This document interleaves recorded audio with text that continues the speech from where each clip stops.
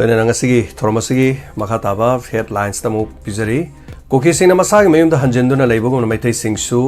masagi mayum da hanjenduna leiba ngamna na chief minister ya thuba mi yang changbiu haiba pau yauri loina November thalo selekda makhatana lan tawkigani haina world kukijo intellectual council na lauthor pedalenga na karigi action lokhatribano haina Europe Manipur na phongdorokli sanamahi lining salibasingi pokpa amadi Siva Changba Thorum Singh Yumpham Oibanumi Tara Mangani workshop Pangtokadori Bishnupur Hospital the Doctor Matam Sana Laktabadagi Mirol Binupi Singh Warona Krehari Loinana Operation the Kulai Kea Pagat Pangam Krehai Wapam Siga Loinana Nupi then Hena Cancer Nabagi Chang Wangi Haina Dr. Dablina Fongdokpa Warol Yauri Relief Camp the Ladyba Mahiroi School Kea College Sananabagari Vara Tabadagi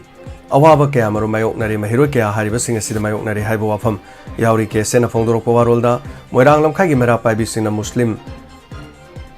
amana purakpa kwa mana polang tara mai thadun manghan kre hari operation da KCP lami ama police na phare haiba wafam yauri nupi masa ama phamlana bada chenabani haiba nupa ama sakang da singna makhong da nongmaina kaplag hondok lamle hari mafam anida coming operation chathakre haiba na chingba warol camera ngasi nuti phone liba pause singi maroiba pauda yauri loinana ngasi makha tarakpodu helan paugi headlines kajitang lokha chabada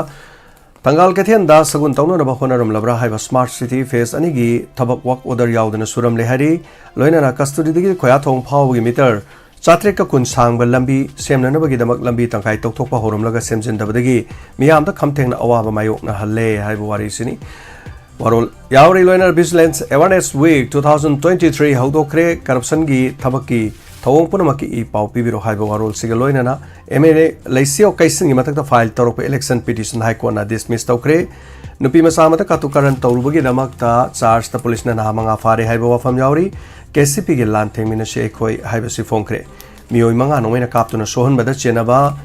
Baris Jelda Tajin Kre Haiba Warol Siga Loinana Ponapangi headlines the awang nong pokta breast cancer wang bada Manipur na hum subada leibne hairi loina breast cancer gi matang da nupi pawmi sing awareness program pang thokre matamama gi mareba nungsigiba biren haujikti chokri kana bhona duna leire haina keranjin maral siba warol masuyauri loina na operation chathakre kulai kya phaga kre bunker suthugai kre MLA leisio mathak ta tharak ki election petition dismiss tokre haiba warol si loina na Baris Sharma jail thajin kraiba pawsi pawche ya madayauri Ok asi bathadaba sing fananaba madu khangan kre haiba warol su yawbuga loinana hayengdagi professional tax enrollment drive chathargani salaisa mapari mamong koba mahiroi singi lup ama safong kre samusung santipurda ice plant ama sanga kre loinana lanjena duna leiriba mahiroi singi thabak lokhat piu haiba warol aduga yamna mi painingai oiba wafamda Gaza da Israel gi lan kanselakre asiba masing lising ni panga sohum sumna taruk yaukre loinana Russia gi airport Israel dagi pairak pa plane da miyam thomjina kre haiba warola sima pan gi pawdi yaw masini ngasigi sandok seriba thorom masigi miyamna saruga ba yana na bagi da mapuning gi warol haina sandok seriba thorom masida pijariba ngasigi headline sing ahan mamakta da pun maputar ham nokchari Pungdo piyo do madom su dongi puning yuwaro langa sigi thorom sigi season na zariba number hangdok tuna thamjare number sida call to biraga domna dongi puning da faro po akolon singa da pungdo piyo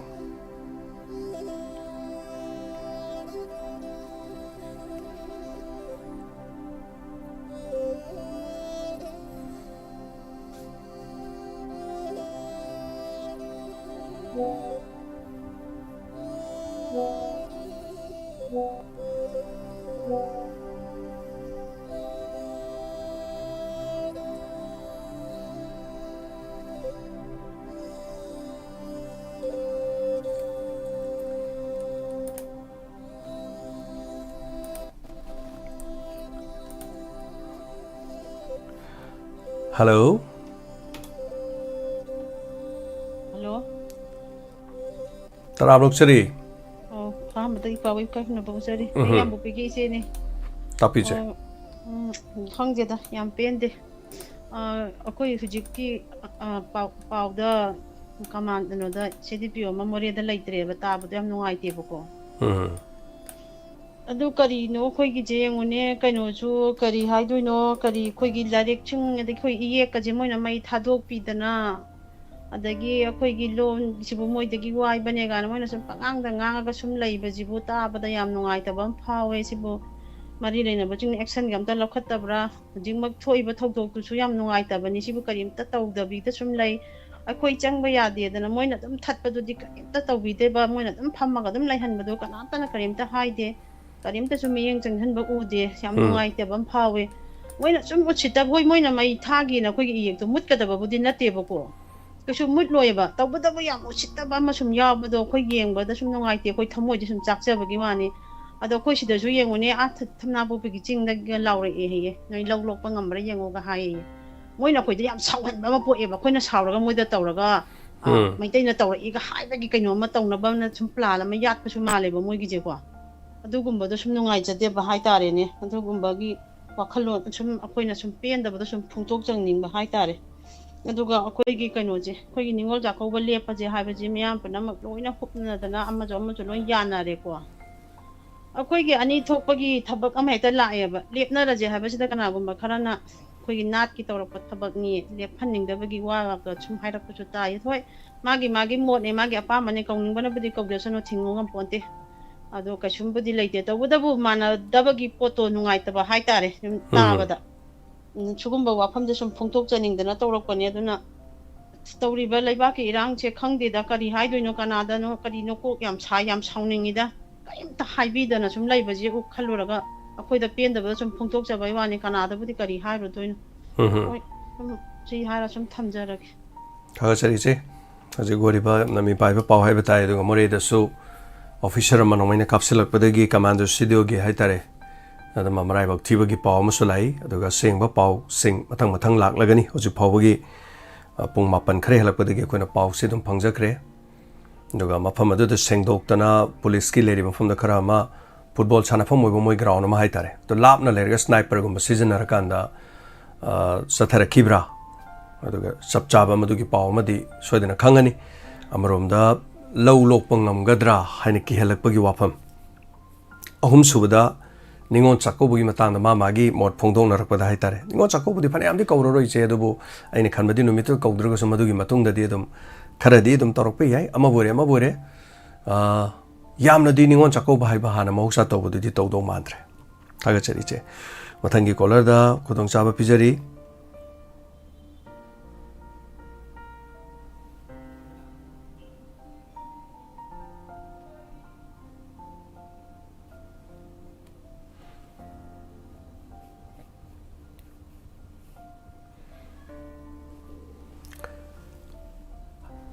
hello ꯑꯩ ꯏꯆꯦ ꯊꯃꯁꯅꯥꯅꯦ ꯍꯩꯀ꯭ꯔꯨ ꯃꯈꯣꯡꯗꯒꯤ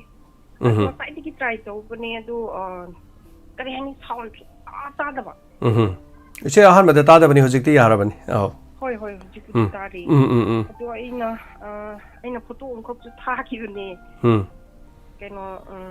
ꯑꯩꯈꯣꯏꯁꯦ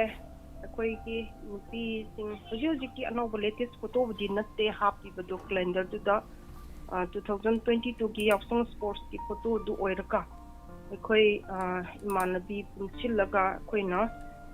ꯍꯟꯗꯛ 2024ꯒꯤ calendar ꯑꯃ ꯉꯔꯥꯡꯁꯦ release ꯇꯧꯕ ꯑꯗꯨꯒꯤ ꯅꯨꯡꯉꯥꯏꯕ ꯐꯣꯡꯗꯣꯛꯄ ꯑꯣꯏꯅ ꯁꯨꯝ ꯃꯌꯥꯝꯗꯁꯨ ꯄꯥꯎꯗꯝꯕꯅꯦ ꯑꯗꯣ ꯑꯩꯈꯣꯏꯒꯤ ꯍꯥꯏꯔꯤꯕ ꯀꯦꯂꯦꯟꯗꯔꯁꯤꯗꯒꯤ ꯑꯩꯈꯣꯏꯅ ꯀꯟꯇ꯭ꯔꯤꯕ꯭ꯌꯨꯁꯟ ꯇꯧꯔꯒ ꯑꯩꯈꯣꯏꯒꯤ ꯀꯃꯥꯏꯅ ꯇꯧꯔꯒ ꯄꯩꯁꯥꯁꯦ ꯆꯥꯎꯊꯣꯛꯀꯗꯒꯦ ꯍꯥꯏꯅ ꯑꯩꯈꯣꯏ ꯃꯌꯥꯝ ꯈꯟꯅꯔꯒ ꯍꯟꯗꯛ ꯆꯍꯤꯒꯤ ꯀꯦꯂꯦꯟꯗꯔꯁꯦ ꯁꯨꯃꯥꯏꯅ ꯐꯣꯡꯉꯁꯤ ꯍꯥꯏꯗꯅ ꯀ꯭ꯂꯕꯀꯤ ꯚꯣꯂꯨꯟꯇꯔꯤ ꯏꯆꯤꯟ ꯏꯅꯥꯎꯁꯤꯡꯒ ꯂꯣꯏꯅꯅ ꯉꯔꯥꯡꯁꯦ ꯏꯟꯚꯥꯏꯇꯤꯁ ꯈꯔꯒ ꯄꯨꯜꯂꯒ ꯑꯩꯈꯣꯏꯒꯤ ꯀꯝꯃꯨꯅꯤꯇꯤ ꯍꯣꯜꯗ ꯔꯤꯂꯤꯁ ꯇꯧꯕ ꯃꯤ 100ꯃꯨꯛ ꯄꯨꯜꯂꯦ ꯑꯗꯨꯒꯤ ꯅꯨꯡꯉꯥꯏꯕꯗꯨ ꯁꯨꯝ ꯏꯅꯥꯎꯒꯤ ꯄ꯭ꯂꯦꯠꯐꯣꯝꯗ ꯇꯝꯖꯅꯤꯡꯗꯅ ꯇꯧꯕꯅꯤ ꯑꯗꯨꯒꯤ ꯍꯔꯥꯎ ꯇꯌꯥꯝꯕ ꯃꯌꯥꯝ ꯄꯨꯟꯅ ꯐꯣꯡꯗꯣꯛꯃꯤꯟꯅꯩꯌꯦ ꯑꯗꯨꯒ ꯑꯩꯈꯣꯏꯒꯤ ꯄꯨꯟꯅ ꯇꯧꯃꯤꯟꯅꯕꯒꯤ ꯀꯥꯟꯅꯕꯗꯣ ꯑꯗꯨꯒ ꯑꯩꯈꯣꯏꯒꯤ ꯅꯣꯡꯃꯗꯁꯨ ꯀꯔꯤ ꯍꯥꯏꯅꯤ ꯄꯩꯁꯥ ꯅꯨꯡꯁꯥ ꯐꯟꯒꯤꯗꯃꯛꯇꯁꯨ ꯔꯣꯗ ꯗꯣꯅꯦꯁꯟ ꯇꯧꯗꯨꯅꯁꯨ ꯇꯧꯖꯒꯦ ꯑꯗꯒꯤ ꯑꯗꯨꯗꯒꯤ ꯂꯥꯛꯄ ꯁꯦꯟꯐꯝꯅ ꯑꯩꯈꯣꯏꯅ ꯑꯋꯥꯕ ꯇꯥꯔꯕ ꯀꯌꯥꯗꯁꯨ ꯃꯇꯦꯡ ꯇꯧꯅꯅꯕ ꯑꯗꯒꯤ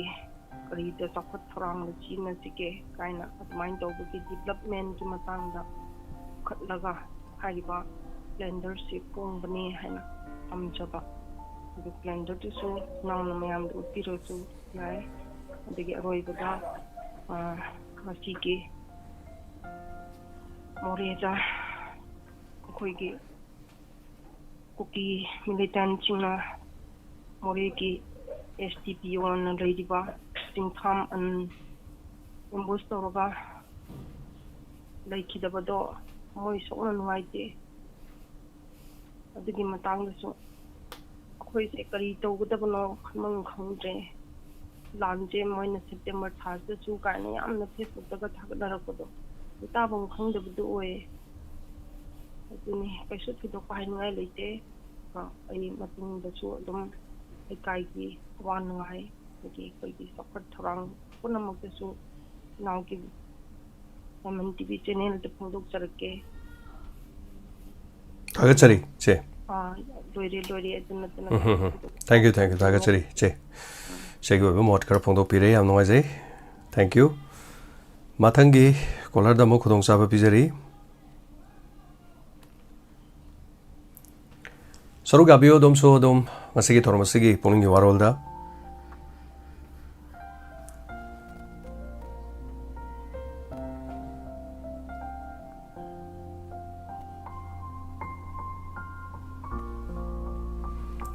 Hello. Hello. Mingga Leifang Tapisi. Sadupam Lekaidegi, Mayanabam Prava. Sargi Puningi Waranga. Inspector Tegado, is in now, you know, Alka Sari Kujena Yakaidena, Mia, my name, which high gate. I mean, I don't think of that. Oh, now, if he the key, no, he's the key. Indosa nang ay no wari sargi ang si wari kain na sumliba. And then nang disinya kada da kay lam da wari no kana imong da no na sinanaw din lang eh. Ay nate sargi inspector tay wari at man wan thagi no kidna o na kyo ina manali. Tale at buki wari ni no ibo ay dana. Ana dawri ba irang mi anje sargam no ay ti masa ama katang thamaga Mupang katang yawa si bukuli makanya tamu je kaya dia hatu ko dia alai benene tamu je dang hulle bam hinje ya am ngai tinga si si bai ma si do si ne to pi garni mi nang pujari bado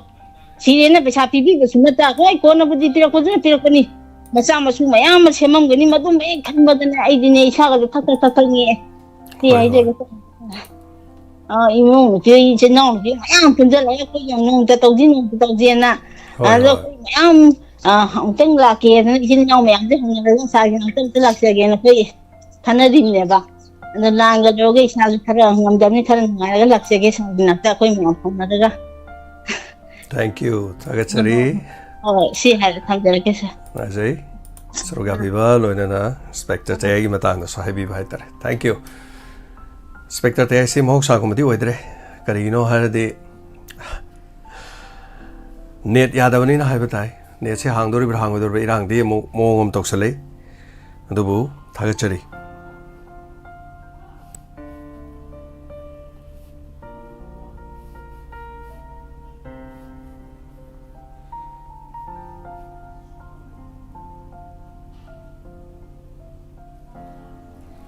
Hello Hello. Inaw sa espera taramlok sari have you inaw ngasi kari wafam thambiningi Thagate yambo tabi ri me ampuno yambo kari buri thamu do haira ga do Hoi masi maksud dum tare isin atamna na helicopter eno yingchen ba sapda hojiki SDPO iba moregi official makak hoji Maming anan tabada nuai te tare atamna na maonda tawreiba thodo sniper na kapa ito halage tu pagin directly singer abne moina di high grabne koina di high bus leite ha do hojik shooting da dum shanti la ena hanjalla ga tampak na mayam ilang sagat pinu high bangamba sting ga di dum tong da tawri isne सिग्रबना सिबना मांगजरे माय पैसा खरा फंगिबो याय तइगुम सुं थवाइदुना हुंतोमिबा इमुंग अमा कनो साइ पुरमिबा मयामदो अइगिदसु ताबो याय मोइदसु ताबो याय हाइन खल्लगा करिनो तौबो याबसि उबो फंगदबा हाइतारे तमना स्नाइपर खल्लगा एसडीपीओ द कापइदो अदु लाइबक सु थीबमना गन प्रो उफौदबा माले ड्यूटी तब नाते मोसे लंपाक्ता अखोगी ग्राउंड सेंगदोकपगिसु लैबा हैबा तारे फुटबॉल सानाफम मोय करी होय तब मोय अयाम्बा मफम दु हेलीकॉप्टर समदु द ताया दमने ताय दु हेलीकॉप्टर ताबे यानबगी कनो सु मोयसु सेमब्रा हैबगी पाउम ले लाकपा हाइतारे ओ याम सेंगना दा मयामनदी सोमदगी ए मोय लाए दु पाउ पीखरगा नेबा सोनि लागा स्नाइपर ना लापना थारइदो अदुने यामना लाइबक थीबने दु हजिकसु दुम ऑनरेबल चीफ मिनिस्टर बिरेन सरगी व्हाट्सएप ट्विटर एक्स का थागले जस्टिस हंगनी खोकने अदु आई नाइजर दम जस्टिस हमके सुंखंग ये फंगारो चिंदी चामना ई फंग एंतो हाइजेक जस्टिस फंगनगेदी ना हांगेजु फंगाइबा मागी व्हाट्सएप तो जी ट्विटर एक्स तो गांगे रिप्लाई पीबा मु यारम ने थिंगनगरे म रिप्लाई पीरा करने नेट सुधारोय तौरीबा लीलाजी अंगा पंगांगा थाजा हंद्रे मियाम द थाजा बंगांग थोखिबो वा दु ngakna da baine miyamna अखोई थमोई द पेन द न फंगदोर इजे ताबजु हाइते हैबा थिंगनगरे ngarang बौदा कनो तोबा दुम रिप्लाई हनबा यारमबनी आई जिता मागी थांगना का रिप्लाई हनगे तो कान दुना यामना लाइबक थीबने दुना मयामना दिसारती हंजले 700 स्क्वायर किलोमीटर दा तंपाक मनुंग इम्फाल मनुंग दा शांति लेबजे ओइबा उई आइगी मोते सिंगदी शांति सो लेदे लैतै जत्ता सुंगा यारो यासु हौजिक पैसा पाइदबा कया अमगी helicopter service Imphal to Dimapur लुपा लिसिंग मरी अदगी इम्फाल टू सिगी कनोगी सेनापति की मफम अमदल लुपा लिसिंग अनि कनाना तपीगदोइनो अदुगी कक्ननबा पैसा दु लैगद्रा हाइबनि द लाइरबा कना अमदगा लुपा 2,500 चप्पा याबा लंबी द हेलीकॉप्टर सर्विस अमगा इ हरावगद्रा हाइबनि सिदंग थमजगे याम था चरी नुंगाइतबा पाउंग से युक्तगिसु ताबा अदुगा हारिबसाई थरा सिबनबुदि मांगी हाइबबु लानफम द थांगै सेना नंगैगा दंग कामनारगा सिखिबदुना मनिको अदु नतदना खोइगी कैनोसिदा हाइबा तारे हेक्ता लोटना तुमना नंगमै कापसिललगा पुनसि मांगबगा सिदि थोनो नंगाइरा मोय मुंग मनुंगी अवाबदा हाइबा ताइ सरुगा जरी हेलो चले कॉल में लापिरमी थमगरे तानादबा माले और चतप्रे येंगब्रा अथंग म कॉल में लाए हेलो हेलो मिंगले फंगा तापिसि आई मिंग मोना गवे जमाइदे तापियो करी वाफम है कैसे लोग बोली ना तेरा अब कोई जो यूम द लई ना टेलीविजन ये खबर पाया तो वो आई अदुम कोकी मेंटेन की अम्मा का नॉर्मल लाता था अबे पोचे शांति लई अदु तो ये देख मैं हाई बा अदो नॉर्मल क्राइम जो मैं हेंकलपा अदो हाई बजु अमु याद बा तो रिजे कनाडा कई हाई दनो खोतो जो खंगदबा याम वाना लई है तारे नोना सुमाई तो बजे क्या कुइना तौदोइनो गायना सुम खंगनिंग लई बदो होय लोइसिल हनिंग बने हेनबा हाइबा तारे निको होय वाखन याम वाबा हाइदी आइगी इचाइसुगी फ्यूचर दबो करी ओरकदोइनो हाइबजे अखोय बो हाइ मंगा मक्रेबा सीगी कंडीशन यरपसिदि अबदी अखोइजे लास्टदि पुरा मुटखगा अतोबा लम अमदा सैरागा लेरपगी मोंगदगा लाब्रा सिने वाखनज दुम खंजा लैजे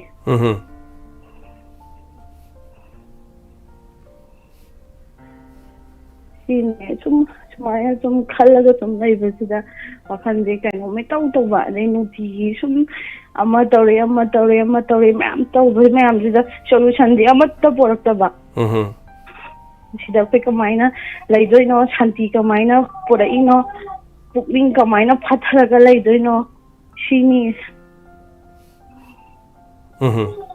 reaction नाउदबा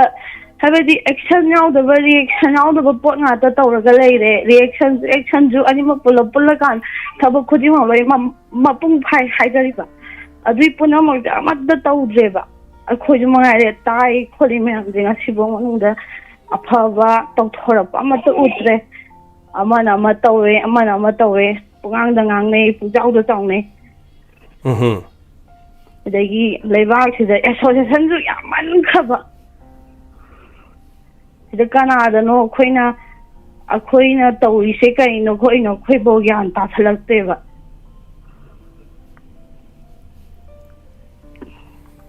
Chari China lore bro tai kari happening ba lady Kashubudi laite da ai su na han da gi sum taw ge na ri han ba do sigi ka phone je ai di ngasi na ham ba ko adu aina kamaina tawbano ko pono program budi adum ta ba hoi adu da sum matam gi oiba pot ke sum haiba budi tai adu bu amna maru oiba khopba haibadi wano gumba haiba do haitabari na koi di sum phone do tawbagi kana de atobami amana tawraga kana bawa thawbadna phai khalaga ai hangai di tawroktabane ba adu bu sum ashizu amal ngarang jo hedi nomai de nukti gi kapsle moina adu solution pora e chanti por e de hai adu khikal ai dano khangke imphal area khatang da nomai kapna da basina solution oirabra haibaji wakhana la e ba khojo adu wadi ware khoju Tagachari adom gisunu ai tabo wafam phongdok piraba du badum kaiso kaiba leite adom na phongdok piriba khara se haiba tai asini mayang gi pungning gi warol hai se smain toroga koi phongdok na bani haiba tare ni ko hoi adu wafam sina lo birabro tai kare habini go lei biri yare ai sina lo tarage hoi Tagachari Mathangi caller damo khudong sabang pijari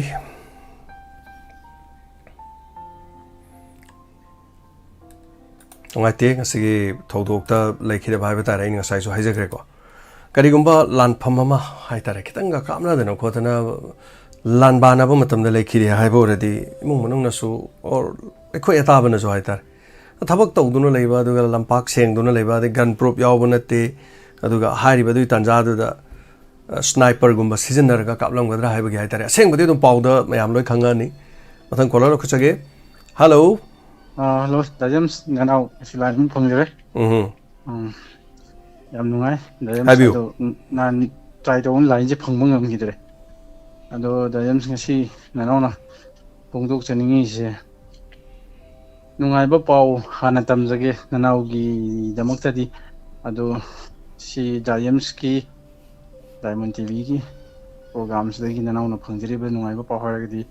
che sor blana hantak su nauna. Yam chawna ingoi panjarabada chawo mateng ma ingonda mopak fit manga pak pa ama pepe ingonda pibirame asi Diamond TV gi thongda miyam imangda waraba matamda chena do video ba mayam se phongdok cheningi han mamakta da yam haraujai Diamond TV sumba phongdok pa phangjabai gi damakta su Diamond TV su thagat pa phongdok tere James James nanano hojik haijaba haining madi makha tabada hojik Manipur da laireba ngasi bagda thoiba asina thodok thoi haiba tabase isana mafamdu maktadi uba natraga su yamna nungai taba pau maharagadi si khwaidai nungai taba pau ne habise nanau gi mota phongdok thani asigi marak tasu nanau na muk pukha chaning badi chuk yamna awana taraba maraksta ai khoigi chak thung gi damaksta cheng chak ke do ro kari do ro moi masa khra khakki kana na ba phanguraga lore ai gi sana saura lore ge miyam gi chakhung je ge na keno toraga aphaba sara yen tho kanda samna habda cheng khoigi napsa haigidra khoigi hoji jeliba cheng sumasi jenba gi nama thungakanda magi pocket thanki tawriba khra leiriba sumsing mari leina basing dina padana jingsen birakanda achumada phajana tawbiba pami haibasi nanauna Diamond TV gi thongda amuka hana laujani James khara mi khana akhoi victim oiriba sigi nama da cheng chak se lodhara kanda ꯄꯤꯕꯣꯏ ꯄꯤꯗꯕꯣꯏ ꯇꯧꯔꯒ ꯃꯈꯣꯏꯅ ꯁꯥꯏꯠꯇ ꯃꯈꯣꯏ pocket ꯊꯟꯅꯤꯡꯒꯤ ꯇꯧꯔꯤꯕ ꯃꯌꯥꯝ ꯁꯨꯝꯕꯁꯦ ꯃꯔꯤ ꯂꯩꯅꯕꯁꯤꯡꯅ ꯐꯖꯅ ꯌꯦꯡꯁꯤꯟꯕꯤꯔꯀꯥꯟꯗ ꯈꯪꯅ ꯇꯧꯗꯕ ꯁꯛꯃꯥꯏ ꯌꯦꯡꯅꯗꯕꯤꯗ ꯁꯛꯃꯥꯏ ꯌꯦꯡꯅꯕꯒꯤ ꯊꯕꯛꯁꯦ ꯇꯣꯛꯄ ꯄꯥꯝꯃꯦ ꯍꯥꯏꯕꯒꯤ ꯃꯣꯠꯁꯤꯃ ꯅꯅꯥꯎꯅ ꯐꯣꯡꯗꯣꯛꯆꯅꯤꯡꯉꯤ ꯃꯁꯤ ꯏꯁꯥꯅ ꯊꯦꯡꯅꯕ ꯏꯁꯥꯅ ꯊꯦꯡꯅꯗꯕ ꯄꯣꯠ ꯑꯣꯏꯇꯥꯔꯒꯗꯤ ꯅꯅꯥꯎꯁꯨ ꯍꯥꯏꯕ ꯉꯝꯃꯣꯏ ꯑꯗꯨꯅ ꯁꯤꯒꯨꯝꯕ ꯂꯩꯔꯛꯄꯁꯦ ꯈꯔ ꯃꯔꯤ ꯂꯩꯅꯕꯁꯤꯡꯅ ꯈꯤꯇꯪ ꯍꯛꯆꯤꯟꯅ ꯌꯦꯡꯁꯤꯟꯕꯤꯔꯀꯥꯟꯗ ꯑꯐꯕ ꯑꯆꯨꯝꯕ ꯄꯨꯊꯣꯛꯄꯤꯌꯨ ꯇꯧꯍꯟꯕꯤꯌꯨ ꯍꯥꯏꯕꯁꯦ ꯗꯥꯏꯃꯟꯒꯤ ꯇꯤꯚꯤꯒꯤ ꯊꯣꯡꯁꯤꯗ ꯅꯅꯥꯎꯅ ꯍꯟꯅ ꯂꯥꯎꯖꯔꯤ ꯊꯥꯒꯠꯆꯔꯤ ꯑꯗꯣ ꯗꯥꯌꯝꯁ ꯍꯧꯖꯤꯛꯀꯤ ꯃꯇꯝꯁꯦ ꯂꯩꯕꯗ ꯈꯤꯇꯪ ꯂꯥꯟꯒꯤ ꯃꯇꯥꯡꯁꯤ ꯅꯅꯥꯎꯅ ꯈꯤꯇꯪꯒ ꯄꯨꯈꯠꯆꯅꯤꯡꯉꯤ ꯗꯥꯌꯝꯁ ꯍꯧꯖꯤꯛ ꯁꯣꯝꯗꯁꯨ ꯄꯥꯎ ꯏꯁꯦ ꯄꯨꯡꯍꯥꯏꯗ ꯑꯃꯅ ꯑꯃ ꯄꯨꯡꯍꯥꯏ ꯍꯥꯏꯅꯔꯛꯏ ꯉꯁꯤꯁꯨ ꯐꯧ ꯆꯥꯎ ꯏꯈꯥꯏ ꯁꯥꯏꯁꯦ ꯏꯔꯥꯡ ꯈꯔ ꯂꯩ ꯍꯥꯏꯕ ꯄꯥꯎ ꯑꯃ ꯂꯩꯔꯤ ꯆꯞ ꯆꯥꯕ ꯁꯤꯁꯦ ꯑꯩ ꯗꯤꯇꯦꯜꯁ ꯀꯩꯅꯣ ꯇꯧꯗꯔꯤ ꯃꯣꯔꯦꯔꯣꯝꯒꯤ ꯊꯧꯗꯣꯛ ꯌꯥꯝꯅ ꯅꯨꯡꯉꯥꯏꯇꯕ ꯄꯥꯎꯅꯤ ꯗꯥꯌꯝꯁ ꯁꯤꯒꯨꯝꯕꯁꯦ ꯅꯅꯥꯎꯅ ꯇꯥꯕ ꯃꯇꯝꯗ ꯊꯃꯣꯏꯗ ꯍꯟꯖꯤꯟ ꯍꯟꯖꯤꯟ ꯑꯩꯈꯣꯏꯒꯤ ꯇꯥꯅ ꯊꯤꯟꯕꯗꯧꯅ ꯆꯩꯅꯥ ꯐꯥꯎꯏ ꯑꯩꯈꯣꯏꯒꯤ ꯃꯩꯇꯩ ꯃꯆꯥꯁꯤꯅ ꯀꯔꯝꯕ ꯃꯑꯣꯡꯗ ꯀꯔꯝꯕ ꯐꯤꯔꯦꯞ ꯂꯧꯔꯀꯥꯟꯗ ꯁꯤꯒꯤ ꯄꯣꯠꯁꯦ ꯀꯃꯥꯏꯅ ꯃꯥꯌꯣꯛꯅꯒꯗꯣꯏꯅꯣ ꯀꯃꯥꯏꯅ ꯂꯣꯏꯁꯤꯟꯒꯗꯣꯏꯅꯣ ꯑꯩꯈꯣꯏꯅ ꯑꯩꯈꯣꯏꯅ ꯑꯗꯨ ꯁꯨꯝ ꯂꯥꯎ ꯂꯩꯔꯒ ꯁꯨꯃꯥꯏꯅ ꯅꯣꯡꯃꯒꯤ ꯃꯩꯇꯩ ꯃꯆꯥ ꯁꯨꯝ ꯍꯥꯞꯆꯤꯜꯂꯛ ꯇꯥꯔꯒꯗꯤ ꯑꯩꯈꯣꯏꯒꯤ ꯇꯨꯡꯒꯤ ꯐꯤꯔꯦꯞꯁꯦ ꯀꯔꯤ ꯑꯣꯏꯔꯛꯀꯗꯣꯏꯅꯣ ꯗꯥꯌꯝꯁ ꯁꯤ ꯌꯥꯝꯅ ꯅꯨꯡꯅꯥꯡꯅꯤꯡꯉꯥꯏꯅꯤ ꯁꯤꯗꯪ ꯍꯥꯏꯖꯔꯒ ꯅꯅꯥꯎ ꯑꯁꯤꯒꯤꯗꯤ ꯁꯤꯗ ꯇꯦꯟꯁꯤꯟꯖꯔꯒꯦ ꯃꯈꯥ ꯇꯥꯕ ꯃꯌꯥꯝ ꯍꯥꯏꯅꯤꯡꯕ ꯂꯩꯔꯒꯁꯨ ꯑꯇꯩ ꯄ꯭ꯔꯣꯒ꯭ꯔꯥꯝ ꯑꯇꯩ ꯃꯔꯨꯞ ꯃꯄꯥꯡ ꯃꯌꯥꯝꯅ ꯃꯣꯏꯒꯤꯗꯃꯛꯇ ꯈꯨꯗꯣꯡꯆꯥꯕ ꯄꯤꯖꯔꯒꯦ ꯁꯤ ꯍꯥꯏꯖꯔꯒ ꯊꯥꯒꯠꯆꯔꯤ ꯇꯣꯝꯕ ꯁꯔꯨꯛ ꯌꯥꯕꯤꯕꯀꯣ ꯌꯥꯝ ꯅꯨꯡꯉꯥꯏꯇꯕ ꯊꯧꯗꯣꯛꯅꯤ ꯉꯁꯤꯒꯤꯁꯨ ꯃꯣꯔꯦꯒꯤ ꯊꯣꯛꯂꯤꯕ ꯊꯧꯗꯣꯛꯁꯤꯗ ꯍꯥꯏꯇꯥꯔꯦ ꯂꯩꯈꯤꯗ꯭ꯔꯕ SDPO ꯑꯅꯟ OC ꯃꯣꯔꯦ ꯍꯥꯏꯇꯥꯔꯦ ꯀꯃꯥꯟꯗꯣꯒꯤ OC ꯂꯥꯏꯕꯛ ꯊꯤꯕ ꯊꯧꯗꯣꯛꯇ ꯉꯁꯤ ꯃꯣꯔꯦꯗ ꯀꯥꯞꯁꯤꯜꯂꯛꯈꯤꯕ ꯅꯣꯡꯃꯩꯅ ꯍꯥꯏꯕ ꯇꯥꯔꯦ ꯃꯥꯒꯤ ꯍꯛꯆꯥꯡꯗ ꯂꯣꯟꯅ ꯀꯥꯞꯁꯤꯜꯂꯛꯄ ꯃꯔꯨꯅ ꯄꯥꯟꯕꯗꯒꯤ ꯑꯩꯈꯣꯏ ꯃꯌꯥꯝ ꯄꯨꯝꯅꯃꯛ ꯊꯥꯗꯣꯛꯑ ꯆꯠꯈ꯭ꯔꯦ ꯑꯗꯨꯒ ꯃꯣꯔꯦ ꯍꯥꯏꯕ ꯃꯐꯝꯁꯤꯗ ꯂꯩꯔꯤꯕ ꯅꯍꯥꯟ ꯆꯪꯈꯤꯕ ꯃꯌꯥꯝꯗꯨꯁꯨ ꯀꯔꯤ ꯍꯥꯏꯕ ꯇꯥꯏ ꯌꯧꯁꯟꯕ ꯉꯝꯗꯅ ꯂꯩꯕ ꯐꯥꯎꯕ ꯂꯩꯔꯤ ꯃꯐꯝ ꯑꯗꯨꯗ ꯁꯤꯡꯒꯜ ꯃꯌꯥꯝꯅ ꯄꯦꯟꯅꯗ꯭ꯔꯤꯁꯤ ꯇꯤꯌꯥꯔ ꯒ꯭ꯌꯥꯁ ꯑꯃꯐꯥꯎ ꯀꯥꯞꯇꯦ ꯀꯩꯒꯤꯅꯣ ꯍꯥꯏ ꯀꯥꯟꯗ ꯑꯣꯔꯗꯔ ꯐꯪꯗꯕ ꯑꯩꯈꯣꯏ ꯁ꯭ꯋꯥꯏꯗꯗꯤ ꯊꯠꯄ ꯀꯥꯟꯗ ꯇꯤꯌꯥꯔ ꯒ꯭ꯌꯥꯁ ꯁꯦꯝꯇꯣꯏ ꯃꯔꯥꯡ ꯌꯥꯝ ꯀꯥꯏ ꯍꯥꯏꯕ ꯇꯥꯏ ꯍꯦꯛ ꯃꯌꯥꯝ ꯑꯣꯝꯁꯜꯂꯨꯔꯗꯤ ꯇꯤꯌꯥꯔ ꯒ꯭ꯌꯥꯁꯅ ꯋꯥꯏꯕ ꯆꯥꯏ ꯍꯧꯖꯤꯛ ꯐꯥꯎꯕꯗ ꯇꯤꯌꯥꯔ ꯒ꯭ꯌꯥꯁ ꯀꯥꯞꯄꯤꯁꯤ ꯑꯆꯧꯕ ꯄꯨꯈ꯭ꯔꯤ ꯑꯃꯗ ꯇꯤꯌꯥꯔ ꯒ꯭ꯌꯥꯁꯇꯨ ꯊꯥꯗꯔꯗꯤ ꯄꯨꯈ꯭ꯔꯤꯗꯨ ꯇꯣꯡꯉꯅꯤ ꯑꯩꯈꯣꯏ ꯁꯤꯗ ꯀꯥꯞꯈꯤ ꯃꯌꯥꯝꯗꯣ ꯑꯗꯣ ꯑꯥꯗꯗꯤ ꯇꯤꯌꯥꯔ ꯒ꯭ꯌꯥꯁ ꯀꯥꯞꯈꯤꯗꯕꯒꯤ ꯍꯥꯏꯔꯨꯔꯗꯤ ꯌꯦꯡꯅꯔꯨꯕꯗꯤ ꯌꯥꯝ ꯈꯦꯠꯅꯕ ꯍꯥꯏꯕ ꯇꯥꯔꯦ ꯃꯣꯏꯕꯨ ꯀꯥꯞꯄꯨ ꯄꯪꯐꯨꯗ ꯐꯨ ꯄꯪꯇꯥꯟꯗ ꯇꯥꯜꯂꯨ ꯍꯥꯏꯕꯩꯗꯤ ꯅꯠꯇꯦ ꯂꯣ ꯂꯩꯕ ꯃꯐꯝ ꯑꯗꯨꯗ ꯂꯣꯒ ꯃꯔꯤ ꯂꯩꯅꯕ ꯂꯣ ꯏꯟꯐꯣꯔꯁꯃꯦꯟ ꯑꯗꯨꯒ ꯂꯥꯛꯂꯤꯕ ꯃꯌꯥꯝꯁꯤꯡ ꯑꯗꯨꯕꯨ ꯆꯪꯍꯟꯗꯕ ꯑꯃꯗꯤ ꯃꯗꯨꯕꯨ ꯁꯨꯝꯅꯝ ꯁꯥꯁꯟ ꯇꯧꯔꯒ ꯂꯩꯉꯥꯛ ꯑꯃꯒꯤ ꯂꯣ ꯂꯩꯔꯤꯕ ꯃꯐꯝ ꯑꯗꯨꯗ ꯑꯗꯨꯒꯨꯝꯕꯒꯤ ꯑꯊꯤꯡꯕ ꯄꯤꯗꯨꯅ ꯊꯝꯕ ꯍꯥꯏꯕꯁꯤ ꯃꯤꯌꯥꯝꯅ ꯄꯦꯟꯅꯕꯗꯤ ꯑꯣꯏꯗꯦ ꯀꯨꯀꯤꯁꯤꯡꯕꯨ ꯄꯨꯂꯤꯁꯁꯤꯡꯅ ꯍꯦꯛꯇ ꯇꯥꯜꯂꯣ ꯐꯨꯔꯣ ꯀꯥꯞꯄꯣ ꯍꯥꯏꯕꯒꯤ ꯋꯥ ꯅꯠꯇꯦ ꯃꯔꯝ ꯆꯥꯗꯅ ꯃꯈꯣꯏꯕꯨꯁꯨ ꯐꯨꯕ ꯐꯥꯕ ꯄꯨꯟꯕ ꯍꯥꯏꯕꯁꯤ ꯑꯩꯈꯣꯏ ꯃꯤꯑꯣꯏꯕ ꯑꯃ ꯑꯣꯏꯅ ꯑꯩꯈꯣꯏꯁꯨ ꯌꯥꯅꯤꯡꯉꯣꯏꯗꯧꯕꯅꯤ ꯑꯗꯨꯕꯨ ꯑꯩꯈꯣꯏ ꯄꯨꯝꯅꯃꯛꯀꯤ ꯍꯛꯁꯤꯡ ꯑꯗꯨ ꯑꯩꯈꯣꯏꯅ ꯑꯗꯨꯝ ꯇꯥꯟꯕ ꯌꯥꯏ ꯗꯦꯃꯣꯀ꯭ꯔꯦꯁꯤ ꯆꯠꯄ ꯂꯩꯕꯥꯛ ꯑꯃꯗ ꯃꯁꯥꯒꯤ ꯑꯅꯤꯡꯕ ꯑꯄꯥꯝꯕꯁꯤꯡ ꯑꯗꯨ ꯂꯣꯏꯅ ꯇꯥꯟꯕ ꯌꯥꯏ ꯄꯨꯂꯤꯁꯀꯤꯁꯨ ꯊꯤꯡꯐꯝ ꯊꯣꯛꯄ ꯃꯈꯣꯏꯒꯤ ꯀ꯭ꯔꯥꯏꯇꯦꯔꯤꯌꯥ ꯈꯔꯗ ꯊꯤꯡꯕ ꯌꯥꯏ ꯄꯨꯝꯅꯃꯛꯁꯤꯡ ꯑꯁꯤ ꯌꯥꯏ ꯑꯗꯨꯕꯨ ꯆꯪꯈꯤꯕ ꯅꯍꯥꯟꯒꯤꯗꯨꯁꯨ ꯆꯪꯍꯟꯗꯅ ꯀꯣꯟꯗꯣꯡ ꯂꯥꯏꯔꯦꯝꯕꯤꯒꯤ ꯃꯃꯥꯡꯗ ꯂꯩꯕ ꯑꯁꯥꯝ ꯔꯥꯏꯐꯜꯁꯀꯤ ꯀꯦꯝ ꯑꯃꯗ IRBꯁꯤꯡ ꯑꯗꯨꯒ ꯆꯪꯈꯤꯕ ꯀꯃꯥꯟꯗꯣꯁꯤꯡ ꯂꯩꯔꯤ ꯍꯥꯏꯕꯒꯤ ꯄꯥꯎ ꯂꯩꯔꯤ ꯃꯔꯛ ꯑꯁꯤꯗ ꯉꯁꯤꯒꯤ ꯃꯐꯝ ꯑꯗꯨ ꯁꯦꯡꯗꯣꯛꯄꯒꯤ ꯆꯤꯡꯕ ꯐꯣꯇꯣꯅꯆꯤꯡꯕ ꯃꯈꯣꯏ ꯊꯥꯒꯠꯂꯛꯏ ꯐꯣꯇꯣ ꯊꯥꯒꯠꯂꯛꯄꯗ ꯑꯩꯒꯤꯁꯨ ꯑꯩ ꯀꯖꯟ ꯑꯃꯁꯨ ꯂꯩ ꯑꯗꯨꯒ ꯑꯗꯨꯃꯥꯏꯅ ꯇꯧꯗꯅ ꯍꯥꯏꯕ ꯇꯥꯏ ꯃꯐꯝ ꯑꯗꯨꯗ ꯀꯥꯞꯁꯤꯜꯂꯛꯈꯤꯕ ꯅꯣꯡꯃꯩꯅ ꯂꯥꯏꯕꯛ ꯊꯤꯕꯗꯒꯤ ꯍꯥꯏꯔꯤꯕ SDPO ꯁꯤ ꯂꯩꯈꯤꯗ꯭ꯔꯦ ꯍꯥꯏꯕ ꯄꯥꯎꯁꯤꯅꯤ ꯌꯥꯝ ꯅꯨꯡꯉꯥꯏꯇꯕ ꯄꯥꯎ ꯇꯁꯦꯡꯅ ꯍꯥꯏꯔꯒꯗꯤ ꯊꯥꯒꯠꯆꯔꯤ ꯇꯣꯝꯕ ꯊꯧꯔꯝ ꯑꯁꯤꯗ ꯁꯔꯨꯛ ꯌꯥꯕꯤꯔꯛꯄ ꯑꯗꯨꯒ ꯃꯔꯛꯁꯤꯗ LMGꯒꯤ ꯀꯞꯂꯤꯕꯁꯤꯡꯒꯤ ꯑꯩꯈꯣꯏꯒꯤ ꯃꯣꯃꯣꯟ ꯃꯤꯅꯣꯛ ꯇꯝꯍꯟꯁꯤ ꯍꯥꯏꯕ LMGꯅ ꯑꯩꯈꯣꯏꯒꯤ ꯇꯦꯡꯕꯥꯡꯕꯒꯤ ꯊꯧꯔꯝ ꯑꯃ ꯆꯠꯊꯈꯤꯕꯒꯤ ꯐꯨꯇꯦꯖ ꯍꯥꯏꯇꯥꯔꯦ ꯑꯩ ꯃꯁꯤꯁꯨ ꯎꯠꯆꯒꯦ ꯑꯗꯨꯒ ꯃꯦꯗꯝ ꯇꯦꯂꯣꯇꯃꯥꯁꯨ ꯂꯥꯛꯑꯦ ꯃꯦꯗꯝ ꯇꯦꯂꯣꯇꯃꯥ ꯉꯥꯏꯍꯥꯛꯇꯪ ꯄꯥꯏꯕꯤꯁꯤ ꯑꯩ ꯀꯔꯤꯅꯣꯝꯇꯪ ꯃꯌꯥꯝꯗ ꯎꯠꯆꯒꯦ ꯂꯩꯈꯤꯗ꯭ꯔꯕ ꯈꯥꯃꯦꯟꯂꯣꯛꯀꯤ ꯊꯧꯗꯣꯛꯇ ꯂꯩꯈꯤꯗ꯭ꯔꯕ ꯑꯩꯈꯣꯏꯒꯤ ꯂꯥꯏꯃꯌꯨꯝ ꯄ꯭ꯔꯦꯝ ꯃꯍꯥꯛ ꯂꯩꯈꯤꯗ꯭ꯔꯦ ꯑꯗꯨ ꯍꯥꯏꯔꯤꯕꯁꯤ ꯇꯥꯏꯐꯨꯝ LMGꯅ ꯃꯈꯣꯏꯗ ꯃꯇꯦꯡ ꯄꯥꯡꯅꯅꯕꯒꯤꯗꯃꯛ ꯀꯔꯤꯒꯨꯝꯕ ꯁꯦꯟꯐꯝ ꯈꯔ ꯄꯤꯒꯅꯤ ꯍꯥꯏꯅ ꯇꯧꯔꯝꯕꯗꯒꯤ ꯃꯥꯁꯤ ꯂꯩꯈꯤꯗꯕꯅ ꯍꯥꯟꯈ꯭ꯔꯦ ꯑꯗꯨꯕꯨ ꯃꯁꯤ ꯈꯟꯈ꯭ꯔꯕ ꯊꯥꯡꯈ꯭ꯔꯕ ꯈꯣꯡꯊꯥꯡ ꯑꯃ ꯑꯣꯏꯕꯅꯤꯅ ꯑꯊꯧꯕ ꯂꯥꯏꯃꯌꯨꯝ ꯄ꯭ꯔꯦꯝꯒꯤ ꯃꯐꯝꯗ ꯑꯩꯈꯣꯏꯒꯤ ꯇꯥꯏꯐꯨꯝ ꯑꯃꯗꯤ LMGꯅ ꯂꯨꯄꯥ 10,000 ꯃꯇꯦꯡ ꯄꯥꯡꯈ꯭ꯔꯦ ꯃꯁꯤꯒꯤꯗꯃꯛ ꯇꯥꯏꯐꯨꯝꯒꯤ LMGꯒꯤ ꯇꯤꯝ ꯑꯗꯨꯒ ꯃꯌꯥꯝ ꯄꯨꯝꯅꯃꯛꯄꯨꯁꯨ ꯑꯗꯨꯝ ꯌꯥꯝ ꯊꯥꯒꯠꯆꯩ ꯍꯟꯅ ꯄ꯭ꯔꯦꯝꯒꯤꯗꯃꯛ ꯇꯦꯡꯕꯥꯡꯕꯤꯕ ꯂꯨꯄꯥ 10,000 ꯇꯦꯡꯕꯥꯡꯕꯤꯕ ꯑꯁꯤꯒꯤꯗꯃꯛ Tara nukchari Madam Tilotama. Kai kumna jari sar. Makta dai khoi Diamond TV gi khoi gi family imung manung da lai bi ba pai chai chili naw khoi gi puna makpu su iko nona kai kumna ba uchari ado sar na ju hujik pan bi chi ba khoi gi athau ba prem gi mafam da su magi thawai na lairam men da ing na chik na lairu na ba gi da makta su ishwar gi mafam da mapu da thongi jari sar ko aduga loina na ngasi ma khoi gi moria da laikhidraba khoi gi SDO officer ma ki imung manung gi awa ba da su saruk yajari maman yam laba khoi gi kaino hauji ma akan mamong da khoi gi lan sathari haina kapnari haina su ta jai sar pau gi wani khoi jumi na urude ado ta ba da yam nungai jadi aduga sar mathang da aina haijaningi na sar ko khoi gi India ki Prime Minister oibiri ba khoi gi Bharat ki Prime Minister oibiri ba khoi gi Honorable Prime Minister Narendra Modi na khoi gi Prithibi gi leipa kai agi mamang da khoi gi magi maming ji aduki mati khoi gi powerful oire magi thabak thoram je powerful oire adagidi yamna chaukhallak iba leibak sing gi manunga India ju amani na powerful country mani na hajik to khana rai sidaida tha gi leibak ta bok da khoi gi India je chaukhallaba leibak kaya gi mamang da khoi gi tha gi leibak ta ka ba gi khoi gi itihas ji mai khoi na mai sing sin mi oi ba kunai na leiri ge dum lei hora doine ba history ma iraga sar ko adaida aina thamjani di sar khoi gi Manipur da su me gi tang ahum da gi thoki ba khoi gi mathung maram khang da ba khoi gi chin kuki singa chathara iba ete ga sida lai gidra ba sing jigi khoi gi mi masing suk khoi gi sam mar phugi mathat ta si thare adagi di mi lising hompu gi maya hena relief camp da changja pham lora ga lairi relief camp kaino chahum yang khai gi mathat ta hena hang to ga lairi kaina tauri ji jo dum history ma oina leihorani kana gi matam da khoi gi Honorable Prime Minister gi matam da si jo dum kan thoga di chat pa yaroi aduda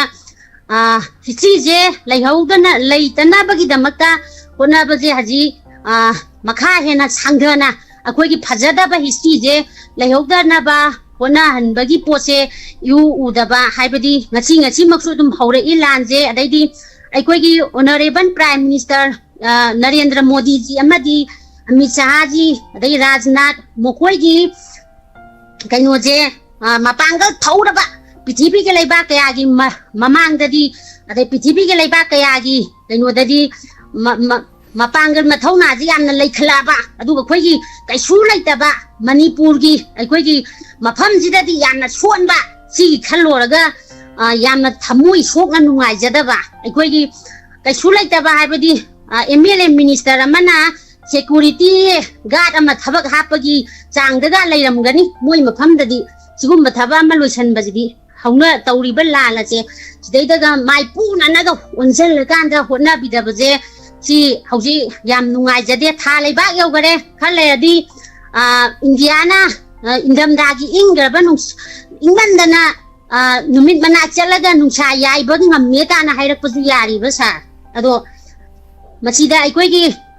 sum thawai wawai bidana laithok pai je sar yam thamoi sokna nungai jade na sijima thamjaningdana sum tawjarakpani sar aije khoi gi mitang bana mambada pot ma ba dongna tawjarai ni yaujaning mandana sa Thoram se yengba uba kano din natram ni na haitare poi pongdong ingba pungningi thamoi nungi waron dudi thamjaning ganina amtangdi sum kuina sum thamdabasida piandabase hemandana khoi gi kainda di hek tawba ngamjadaba de ima leibak sigi wariba kholiba nungangiba mayam jidi heta leibam khangdaba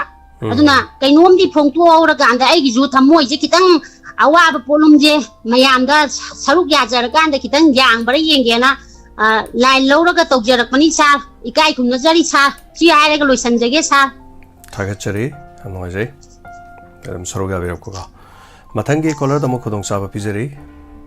pongdo piyo do modom sodong gi puningi warol thoramasida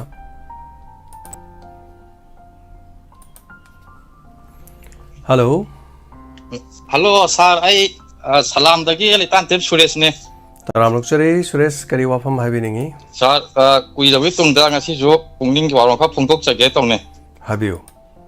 Daiban TV bu tabi bu yang puna mapusu ina nukor nguluksari. Sir, hiding badi kya ne dubo pian do me amje sar da kidang pungtok jalaga nungai butra na to ne cha si ya re wa re. Cha do kai hai tu no khang de. Hiding badi mayam lai re dubo keno ne. Koigi separate administration hai se. Sigi matang se da hana da thamjage ba. Habiu. Masi PU agar hai tu na koigi Paja miyam gi hai tai Manipur paja miyam gi yum mai tha tu na moina paja singbo tangkhai rak tu na koigi lelip kem da lai ba mayam kwa. Sum basing jin penja ti hai ba. Si sum yeng no sum lai ra ga di kanana solution pura ka doino hai jan ninge sir. Aduga sir koigi ai ngol masi koigi Manipur ja hana de no sum wa la e. Akogi masi maram jai sum khanjabada ai mota ko nanawi mota national highway ki kogi blockade tauba adagi si je makoina gari demand ma kogi demand do kogi khangde ba kai maram ki taubi no blockade na kogi am wa halle ba kogi ado masi sima han khangjaning mane koi ado khagana da hong sana ju karon to protein sade ta hai ga ta ai thau sin te kwa keso ka de keso hoje irang de situation ji hamna lu bai tare wangang bu su lui wa hai bu su ham lui aduga hai ga su madu me heto on thorok kani hai ba gi wa su leitre du mayam punomak na khalli ba kari no su du mari leina ba loi khang bi rang gani hoje stin thon lu gre hai ba tai nakan amagi yana ba hona ba da nakan amana China de dum khang li du lenga kai si ama heta kaina ba thada pa e moi yadram na tro moi do loisale moi sai je takthok ge na tra sai de loisale ge haiba gi wafam su yamna do moi da su lu bo kok chik pa dum political we ba kano le bezani Manipur lenga ke su khoi honorable cm na ma mathandra pan mena tamni na mana to bo thabak na tamni na ngasai gi ma thak lom da gi haiba tare tak tharak pa te te kaya marum su dum lei bezani haiba tai yam lu re puno maksik kari hai dong no ina hojik lei ba phibam situation je haiba tai ni ko tapi wafam channel lo rabro tai kare happening balai kan woni da aduga koi NRC ma tang se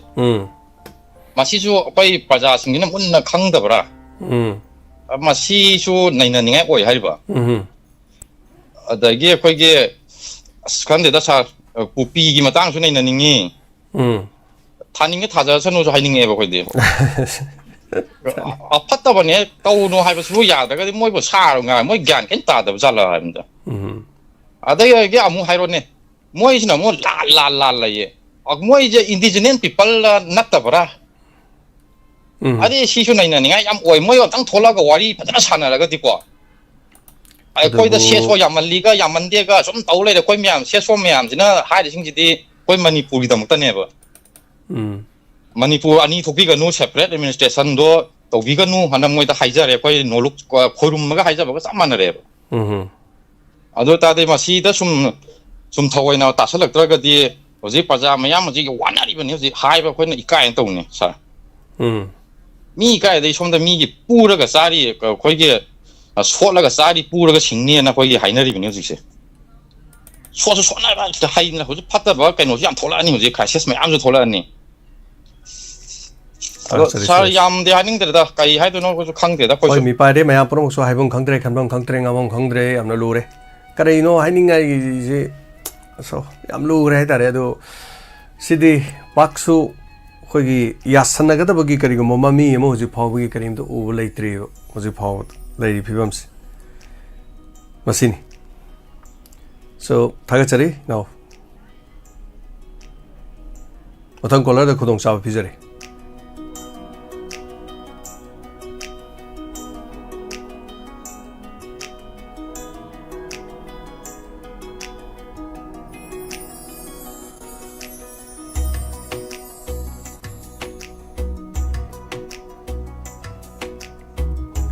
Hello. Yamba James, Nanok San Karivamna, Yamago, Konon Krumjari Yamba. Tabi Pumno Mokusu, Hamutada, Konon Krumjari. Yamba Nasiche, Phone Jacker Title Yamba, Yamuaitaba Pau Haitare, Morieda, SDPO, and then Lake Dava. Yamuaite. Masi Matanga, kitangdasu ai sum masamaki haktingdanadi nachadaba hojik tawriba irangsigi matangsida kitang nanaugi side dagi haitare kitang kan tawsagi yamba hoi yam nungaite akhoi mamangdasu yamba akhoi union home minister lauthuki matungina akhoi June 10 da government of India gi Ministry of Home Affairs na order ama thoktuna Manipur gi Shanti Purong ba Manipur gi governor la Lusingba Peace Committee ama anmaina semkhiba na maina tai yamba luina na committee gi ahan ba mi phama do khoi June tang gi nungchin pung chawrang na sab sab di khangdre aduda kauki haba sudum thengna jagi yamba maruk tu da committee asida member oina khoi hablakhiba lanai miyo yama sungdup singi manung dagi mayam am yaujaro haina lain phongthok ki mayam am su akhoi thengna jagi yamba aduga peace committee da member oina hapringai da masada hana khangalam de hai kaina haiba adugum basu mayam am su khoi sum tonga ra madu kyam na chumge chumdagi di khangde madu subject to correction haiba tare yamba lain haina ki kyam su tai do peace committee asida akhoi ki chief minister yauna akhoi ki honorable chief minister yauna masamak yawi haibagi wafum da akhoi kukijo community gi mising amsung lupsing su yauroi kaina lain haiba lauthoki ba kyam su khoi sum madu anmaina sum tajagi yamba adu masi akhoi peace committee gi mathause akhoi tau na sum uba yamba masi se akhoi tahuning ba amaju oiba anmaina sum adugi ju ai hangasagi yamba aduga masina masi oiraga su yamba akhoi gi hojik science amasung akhoi gi maitei lechalong gi wafam da haijaraga yamba akhoi wangbadagi wangba haitare akhoi thakta leiba ipa sorainen dagi akhoi theitharalaga haiba tare yamba taibangi panthu ipa da taibang thawaina thabumani palami habse miyamna su khangnare tungda pantho ipadagi akhoi palem da theitharalaga imagi pebungda akhoi taibang haksang thawaina sadungduna thabum tara leirabagi tungda miyoiba kobana taibangda mafongda I habsi su miyamna khangraba wafamni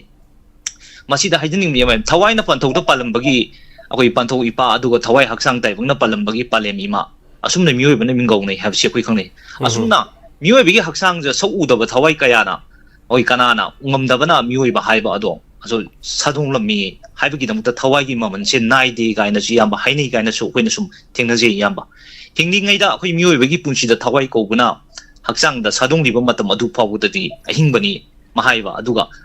thangnaba mikupta thawaina haksang digi kaina khraba matungda na haksang guna khoi asiba o hen bangamba thawai adu pami nungsi haiduna miyoibana khoi maman piduna khoi isaga thangonaba ngambo othoktabani habsu masimasu pongdoksagi yamba aduga khoi gi megi tang 2023 gi akhoi nungthindagi khoi Susanpur da leiba meitei fruit miyosingbo khoi hat pamayum mai kai maina singba thadokpugi maung kaya satharpa akhoi kan tawjari basingje akhoi yam nungai jade adubu thawaibu masak hek makhangdrabdi akhoi miyo batai bang mahaga su mi ni habse masimati ai yajaning di yamba aduga hokibna hokhraba oirgasu lakado matam asidadi proof ki kenabana leitana ngasigi akhoi surona hingminanaba leiminadabagi tunggi surongi damukta akhoi tangai phadabra habsu yamba masimusu phongdoksage aduga tasingbadi akhoi ngasi leibak asida sahi kayagi mamangdagi khunda leita meniriba akhoi proof haiba wahi adu khakta da kenaba thamduna akhoi miyoibana ohenba ngamroidaba thawai adudi adugu sauribani yaningdibani haiduna akhoi khangu thakta hektamak pikhamdanbadi akhoi kangnu animaki miyoisingna khaji kantabam waloidra habsu yam haijage aduga miyoibana phanamak chumba maram oiduna su thawai haksang ani gi khenaba khangdana laman singbagi wakalunda khangu thak akhoi khaina hanbagi tunggi surona akhoi gi nungsi chana na hingminaba leiminabadi suoi oitholoi yamba aduga thawai gi maman khangdaba thawai masa khangdaba matau karamna maha aduna miyoiba marakte hingani habsu yamba haijage aduga ngasi leijariba akhoi gi ngasi leikidaba akhoi gi anan SDPO gi magi thawai ma tasingbagi di ma samna habada yengnaba singdu halage ma furage tawna teba amagi juma santaina naba law and order je phatabana mar boiraga magi tawam thopa ithawni haidana ma duty yamna beautiful oibani haina jo ai mamangda ju anan se taji SDPO ananse aduga mana tawsri badugi matung ina mana laikidabado adugi namti tasengbagi yam nungai jade yamba aduga masigi roilen yamba akhoi Manipur kowi akhoi puksen tapi thamoi chawbi minungsi thawjan heibi akhoi ayaku nungsa su sadaba asaba nungsi su sitaba akhoi miyong michan heibi haibe tare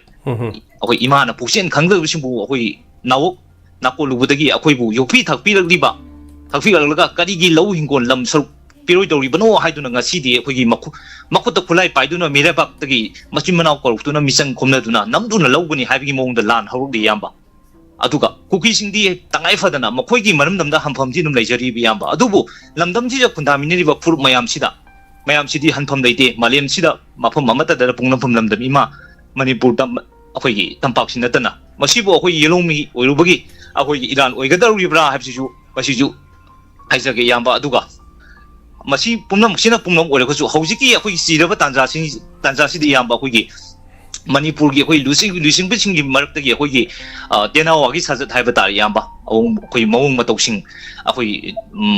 tambidana ba lobidana basu phagadra khali loina makti na te lusing loina masida akhoi khara akhoi gi sengba sengda ba haibam su leina bnina adum yaudab nate akhoi ahan singna paru da zu seng da ju yamba akhoi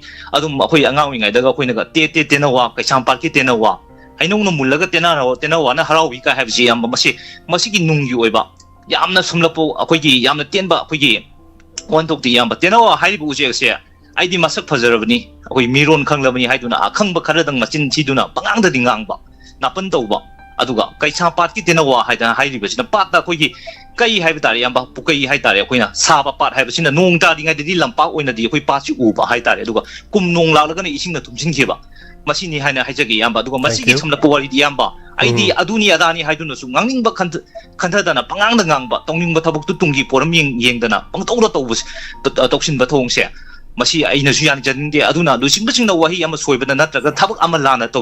toksilubada leba si kai ga doribani habji haijagi yamba mai hogduna saka doribani habse matam pumbada ningsing bibana phagani habji khan habsi haijaraga ngasi gi yamba entak masang sin lusin jaragi yamba thagachari chan nonggi wa khalon kra share to bilamba sigidama mathangi caller damo khodong chaba pijari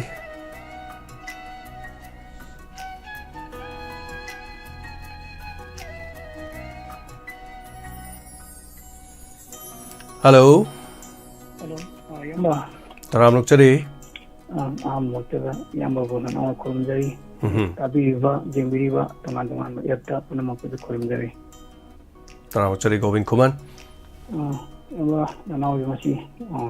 tam kuida witinda watam karasum tamoida leba karasum pungtoksage habiu ahan bada akoigi yamasi migi date ahum dagi hawrakpani hai masi migi date ahum gi mangdagi koi nomadi hawre ko tek paji mayam khang hamgi date ahum dagi hawrakibani adubu ahambada hai kai ma kanda ST demand to godagini hai khara lera matung dam hai upi yantan duba forest area tak hai godagini hai adu hojikti tigala matung da tungan ba country dagi yawraga India lengata chatra pelani hai koi fare adubu India lengata chatra pelano ergadi hojik tu sampoda koi mayang macha mitu myang cha leiri ko modi India mata na tabra modi kai tawde sum puthwe ji ma sum na sum pan thamjarage aduba ani subada akoi gi more dagi tu sampoda gi tu bunga dagi lanchen nerpa jingje koi kana gumma ji ma sum yawre amona changaroi haiba ko lam lebo yawre anaw lo kallon dani moji aigi tangan ninge moji sambuda lemba sam tangan ninge kai no ha kana ko no sambuda tang dagadi moina pawlo pandam do moji to khai lenga khai do ko ne tang bangam jagadi to khai ta gi ne adu ko ai tangan ninge adu akoi gi adagi mangjagi baje ko ne jum ingkong chingya ga leibo walap ko sin he na mi ne ko ja ba logi bani hana leramba jingdi yari mo kai lo isa isa hon dan jan gani hanji lingna leheningi aduga ahum sugada akoi gi net thinge mari mangani hangame masi ju kai ma kanda kari gum khara mare sujam boda khara hange tabdagi masi di hawra ani haiduna mari mangani thaduk pani ko si masi oigre aduga aroibda anawa thamingona nimon chako boji tongan ba akan ngai kya am koi nimon chako bi no du do no hai nimon chako ba ji nungi atu yamna nei yanga ya hi yai tha hai bane ba hi yai tha hai bane ba masida gida mo mo pajinga nambang ba tara ta we na mata matunda masida pi masigi tha gi pi ho jai khamang gon ni ne na mang di hai je adubu akona tongan mo ngam na hidana ba gi mo na ter khaga di masi pa de gi patta bana adubu ai bi ri ba jing ju afa bani ilu kyan da le jing dina akoina sumaina aki among se tana andagi lagadi moina ubuda yamna nungara thamoi sokani haibane adubu amaromda akoina chana kangun amanga na kauragadi yako baji hai kai mahar kanda ningola mana mapanda la ko chan la ko lain la amatunda ya yana bin chaminna ba ꯆꯍꯤꯗꯨꯒꯤ ꯌꯥꯏꯐ ꯃꯪꯒꯣꯜꯗꯣ ꯄꯤꯕꯤꯔꯝꯕ ꯏꯕꯨꯡꯁꯤ ꯏꯄ꯭ꯋꯥꯁꯤ ꯆꯍꯤꯁꯤ ꯃꯅꯥꯗ ꯍꯦꯛꯇꯕ ꯑꯣꯏꯌꯨꯀꯣ ꯇꯧꯒꯗꯕ ꯁꯤꯟꯊꯥ ꯄꯨꯝꯅꯃꯛ ꯃꯥꯏ ꯄꯥꯛꯅ ꯄꯥꯡꯊꯣꯛꯄ ꯉꯝꯃꯨꯀꯣꯅ ꯄꯤꯔꯝꯃꯒꯗꯤ ꯍꯦꯟꯅ ꯌꯥꯏꯐꯕ ꯑꯣꯏꯒꯅꯦꯕꯁꯦ ꯃꯈꯥ ꯇꯥꯕꯤꯌꯨ ꯃꯐꯝ ꯈꯔꯗꯤ ꯊꯝꯖꯔꯒ ꯁꯨꯝ ꯉꯁꯤꯒꯤꯗꯤ ꯁ꯭ꯋꯥꯏꯗ ꯅꯅꯥꯎ ꯊꯤꯟꯖꯤꯟꯖꯒꯦ ꯍꯣꯏ ꯌꯥꯝ ꯅꯨꯡꯉꯥꯏꯇꯦ ꯒꯣꯕꯤꯟ ꯉꯁꯤꯁꯦ ꯌꯥꯝ ꯃꯔꯨꯑꯣꯏꯕꯗꯤ ꯑꯩꯅ ꯁ꯭ꯀ꯭ꯔꯤꯟꯗꯁꯨ ꯊꯝꯖꯔꯤꯁꯤꯅꯦ ꯄꯨꯂꯤꯁ ꯑꯣꯐꯤꯁꯔ ꯑꯃ ꯉꯁꯤ ꯃꯣꯔꯦꯗ ꯂꯩꯇꯕ ꯅꯣꯡꯃꯩ ꯀꯥꯞꯁꯤꯜꯂꯛꯄꯗꯒꯤ ꯂꯩꯇꯕ ꯍꯥꯏꯕ ꯇꯥꯔꯦ ꯃꯁꯤꯃ ꯑꯍꯥꯟꯕꯃꯛꯇꯗ ꯑꯩꯈꯣꯏ ꯄꯨꯝꯅꯃꯛꯅ ꯌꯥꯝꯅ ꯅꯨꯡꯉꯥꯏꯇꯕ ꯑꯗꯨꯝ ꯐꯣꯡꯗꯣꯛꯆꯔꯤ ꯑꯗꯣ ꯀꯔꯤꯒꯨꯝꯕ ꯂꯥꯟꯐꯝ ꯑꯃꯗ ꯂꯩꯈꯤꯗꯕ ꯑꯣꯏꯔꯝꯂꯒꯗꯤ ꯈꯔꯁꯨ ꯅꯨꯡꯉꯥꯏꯒꯗꯧꯅꯤ ꯑꯗꯣ ꯈ꯭ꯋꯥꯏꯗꯒꯤ ꯂꯨꯔꯤꯁꯤ ꯊꯕꯛ ꯇꯧꯖꯔꯒ ꯂꯩꯔꯤꯉꯩ ꯃꯇꯝꯗ ꯍꯥꯏꯇꯥꯔꯦꯅꯦ ꯃꯊꯟꯇ ꯅꯥꯀꯟꯗꯒꯤ ꯍꯥꯏꯇꯥꯔꯦꯅꯦ ꯅꯣꯡꯃꯩ ꯀꯥꯞꯁꯤꯜꯂꯀꯥꯟꯗ ꯃꯥꯏ ꯄꯨꯟꯁꯤ ꯂꯣꯡꯈꯤꯕ ꯃꯁꯤꯒꯤꯗꯃꯛꯇꯁꯨ ꯌꯥꯝ ꯅꯨꯡꯉꯥꯏꯇꯕ ꯍꯥꯏꯕ ꯇꯥꯏ ꯑꯗꯨꯁꯨ ꯐꯣꯡꯗꯣꯛꯆꯔꯤ ꯊꯥꯒꯠꯆꯔꯤ ꯒꯣꯕꯤꯟꯒꯤ ꯑꯣꯏꯕ ꯋꯥꯈꯜꯂꯣꯟ ꯈꯔ ꯐꯣꯡꯗꯣꯛꯄꯤꯔꯝꯕꯁꯤꯒꯤꯗꯃꯛ ꯃꯊꯪꯒꯤ ꯀꯣꯂꯔꯗ ꯈꯨꯗꯣꯡꯆꯥ ꯄꯤꯖꯔꯤ ꯉꯁꯤꯒꯤ ꯊꯧꯔꯝ ꯑꯁꯤꯒꯤ ꯃꯤꯅꯠ ꯑꯗꯨꯝ ꯂꯩꯖꯔꯤ ꯃꯤꯅꯤꯠ ꯄꯨꯡꯈꯥꯏ 40 ꯃꯤꯅꯤꯠꯁ ꯑꯗꯨꯝ ꯂꯩꯖꯔꯤ ꯃꯊꯪ ꯁꯔꯨꯛ ꯌꯥꯃꯤꯟꯅꯁꯤ ꯑꯗꯨꯒ ꯌꯥꯝ ꯅꯨꯡꯉꯥꯏꯇꯕ ꯑꯃ ꯍꯥꯏꯇꯥꯔꯦꯅꯦ ꯁ꯭ꯀ꯭ꯔꯤꯟꯗ ꯊꯝꯖꯔꯤꯁꯤ ꯑꯋꯥꯕ ꯐꯣꯡꯗꯣꯛꯆꯔꯤ ꯃꯁꯥꯒꯤ ꯃꯊꯧ ꯄꯥꯡꯊꯣꯛꯇꯨꯅ ꯂꯩꯔꯤꯉꯩꯗ ꯍꯥꯏꯕ ꯇꯥꯔꯦ ꯃꯌꯥꯝꯅ ꯆꯠꯄ ꯉꯝꯗꯕ ꯌꯥꯝ ꯁꯦꯡꯅ ꯍꯥꯏꯔꯒꯗꯤ ꯃꯅꯤꯄꯨꯔꯒꯤ ꯑꯆꯧ ꯑꯆꯧꯕ ꯄꯣꯂꯤꯇꯤꯁꯤꯌꯟꯒꯤ ꯑꯣꯔ ꯑꯃ ꯑꯣꯏꯔꯣ ꯃꯗꯨꯅ ꯐꯥꯎꯕ ꯆꯠꯄ ꯉꯝꯗꯕ ꯃꯐꯝꯗꯨꯗ ꯄꯨꯂꯤꯁ ꯍꯥꯏꯇꯥꯔꯒꯗꯤ ꯈ꯭ꯋꯥꯏꯗꯒꯤ ꯅꯛꯅ ꯂꯩꯕ ꯀꯨꯀꯤ ꯇꯥ ꯃꯐꯝꯗ ꯂꯩꯕ ꯍꯥꯏꯔꯒꯗꯤ ꯃꯩꯇꯩ ꯄꯨꯂꯤꯁ ꯍꯥꯏꯔꯒꯗꯤ ꯂꯩꯈꯤꯗ꯭ꯔꯕ ꯑꯁꯤꯒꯨꯝꯕ ꯑꯩꯈꯣꯏꯒꯤ ꯃꯊꯧꯅꯥ ꯂꯩꯔꯕ ꯄꯨꯂꯤꯁ ꯑꯣꯐꯤꯁꯔꯁꯤꯡ ꯑꯗꯨꯒ ꯃꯊꯧ ꯍꯧꯖꯤꯛꯁꯨ ꯇꯧꯗꯨꯅ ꯃꯣꯔꯦꯗ ꯂꯩꯍꯧꯔꯤꯕꯁꯤꯡ ꯑꯗꯨꯕꯨꯅꯤ ꯍꯥꯏꯕ ꯇꯥꯏ ꯍꯜꯂꯣ ꯇꯔꯥꯝꯅ ꯑꯣꯛꯆꯔꯤ ꯍꯥꯏꯕꯤꯌꯨ ꯃꯟ ꯇꯤꯕꯤꯕꯨ ꯌꯥꯝꯅ ꯑꯩꯈꯣꯏ ꯃꯅꯤꯄꯨꯔꯁꯦ ꯑꯩꯈꯣꯏꯒꯤ ꯃꯤ ꯑꯐ ꯑꯐꯕ ꯈꯜꯂꯒ ꯀꯣ ꯁꯨꯝ ꯍꯥꯠꯄ ꯑꯃ ꯇꯧꯔꯛꯑꯦꯕ ꯃꯣꯏ ꯀꯨꯀꯤꯁꯤꯡꯁꯤꯅ ꯉꯁꯤꯁꯦ ꯑꯩ ꯃꯤꯇꯩ ꯄꯤ ꯇꯥꯔꯦ ꯃꯥꯒꯤ ꯄꯤꯛꯆꯔꯗꯨ ꯎꯕꯗ ꯌꯥꯝ ꯅꯨꯡꯉꯥꯏꯇꯦ ꯁꯣꯈꯥꯏꯕ ꯃꯅꯜ ꯂꯥꯏꯗꯣ ꯁꯤꯗꯩꯁꯤꯗ ꯀꯔꯤꯅꯣ ꯇꯧꯗꯣꯏꯁꯦ ꯖꯦꯝꯁ ꯀꯣ ꯃꯣꯏꯗꯤ ꯃꯊꯧ ꯇꯧꯔꯒ ꯂꯩꯖꯕꯅꯦꯕ ꯑꯃꯔꯣꯝꯗ ꯍꯥꯏꯔꯒꯗꯤꯀꯣ ꯑꯩꯅ ꯁꯨꯝ ꯑꯗꯨꯝꯕꯗꯣ ꯉꯁꯥꯏ ꯑꯩ ꯇꯤꯚꯤ ꯍꯥꯏꯐꯦꯠ ꯌꯦꯡꯀꯥꯟꯗ ꯌꯥꯎꯔꯝꯕ ꯍꯥꯏꯇꯥꯔꯦꯀꯣ ꯖꯦꯝ ꯑꯗꯩꯗ ꯏꯆꯦꯅ ꯁꯨꯝ ꯅꯨꯡꯉꯥꯏꯇꯅ ꯇꯧꯔꯛꯄꯅꯤꯗ ꯍꯥꯏꯕꯗꯤ ꯃꯣꯏꯗꯤ ꯑꯃꯔꯣꯝꯗ ꯍꯥꯏꯔꯒ ꯃꯁꯥꯒꯤ ꯗ꯭ꯌꯨꯇꯤ ꯇꯧ ꯂꯩꯕꯅꯦꯕ ꯑꯗꯨ ꯃꯣꯏ ꯀꯨꯀꯤꯁꯤꯡꯁꯦ ꯌꯥꯝꯅ ꯐꯠꯇꯕ ꯃꯣꯏꯁꯦ ꯃꯤꯅꯨꯡꯁꯤ ꯌꯥꯝ ꯊꯤꯅꯕ ꯂꯩꯇꯕ ꯍꯥꯏꯇꯥꯔꯦ ꯃꯣꯏꯁꯦ ꯀꯣ ꯁꯨꯃꯥꯏꯅ ꯇꯧꯗꯅ ꯑꯩꯈꯣꯏꯒꯤ ꯏꯁꯇꯦꯠ ꯐꯣꯔꯁꯁꯤꯡꯁꯤꯁꯨ ꯑꯩꯈꯣꯏ ꯃꯅꯤꯄꯨꯔ ꯄꯨꯂꯤꯁ ꯑꯣꯏꯔꯁꯨ ꯐꯅꯌꯥꯝꯅ ꯍꯧꯖꯤꯛ ꯌꯦꯡꯉꯨꯅꯦ ꯐꯅꯌꯥꯝ ꯁꯤꯔꯦꯗꯅ ꯍꯧꯖꯤꯛ ꯇꯧꯔꯤꯁꯦ ꯑꯗꯣ ꯑꯩꯅ ꯁꯨꯝ ꯑꯗꯨꯝꯕꯗꯣ ꯖꯦꯝꯁ ꯐꯣꯡꯗꯣꯛꯅꯤꯡꯗꯅ ꯇꯧꯕꯅꯤꯗ ꯏꯆꯦꯅꯀꯣ ꯑꯩ ꯋꯥꯍꯩꯁꯨ ꯌꯥꯝ ꯀꯟꯅꯕꯁꯨ ꯌꯥꯝ ꯀꯟꯅꯁꯨ ꯍꯥꯏꯖꯔꯔꯣꯏꯒꯦꯀꯣ ꯏꯆꯦ ꯉꯁꯤꯒꯤꯗꯃꯛꯇꯗꯤ ꯌꯥꯝꯅ ꯅꯨꯡꯉꯥꯏꯇ꯭ꯔꯦ ꯍꯥꯏꯕ ꯇꯥꯕꯗ ꯁꯨꯝ ꯎꯕꯗꯁꯨ ꯌꯥꯝ ꯅꯨꯡꯉꯥꯏꯇꯕ ꯍꯥꯏꯇꯥꯔꯦ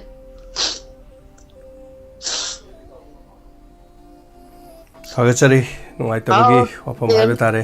ꯏꯆꯦ ꯅꯨꯡꯉꯥꯏꯇꯦ ꯑꯩꯈꯣꯏ ꯃꯌꯥꯝ ꯄꯨꯝꯅꯃꯛ ꯍꯥꯏꯇꯥꯔꯦ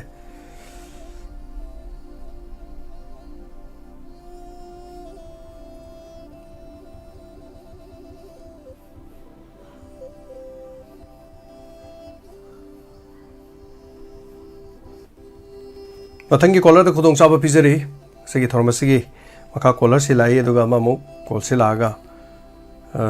ꯊꯧꯔꯝꯁꯤ ꯇꯠꯈ꯭ꯔꯦ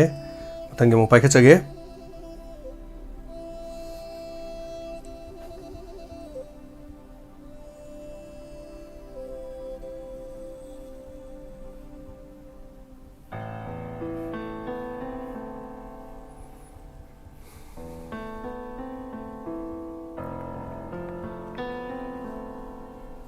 Hello.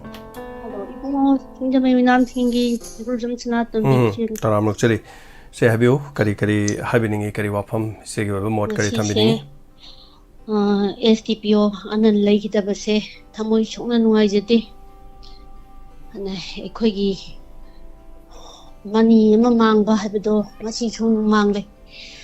Ana asuk muraba tan phamasida ekhoigi makok maru pandraba ekhoigi lusingba singase karam thokadoribano khangde amuktang punna linjen manaraga karino tausi haibasi masi khanadribasi masi angakpa pot ama khangni makhoigi wakhalon lasina karaida rajniti gi thilda dum ꯀꯔꯥꯏꯗꯒꯤ ꯑꯁꯨꯛ ꯂꯨꯔꯕ ꯇꯥꯟꯐꯝ ꯑꯁꯤꯗ ꯇꯥꯍꯩꯗꯕ ꯎꯍꯩꯗꯕ ꯃꯌꯥꯝ ꯑꯃ ꯃꯈꯣꯏꯗꯒꯤ ꯇꯥꯗꯨꯅ ꯂꯩꯔꯦ ꯂꯩꯕꯥꯛ ꯅꯨꯡꯁꯤꯔꯤꯕ꯭ꯔꯥ ꯅꯠꯇ꯭ꯔꯒ ꯃꯥꯒꯤ ꯉꯥꯏꯍꯥꯛ ꯉꯥꯏꯍꯥꯛꯀꯤ ꯅꯨꯡꯉꯥꯏꯅꯕꯒꯤ ꯄꯣꯠꯐꯝ ꯑꯃ ꯁꯦꯝꯂꯤꯕ꯭ꯔꯥ ꯍꯥꯏꯕꯁꯦ ꯉꯁꯤ ꯑꯩꯈꯣꯏꯅ ꯈꯪꯉꯤ ꯚꯣꯠ ꯃꯇꯝꯗꯗꯤ ꯑꯩꯈꯣꯏꯁꯦ ꯂꯩꯕꯥꯛ ꯉꯥꯛꯀꯗꯣꯔꯤꯕꯅꯤ ꯂꯩꯕꯥꯛꯀꯤꯗꯃꯛꯇꯅꯤ ꯍꯥꯏꯗꯅ ꯀꯠꯊꯣꯛꯑꯗꯕ ꯑꯣꯏꯅ ꯅꯤꯡꯉꯤ ꯑꯗꯨꯒ ꯇꯧꯊꯣꯔꯛꯄꯗꯅ ꯁꯨꯡꯂꯨ ꯂꯨꯗꯕ ꯚꯣꯠ ꯊꯥꯗꯕꯒꯤ ꯍꯛꯁꯦ ꯑꯩꯈꯣꯏ ꯁꯨꯡꯄꯥꯝ ꯄꯥꯝꯗꯕꯒ ꯆꯞ ꯃꯥꯟꯅꯔꯦ ꯂꯩꯔꯤꯕ ꯄꯣꯠꯁꯦ ꯃꯈꯣꯏꯒꯤ ꯍꯛꯁꯤꯕꯨ ꯀꯗꯥꯏꯗ ꯃꯠꯈ꯭ꯔꯕꯒꯦ ꯍꯥꯏꯕꯗꯣ ꯃꯁꯥꯅ ꯃꯁꯥꯒꯤ ꯃꯩꯇꯩꯒꯤ ꯏ ꯍꯥꯏꯕꯁꯤ ꯍꯥꯏꯅꯔꯤꯕꯅꯤ ꯍꯥꯏꯅꯔꯤꯕ ꯏꯁꯤꯡ ꯑꯗꯨꯕꯨ ꯀꯗꯥꯏꯗ ꯆꯠꯈ꯭ꯔꯕꯒꯦꯕ ꯍꯧꯖꯤꯛ ꯈꯨꯟ ꯉꯥꯛꯏꯕꯁꯤꯡ ꯑꯁꯤꯁꯨ ꯂꯩꯇ ꯂꯥꯏꯔ ꯃꯌꯥꯝ ꯑꯃꯅ ꯉꯥꯛꯑꯒ ꯂꯩꯔꯦ ꯃꯈꯣꯏꯅ ꯅꯨꯡꯉꯥꯏ ꯌꯥꯏꯐꯕ ꯌꯥꯏꯇꯣꯡ ꯐꯪꯗꯧꯕ ꯑꯣꯏꯅ ꯂꯩꯔꯦ ꯃꯇꯝ ꯑꯃꯗ ꯄꯨꯂꯤꯁ ꯑꯣꯏꯔꯒꯗꯤ ꯁꯤꯒꯅꯤ ꯍꯥꯏꯗꯅ ꯃꯆꯥ ꯃꯁꯨ ꯄꯨꯂꯤꯁ ꯑꯣꯏꯍꯟꯅꯤꯡꯗꯕꯒꯤ ꯃꯇꯝ ꯑꯗꯣ ꯉꯁꯤꯃꯒꯁꯦ ꯑꯣꯏꯔꯝꯒꯗ꯭ꯔꯥ ꯍꯥꯏꯕꯁꯦ ꯑꯩꯅ ꯈꯜꯂꯤ ꯋꯥꯈꯜꯂꯣꯟꯗ ꯈꯜꯂꯝꯒꯗ꯭ꯔꯥ ꯍꯥꯏꯕꯁꯦ ꯑꯩꯅ ꯈꯜꯂꯤ ꯁꯤꯒꯗꯧꯕꯃꯛ ꯂꯩꯕ ꯇꯥꯔꯒꯁꯨ ꯂꯩꯔꯤꯕ ꯄꯣꯠ ꯑꯁꯦ ꯑꯩꯈꯣꯏ ꯇꯁꯦꯡꯅ ꯅꯨꯡꯉꯥꯏꯇꯦ ꯑꯗꯨꯅ ꯄ꯭ꯔꯣꯄꯔꯇꯤꯒꯤ ꯂꯦꯞꯁꯟꯅꯕꯒꯤ ꯑꯗꯨꯒ ꯂꯩꯕꯥꯛꯁꯤ ꯉꯥꯛꯀꯗꯧꯕꯁꯦ ꯇꯧꯒꯗꯧꯕ ꯊꯕꯛ ꯈꯨꯗꯤꯡꯃꯛꯁꯦ ꯑꯩꯈꯣꯏ MLA ꯃꯟꯇ꯭ꯔꯤ ꯈꯔꯗꯤ ꯍꯥꯟꯅ ꯈꯪꯉꯦꯅ ꯈꯜꯂꯤ ꯍꯧꯖꯤꯛ ꯂꯥꯛꯏꯕꯁꯦ ꯆꯍꯤ 3-4ꯒꯤ ꯃꯃꯥꯡꯗ ꯂꯩꯕꯥꯛꯁꯦ ꯀꯔꯤꯅꯣꯃ ꯇꯧꯒꯗꯧꯔꯦ ꯍꯥꯏꯕꯁꯤ ꯃꯈꯣꯏ ꯃꯁꯦꯟ ꯈꯪꯅꯕ ꯄꯣꯠꯁꯦ ꯂꯩꯅꯩ ꯍꯥꯏꯕ ꯂꯩꯅꯔꯤꯕ ꯄꯣꯠꯁꯦ ꯃꯇꯝꯁꯤꯗ ꯑꯩꯈꯣꯏ ꯆꯨꯡꯁꯤꯟꯅꯔꯒ ꯀꯔꯝꯍꯥꯏꯅ ꯇꯧꯔꯒ ꯁꯤꯒꯤ ꯄꯣꯂꯤꯁꯤꯁꯦ ꯇꯧꯁꯤꯒꯦ ꯍꯥꯏꯕꯁꯦ ꯈꯟꯅꯍꯧꯗꯕꯗꯒꯤ ꯉꯁꯤꯒꯤ ꯄꯣꯠꯐꯝꯁꯦ ꯂꯥꯛꯏꯕꯅꯤ ꯑꯗꯨꯅ ꯑꯩꯈꯣꯏ ꯌꯥꯝꯅ ꯂꯨꯔꯤꯕꯁꯦ ꯍꯧꯖꯤꯛ ꯆꯦꯡ ꯌꯥꯝꯅ ꯂꯩꯔꯒ ꯆꯥꯅꯤꯡꯉꯥꯏ ꯂꯩꯔꯣꯏ ꯍꯥꯏꯕ ꯋꯥꯔꯤ ꯂꯩ ꯑꯗꯨꯅ ꯃꯗꯨ ꯑꯣꯏꯕ ꯇꯥꯔꯒꯗꯤ ꯑꯩꯈꯣꯏꯒꯤ ꯏꯟꯈꯠꯂꯛꯂꯤꯕ ꯅꯍꯥꯔꯣꯟ ꯃꯌꯥꯝꯅꯁꯤꯗꯤ ꯈꯤꯇꯪ ꯇꯧꯕ ꯌꯧ ꯍꯥꯏꯗꯅ ꯏꯃꯥ ꯂꯩꯕꯥꯛꯀꯤꯗꯃꯛꯇꯅꯤ ꯍꯥꯏꯗꯅ ꯆꯣꯡꯊꯣꯛꯑꯒ ꯄꯨꯂꯞꯅ ꯇꯧꯅꯕ ꯍꯣꯠꯅꯕꯁꯦ ꯂꯩꯔꯤꯕ ꯑꯉꯥꯡꯁꯤꯡ ꯑꯁꯦ ꯑꯩꯈꯣꯏꯗꯤ ꯌꯥꯝꯅ ꯆꯦꯛꯁꯤꯟꯅ ꯂꯩꯍꯟꯅꯤꯡꯉꯤ ꯂꯥꯟ ꯊꯦꯡꯅꯒꯗꯧꯕꯅꯤ ꯃꯈꯣꯏꯅ ꯍꯦꯜꯍꯟꯗꯅꯕ ꯑꯩꯈꯣꯏ ꯀꯔꯝꯍꯥꯏꯅ ꯇꯧꯔꯒ ꯆꯦꯛꯁꯤꯟ ꯊꯧꯔꯥꯡ ꯂꯧꯈꯠꯂꯒ ꯑꯩꯈꯣꯏ ꯂꯥꯟꯁꯤ ꯊꯦꯡꯅꯒꯗꯒꯦ ꯍꯥꯏꯕꯁꯦ ꯑꯩꯈꯣꯏ ꯈꯪꯒꯗꯧꯕꯅꯤ ꯃꯄꯥꯟ ꯊꯣꯡꯅ ꯍꯦꯛꯇ ꯃꯈꯣꯏꯒꯤ ꯃꯃꯥꯡꯗ ꯁꯣ ꯇꯧꯔꯒ ꯑꯩꯈꯣꯏꯅ ꯌꯥꯔꯤꯉꯩ ꯍꯨꯞꯆꯜꯂꯒ ꯑꯣꯏꯅ ꯊꯕꯛ ꯇꯧꯔꯣꯏꯗꯧꯕꯅꯤ ꯃꯈꯣꯏꯅ ꯇꯧꯔꯛꯏꯕ ꯊꯕꯛꯇꯨꯒꯤ ꯃꯇꯨꯡ ꯏꯟꯅ ꯍꯩꯁꯤꯡꯅ ꯊꯕꯛ ꯄꯥꯡꯊꯣꯛꯀꯗꯧꯕꯅꯤ ꯂꯥꯟ ꯊꯦꯡꯅꯕ ꯃꯇꯝꯗ ꯃꯥꯏ ꯄꯥꯛꯅꯕꯒꯤ ꯂꯝꯕꯤꯗ ꯁꯤꯗꯅꯕ ꯌꯥꯔꯤꯃꯈꯩ ꯑꯩꯈꯣꯏ ꯈꯣꯡꯂꯧ ꯄꯅꯧꯗꯅꯕ ꯍꯥꯏꯕꯁꯦ ꯃꯁꯤꯒꯤ ꯐꯤꯕꯝꯗ ꯑꯩꯈꯣꯏ ꯂꯥꯟ ꯊꯦꯡꯅꯐꯝ ꯊꯣꯛꯏ ꯍꯥꯏꯕꯁꯤ ꯃꯇꯪ ꯆꯦꯟꯅ ꯊꯝꯅꯤꯡꯉꯤ ꯌꯥꯝꯅ ꯅꯨꯡꯉꯥꯏꯇꯦ ꯉꯁꯤꯁꯦ ꯏꯁꯥꯁꯦ ꯆꯣꯛꯊꯕ ꯑꯃ ꯌꯥꯎꯏ ꯑꯗꯨꯅ ꯂꯩꯔꯤꯕ ꯐꯤꯕꯝꯁꯤꯗ ꯀꯔꯤ ꯑꯣꯏꯔꯝꯒꯅꯤ ꯂꯩꯇꯕꯁꯤꯡꯁꯤꯒꯤ ꯏꯃꯨꯡꯁꯤꯗ ꯊꯣꯛꯏꯕ ꯈꯨꯗꯤꯡꯃꯛ ꯉꯔꯥꯡ ꯅꯍꯥꯟꯗ ꯑꯃꯨꯛꯇ ꯈꯥꯃꯦꯟꯂꯣꯛꯀꯤ ꯄ꯭ꯔꯦꯝꯒꯤ ꯂꯩꯈꯤꯗꯕꯒꯤ ꯅꯨꯡꯉꯥꯏꯇꯕꯒꯤ ꯄꯣꯠ ꯑꯃ ꯐꯥꯎꯔꯤꯉꯩ ꯃꯇꯨꯡꯁꯤꯗ ꯉꯁꯤ ꯑꯃꯨꯛ ꯑꯅꯜ ꯂꯩꯇꯕꯒꯤ ꯑꯃꯨꯛ ꯂꯥꯛꯑꯦ ꯑꯗꯨꯅ ꯀꯔꯤ ꯑꯣꯏꯒꯅꯤ ꯑꯩꯒꯤ इमुंग थोक्तब पोटसीद लेभम चाबम खंगदे अखोइद नुंगाइतब पोइब पोट असे इमुंग इमुंगददि करी ओइरोंगदगे अदना इमुंग इमुंग खुदिंगमक्ता सी थोक्लोय हाइनिंगाइ लेते अदना अंगांग नुबिसिंगसे यारिमखे अखोइना सेक्सन वा हाइरगा लान थेंगनबगी पॉलिसी असे अखोइना फजना यापिगदौबनी अखोइना कराइद करीने यौवना हुचलोइदबनी थबक खुदिंगमक्ता सेक्सना अखोइ लानसे थेंगनगदबनी लानसे दि माइ पाक्तब यादे माइ पांगनबि लंबिसते अखोइसे तांग मतम जाना थेंगनसी हाइबसिंतंग हाइहाम थंजगे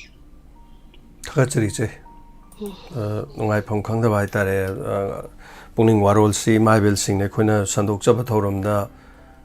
फागी जोगाइ गासु एक यावरकबा खोइना सुफागी गे हेक तौजबा दगा हिंगलेबा खोइ पुंसी मौंगदा हाइबा तारे को खोइ वाखल तानादबा थौदो वाथोक थोकपसिंगदसु खोइ पुथोकनरकांदा असोइबा अराकपा मयामदो चुमथोकननबगी अफबगी लम्बेल अमदा चटननबगी मागी मागी ओइबा मोट कया अमरुम पुथोकनै खोइ नोइ ngasi din nokning ba haitare sa da su karimta leire ngasai gi pauk se hekta bada imung manung du kari oiram gada ge habase mahan bada ani subada prem lekhide bagi magi da makta mateng pangni ana yamna chaun hona jaram ba taifam ama de LMG ai ngasai uchakre hari badu gi su lekhide badi imung manung da sopa pan bana badi mayam le hori bani na adu khajik to rasu palising kun do rasu mateng pang bagi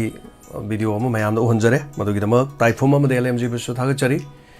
ngasi gi phone torok pade jo hai tare mayam nasu nungai tabana thamoi da pik thalaga ngasi di nongning mo oibra su puning da kari gum bahai batare kari gum amata yaudre ngasi gi stadi ada masi kayam kuina no khoina khang don lege dori se hai bo wahang amasulai thaga chari ponomak pu thoromasi saru yari ba do koi son thabadi adi ponomak singa sina aduna arang na handi asi na si thoktre na khaluraga हौजिक अमुक थोक्लिबा तारिबा पाउसले कोइ नुंगाइ फमदि खंद्रे हाइबताइ नना मुकसु हन्ना अदुगा आनंद sir आनंद ओसी मोरेगी SDPO मपुगी लेकोंदिंग न signal लेबोइस नुइ मुंग मनुंग यावाबदा सु सरो याजरी hello मिंग अमदि लेफम हाइबिसि हेलो सर ꯐꯣꯟ ꯇꯧꯖꯔꯛꯑꯦ ꯀꯛꯆꯤꯡꯗꯒꯤ ꯕꯤꯃꯂꯥꯅꯤ ꯑꯁꯤ ꯐꯣꯟꯁꯤ ꯇꯧꯔꯣꯏ ꯄꯨꯡ ꯕꯥꯔꯣ ꯇꯥꯔꯝꯕ ꯁꯥꯔ ꯃꯣꯔꯦꯒꯤ ꯁ꯭ꯇꯨꯗꯤꯑꯣ ꯑꯅꯟ ꯂꯩꯒꯗꯕꯁꯦ ꯁꯥꯔ ꯑꯩ ꯀꯩꯅꯣꯗ ꯎꯖꯕꯗꯒꯤ ꯊꯋꯥꯏꯁꯦ ꯌꯥꯝ ꯅꯨꯡꯉꯥꯏꯇ꯭ꯔꯦ ꯁꯥꯔ ꯅꯨꯡꯉꯥꯏꯇꯕꯩꯗꯒꯤ ꯑꯃꯨꯛ ꯁꯥꯔ ꯑꯩꯈꯣꯏ ꯄꯨꯛꯅꯤꯡ ꯋꯥꯔꯣꯟꯁꯤꯗ ꯁꯥꯔꯅ ꯐꯣꯇꯣꯒ ꯀꯣꯟꯅ ꯑꯃꯨꯛ ꯊꯥꯒꯠꯄꯤꯔꯛꯄꯁꯦ ꯎꯀꯥꯟꯗ ꯁꯥꯔ ꯑꯩꯈꯣꯏ ꯃꯤꯠꯇꯒꯤ ꯄꯤ ꯇꯥꯈꯤꯕ ꯈꯪꯍꯧꯗꯦꯕ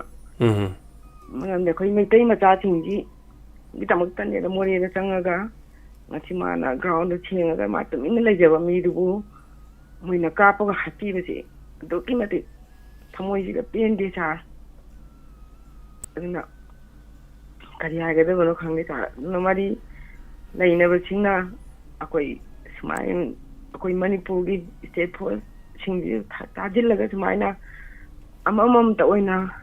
ꯍꯜꯂꯛꯀꯗꯧꯔꯤꯕ꯭ꯔꯥ ꯍꯥꯏꯕꯒꯤ ꯄꯨꯛꯅꯤꯡꯗꯁꯨ ꯑꯀꯤꯕ ꯐꯥꯎꯔꯛꯑꯦ ꯁꯥꯔ ꯉꯁꯤꯗꯤ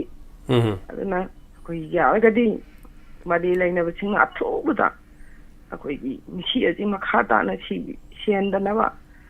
ꯌꯦꯡꯁꯤꯟꯕꯤꯕ ꯃꯇꯝ ꯑꯣꯏꯗ꯭ꯔꯤꯕ ꯈꯔ ꯊꯨꯅ ꯃꯔꯤ ꯂꯩꯅꯕꯁꯤꯡꯅ ꯑꯩꯈꯣꯏ ꯌꯦꯡꯁꯤꯟꯕꯤꯔꯣ ꯑꯊꯨꯕꯗ ꯑꯩꯈꯣꯏ ꯀꯔꯤꯅꯣ ꯇꯧꯕ ꯌꯥꯕꯗꯨ ꯑꯩꯈꯣꯏ ꯍꯥꯏꯅꯤꯡꯕꯗꯤ ꯃꯌꯥꯝ ꯑꯃ ꯍꯥꯏꯅꯤꯡꯕꯅꯤ ꯑꯗꯨꯕꯨ ꯑꯩꯈꯣꯏꯅ ꯀꯔꯤꯁꯨ ꯎꯄꯥꯏ ꯂꯩꯇꯦ ꯅꯨꯃꯤꯠ ꯆꯨꯞꯄ ꯇꯨꯝꯗꯅ ꯉꯥꯛꯏ ꯑꯗꯨꯕꯨ ꯑꯩꯈꯣꯏ ꯃꯌꯥꯝꯒꯤ ꯏꯍꯨꯠ ꯁꯤꯜꯂꯒꯅꯦꯗ ꯃꯤꯅ ꯆꯪꯕ ꯉꯝꯅꯗ꯭ꯔꯕꯗ ꯁ꯭ꯇꯦꯠ ꯐꯣꯔꯁꯀꯤ SCPO ꯑꯅ ꯂꯣꯏꯅ ꯆꯪꯉꯒ ꯂꯩꯕ ꯃꯇꯝꯗ ꯑꯩꯈꯣই ꯈꯪꯍꯧꯗꯅ ꯂꯣꯟꯅ ꯀꯥꯞꯄꯤꯔꯒ ꯍꯥꯠꯄꯁꯤ ꯌꯥꯝꯅ ꯊꯋꯥꯏ ꯄꯦꯟꯗꯦ ꯑꯗꯨꯅ ꯑꯁꯤꯒꯨꯝꯕ ꯀꯌꯥ ꯍꯜꯂꯛꯈꯤꯕ ꯌꯥꯏ ꯑꯗꯨꯅ ꯃꯈꯥ ꯇꯥꯅ ꯍꯜꯂꯛꯇꯅꯕ ꯃꯔꯤ ꯂꯩꯅꯕꯁꯤꯡꯅ ꯑꯊꯨꯕꯗ ꯑꯩꯈꯣꯏ ꯂꯣꯏꯁꯤꯟꯕꯤꯔꯣ ꯍꯥꯏꯅ ꯑꯩꯈꯣꯏ ꯗꯥꯏꯃꯟ TVꯗ ꯐꯣꯡꯗꯣꯛꯆꯕꯅꯤ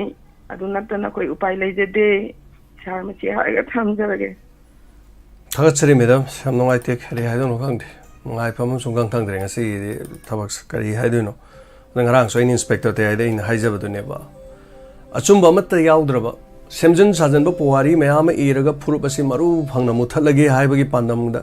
ꯃꯗꯨꯒꯤ ꯃꯊꯛꯇ ꯑꯇꯝꯅꯅ ꯐꯨꯔꯨꯞ ꯀꯥꯡꯂꯨꯞ ꯑꯃꯗ ꯂꯥꯟꯗꯥꯔꯛꯄ ꯃꯤꯍꯥꯠ ꯃꯤꯄꯨꯟ ꯆꯠꯊꯔꯛꯄ ꯂꯣꯏꯅꯅ ꯌꯨꯝ ꯃꯩ ꯊꯥꯕꯒꯤ ꯊꯧꯑꯣꯡ ꯑꯁꯦ ꯑꯐ ꯐꯠꯇ ꯑꯔꯥꯟ ꯄꯨꯝꯅꯃꯛ ꯑꯁꯤ ꯉꯁꯤꯒꯤ ꯚꯥꯔꯠ ꯂꯩꯉꯥꯛꯅ ꯁꯦꯡꯅ ꯂꯣꯒꯤ ꯃꯇꯨꯡ ꯏꯟꯅ ꯋꯥꯌꯦꯟꯐꯝ ꯊꯣꯛꯇꯕ꯭ꯔꯥ ꯋꯥꯐꯝ ꯑꯁꯤ ꯃꯦꯒꯤ 3 ꯃꯅꯤꯄꯨꯔꯗ ꯅꯥꯔꯀꯣ ꯇꯦꯔꯣꯔꯤꯁꯁꯤꯡꯅ ꯃꯩꯇꯩꯁꯤꯡꯗ ꯆꯠꯊꯔꯛꯈꯤꯕ ꯃꯤꯑꯣꯏꯕ ꯈꯨꯟꯅꯥꯏꯒꯤ ꯋꯥꯡꯃꯗ ꯁꯔꯝ ꯆꯠꯀꯤ ꯊꯧꯑꯣꯡꯁꯤꯡ ꯑꯗꯨꯅ ꯃꯔꯝ ꯑꯣꯏꯔꯀꯥꯟꯗ ꯉꯁꯤ ꯐꯥꯎꯕꯗ ꯃꯩꯇꯩꯁꯤꯡꯗ ꯂꯦꯞꯇꯅ ꯆꯠꯊꯔꯛꯄ ꯑꯔꯥꯟꯕ ꯊꯧꯑꯣꯡꯁꯤꯡ ꯑꯁꯤꯅꯤ ꯃꯅꯤꯄꯨꯔꯗ ꯈꯨꯟꯗꯥꯔꯛꯂꯤꯕ ꯆꯍꯤ 200 ꯐꯥꯎꯕ ꯍꯦꯟꯗ꯭ꯔꯤꯕ ꯑꯗꯨꯒꯨꯝꯕ ꯐꯨꯔꯨꯞ ꯑꯃ ꯑꯣꯏꯔꯤꯕ ꯈꯣꯡꯆꯥꯏ ꯀꯨꯀꯤ ꯀꯥꯡꯂꯨꯞ ꯑꯁꯤꯅ ꯃꯅꯤꯄꯨꯔꯒꯤ ꯌꯦꯜꯍꯧꯃꯤꯁꯤꯡꯗ ꯂꯥꯟꯗꯥꯔꯒ ꯌꯦꯜꯍꯧꯃꯤꯁꯤꯡꯅ ꯆꯍꯤ 3,000 ꯍꯦꯟꯕꯒꯤ ꯄꯨꯋꯥꯔꯤ ꯂꯩꯔꯕ ꯃꯔꯨꯑꯣꯏꯅ ꯃꯩꯇꯩ ꯆꯤꯡꯃꯤ ꯇꯝꯃꯤꯁꯤꯡ ꯃꯔꯝꯗ ꯃꯔꯩꯕꯥꯛ ꯑꯁꯤꯒꯤꯗꯃꯛꯇ ꯃꯅꯤꯄꯨꯔꯒꯤ ꯃꯄꯨ ꯑꯣꯏꯅ ꯄꯥꯟꯒꯦ ꯍꯥꯏꯕꯒꯤ ꯄꯥꯟꯗꯝꯗ ꯆꯠꯊꯔꯛꯂꯤꯕ ꯂꯥꯟ ꯑꯁꯤꯒꯤ ꯃꯅꯨꯡ ꯆꯟꯅ ꯃꯩꯇꯩꯒꯤ ꯄꯨꯋꯥꯔꯤꯒ ꯁꯥꯒꯣꯟꯅꯕ ꯂꯥꯏꯐꯝ ꯂꯦꯟ ꯐꯥꯎꯕꯗ ꯃꯔꯨ ꯐꯪꯅ ꯃꯥꯡꯍꯟꯕ ꯍꯧꯔꯛꯂꯕ ꯑꯗꯨꯒ ꯉꯁꯤꯒꯤ ꯃꯥꯂꯦꯝꯒꯤ ꯐꯨꯔꯨꯞ ꯀꯥꯡꯂꯨꯞ ꯈꯨꯗꯤꯡꯃꯛꯅ ꯉꯥꯛꯄꯤꯐꯝ ꯊꯣꯛꯇ꯭ꯔꯕ ꯊꯧꯑꯣꯡ ꯑꯃꯅꯦꯅ ꯍꯥꯏꯕꯁꯦ ꯍꯥꯏꯃꯟꯕ ꯊꯣꯛꯂꯣꯏꯗꯕ ꯋꯥꯐꯝꯅꯤ ꯑꯁꯤꯒꯨꯝꯕ ꯊꯧꯑꯣꯡꯁꯤꯡ ꯑꯁꯤꯗ ꯂꯥꯜꯂꯦ ꯈꯪꯂꯕ ꯑꯆꯨꯝꯕ ꯑꯃ ꯐꯥꯎꯕ ꯌꯥꯎꯗ꯭ꯔꯕ ꯑꯗꯨꯒꯨꯝꯂꯕ ꯀꯨꯀꯤ ꯃꯤꯂꯤꯇꯦꯟꯠꯁꯤꯡꯅ ꯀꯌꯥꯝ ꯀꯨꯏꯅ ꯀꯟꯈꯠꯇꯨꯅ ꯃꯈꯣꯏꯁꯤꯡ ꯑꯁꯤ ꯊꯝꯒꯗꯧꯔꯤꯕꯅꯣ ꯍꯥꯏꯕ ꯋꯥꯍꯪ ꯑꯁꯤ ꯃꯤꯌꯥꯝ ꯄꯨꯝꯅꯃꯛꯅ ꯍꯪꯅꯔꯛꯂꯤꯕ ꯋꯥꯐꯝꯅꯤ ꯑꯗꯨ ꯚꯥꯔꯠ ꯂꯩꯉꯥꯛꯇ ꯂꯦꯞꯄ ꯂꯩꯇꯅ ꯍꯪꯗꯨꯅ ꯂꯩꯔꯤꯕ ꯋꯥꯍꯪꯁꯤꯡ ꯑꯁꯤꯒꯤ ꯃꯅꯨꯡꯗꯁꯨ ꯑꯃ ꯑꯣꯏꯔꯤ ꯃꯤꯌꯥꯝꯅ ꯍꯪꯅꯔꯤ ꯉꯁꯤꯒꯤ ꯃꯅꯤꯄꯨꯔꯒꯤ ꯂꯩꯉꯥꯛꯅ ꯁ꯭ꯇꯦꯠ ꯑꯁꯤꯗ ꯏꯔꯥꯡ ꯑꯁꯤ ꯈꯔ ꯅꯦꯝꯊꯔꯛꯂꯦ ꯍꯥꯏꯔꯕꯁꯨ ꯂꯥꯎꯊꯣꯛꯆꯈ꯭ꯔꯕꯁꯨ ꯍꯧꯈꯤꯕ ꯅꯨꯃꯤꯠ ꯈꯔꯅꯤꯗ ꯆꯤꯡꯈꯣꯡ ꯆꯤꯡꯌꯥꯗ ꯅꯣꯡꯃꯩ ꯀꯥꯞꯁꯤꯟꯗꯅ ꯃꯩꯇꯩꯁꯤꯡꯅ ꯈꯨꯟꯗꯥꯔꯤꯕ ꯃꯐꯝꯁꯤꯡꯗ ꯃꯔꯨꯑꯣꯏꯅ ꯅꯣꯡꯃꯩ ꯀꯥꯞꯁꯤꯜꯂꯛꯄꯒꯤ ꯄꯥꯎ ꯃꯌꯥꯝ ꯂꯣꯏ ꯇꯥꯟꯅ ꯂꯩꯔꯦ ꯇꯪꯗꯨ ꯂꯩꯇꯥꯗꯕ ꯐꯤꯕꯝ ꯑꯁꯤꯗ ꯂꯩꯔꯤꯕ ꯍꯧꯖꯤꯛ ꯃꯥꯏꯀꯩ ꯀꯌꯥꯗꯒꯤ ꯃꯤꯌꯥꯝ ꯄꯨꯝꯅꯃꯛꯅ ꯄꯦꯟꯗꯕꯗꯤ ꯐꯣꯡꯗꯣꯛꯂꯦ ꯑꯩꯈꯣꯏ ꯁꯤꯗ ꯋꯥ ꯍꯥꯏ ꯃꯇꯝꯗ ꯑꯁ ꯀꯔꯤ ꯍꯥꯏꯒꯗꯕꯅꯣ ꯈꯪꯗ꯭ꯔꯦꯗ ꯍꯥꯏꯐꯝ ꯈꯪꯗꯦꯗ ꯀꯔꯤꯕꯨ ꯈꯨꯝꯗꯣꯏꯅꯣ ꯃꯌꯥꯝꯁꯤ ꯁꯤꯒꯤ ꯋꯥꯐꯝꯁꯤꯅꯦ ꯂꯩꯔꯤꯁꯤ ꯂꯣꯏꯖꯤꯡ ꯂꯣꯌꯥꯗ ꯈꯨꯟꯗꯥꯔꯤꯕ ꯃꯤꯌꯥꯝ ꯄꯨꯝꯅꯃꯛꯅ ꯂꯩꯉꯥꯛꯀꯤ ꯄꯨꯛꯅꯤꯡ ꯆꯤꯡꯁꯤꯜꯂꯒ ꯁ꯭ꯇꯦꯠ ꯐꯣꯔꯁꯁꯤꯡꯁꯨ ꯃꯁꯤꯡ ꯌꯥꯝꯅ ꯊꯝꯂꯒ ꯍꯧꯖꯤꯛ ꯂꯧ ꯂꯣꯛꯄꯒꯤ ꯊꯕꯛꯁꯤ ꯑꯀꯤ ꯑꯈꯪ ꯂꯩꯇꯅ ꯄꯥꯡꯊꯣꯛꯅꯕ ꯍꯣꯠꯅꯔꯛꯂꯤꯕ ꯃꯌꯥꯝꯅꯁꯨ ꯐꯣꯡꯗꯣꯛꯅꯔꯛꯂꯤ ꯂꯩꯉꯥꯛꯅꯁꯨ ꯑꯗꯨꯝ ꯍꯣꯠꯅꯔꯤ ꯍꯥꯏꯇꯥꯔꯦ ꯑꯗꯨꯅ ꯅꯥꯀꯟ ꯑꯃꯔꯣꯝꯗꯗꯤ ꯀꯨꯀꯤꯁꯤꯡꯅ ꯃꯩꯇꯩ ꯃꯌꯦꯛꯀꯤ ꯂꯥꯏꯔꯤꯛ ꯃꯩ ꯊꯥꯕ ꯍꯧꯔꯛꯂꯤꯕ ꯆꯠꯊꯔꯛꯂꯤꯕꯁꯤ ꯃꯁꯤ ꯂꯩꯕꯥꯛ ꯃꯆꯥ ꯇꯥꯕ ꯊꯧꯑꯣꯡ ꯑꯃꯗꯤ ꯅꯠꯇꯦꯅ ꯃꯌꯥꯝ ꯄꯨꯝꯅꯃꯛꯅ ꯑꯗꯨꯝ ꯍꯥꯏꯅꯔꯤ ꯃꯁꯤ ꯇꯁꯦꯡꯅ ꯍꯥꯏꯔꯗꯤ ꯀꯨꯀꯤꯁꯤꯡꯅ ꯇꯝꯅꯅ ꯃꯩꯇꯩꯁꯤꯡꯗ ꯇꯧꯍꯩꯗꯕ ꯊꯧꯑꯣꯡ ꯀꯌꯥ ꯃꯔꯨꯝ ꯆꯠꯊꯔꯛꯄꯅꯤ ꯑꯩꯈꯣꯏ ꯂꯧꯕ ꯌꯥꯏ ꯃꯈꯣꯏꯒꯤ ꯑꯄꯥꯝꯕ ꯄꯥꯟꯗꯝ ꯐꯪꯒꯅꯤ ꯈꯜꯂꯤꯕꯁꯤꯃꯛꯇꯤ ꯌꯥꯝꯅ ꯂꯥꯏꯕꯛ ꯊꯤꯕꯅꯤ ꯑꯗꯨꯅ ꯃꯈꯣꯏꯒꯤ ꯑꯄꯥꯝꯕ ꯄꯥꯟꯗꯝ ꯐꯪꯅꯅ ꯍꯣꯠꯅꯕꯗ ꯃꯩꯇꯩ ꯃꯌꯦꯛꯀꯤ ꯂꯥꯏꯔꯤꯛ ꯃꯩ ꯊꯥꯔꯒ ꯄꯥꯟꯗꯝ ꯐꯪꯒꯗꯕ ꯅꯠꯇꯦ ꯉꯁꯤ ꯄꯨꯂꯤꯁ ꯑꯣꯐꯤꯁꯥꯔ ꯑꯃ ꯍꯥꯠꯂꯒ ꯃꯈꯣꯏꯒꯤ ꯄꯥꯟꯗꯝꯗꯨ ꯐꯪꯒꯗ꯭ꯔꯅꯤ ꯅꯍꯥꯟꯁꯨ ꯄꯨꯂꯤꯁ ꯀꯃꯥꯟꯗꯣꯁꯤꯡꯅ ꯃꯈꯣꯏ ꯑꯗꯨꯝ 4-5 ꯑꯗꯨꯝ ꯐꯥꯏ ꯑꯗꯨꯒ ꯄꯨꯂꯤꯁꯇ ꯑꯗꯨꯝ ꯁꯤꯟꯅꯈꯤ ꯁꯤꯟꯅꯗꯅ ꯃꯗꯨ ꯆꯦꯜꯍꯜꯂꯒ ꯈꯨꯠꯂꯥꯏ ꯌꯥꯎꯔꯝꯃꯤ ꯅꯣꯡꯃꯩ ꯌꯥꯎꯔꯝꯃꯤ ꯃꯣꯏꯅ ꯑꯩꯈꯣꯏꯗ ꯀꯥꯞꯄꯦ ꯍꯥꯏꯅ ꯆꯦꯜꯍꯜꯂꯒ ꯅꯣꯡꯃꯩꯅ ꯊꯣꯡ ꯀꯥꯞꯂꯒ ꯑꯗꯨꯝ ꯍꯥꯠꯂꯝꯕꯁꯨ ꯌꯥꯏ ꯑꯗꯨꯕꯨ ꯍꯥꯠꯈꯤꯗꯦ ꯑꯁꯤꯒꯨꯝꯕ ꯑꯅꯦꯝꯕ ꯊꯥꯛꯀꯤ ꯊꯕꯛ ꯇꯧꯔꯀꯥꯟꯗ ꯁ꯭ꯇꯦꯠ ꯑꯁꯤꯗ ꯄꯨꯟꯅ ꯈꯨꯟꯗꯥꯃꯤꯟꯅꯔꯤꯕ ꯐꯨꯔꯨꯞ ꯀꯥꯡꯂꯨꯞ ꯈꯨꯗꯤꯡꯃꯛꯀꯤ ꯅꯨꯡꯁꯤꯅꯕꯒꯤ ꯃꯔꯤ ꯊꯗꯠꯅꯕ ꯍꯣꯠꯅꯔꯤꯕ ꯀꯥꯡꯂꯨꯞꯀꯤ ꯃꯔꯛꯇ ꯊꯣꯛꯅꯤꯡꯗꯕ ꯊꯧꯗꯣꯛ ꯀꯌꯥꯁꯦ ꯃꯁꯤ ꯊꯣꯛꯅꯕ ꯁꯤꯜꯂꯤꯕꯁꯤꯡ ꯑꯩꯈꯣꯏꯒ ꯃꯥꯌꯣꯛꯅꯔꯤꯕ ꯀꯨꯀꯤꯁꯤꯡ ꯑꯁꯤ ꯃꯇꯝ ꯆꯥꯅ ꯂꯩꯉꯥꯛꯅ ꯆꯩꯔꯛꯄꯤꯍꯧꯕ ꯆꯨꯝꯒꯅꯦꯕ ꯅꯠꯇꯕ ꯇꯥꯔꯗꯤ ꯚꯥꯔꯠꯀꯤ ꯀꯣꯟꯁꯇꯤꯇ꯭ꯌꯨꯁꯟꯕꯨ ꯁꯤꯟꯅꯕ ꯑꯦꯟꯇꯤ ꯁꯣꯁꯤꯌꯦꯜꯒꯤ ꯏꯂꯤꯃꯦꯟꯠꯁꯤꯡꯗ ꯆꯩꯔꯥꯛ ꯄꯤꯕ ꯉꯝꯗꯕ ꯂꯩꯉꯥꯛ ꯑꯃꯅꯤ ꯍꯥꯏꯅ ꯂꯝꯗꯝꯁꯤ ꯃꯤꯌꯥꯝꯅ ꯈꯟꯅꯔꯣꯏꯗꯕ ꯃꯔꯝ ꯀꯔꯤ ꯂꯩꯒꯦ ꯑꯗꯨ ꯑꯣꯏꯇꯥꯔꯒꯗꯤ ꯄꯨꯂꯤꯁ ꯑꯣꯐꯤꯁꯔ ꯑꯃꯕꯨ ꯍꯥꯠꯂꯛꯂꯤꯕ ꯄꯨꯂꯤꯁ ꯑꯣꯐꯤꯁꯔꯒꯤ ꯃꯄꯨꯟꯁꯤ ꯂꯣꯏꯁꯤꯜꯂꯛꯂꯤꯕ ꯃꯩꯇꯩ ꯃꯌꯦꯛ ꯂꯥꯏꯔꯤꯛ ꯊꯥꯔꯛꯂꯤꯕꯁꯤꯡ ꯑꯗꯨ ꯊꯤꯒꯠꯂꯒ ꯈꯟꯒꯠꯂꯒ ꯃꯗꯣ ꯑꯊꯨꯕ ꯃꯇꯝꯗ ꯑꯗꯨꯒꯨꯝꯕꯁꯤꯡꯗꯣ ꯆꯩꯔꯥꯛ ꯄꯤꯗ꯭ꯔꯗꯤ ꯂꯝꯗꯝ ꯑꯁꯤꯗ ꯂꯣ ꯂꯩꯔꯤ ꯍꯥꯏꯕ ꯑꯃ ꯈꯪꯍꯟꯕ ꯑꯃ ꯆꯨꯝꯕ꯭ꯔꯥ ꯍꯥꯏꯕ ꯋꯥꯐꯝꯁꯤꯅꯦꯕ ꯂꯩꯔꯤꯁꯦ ꯃꯌꯥꯝꯒꯤ ꯑꯗꯣꯝ ꯑꯗꯣꯝꯒꯤ ꯋꯥꯈꯜꯗ ꯀꯔꯤ ꯐꯥꯎꯕꯤ ꯃꯁꯤꯅꯤ ꯌꯥꯝ ꯅꯨꯡꯉꯥꯏꯇꯦ ꯑꯗꯨꯅ sir ꯑꯅꯟ imong manung ya waba dadi dum sarwa jari aduga khoi mayam panamuk so haitare ta ba uba puno manu sudum nungai te haiba tai hello ming amade lefam haibi se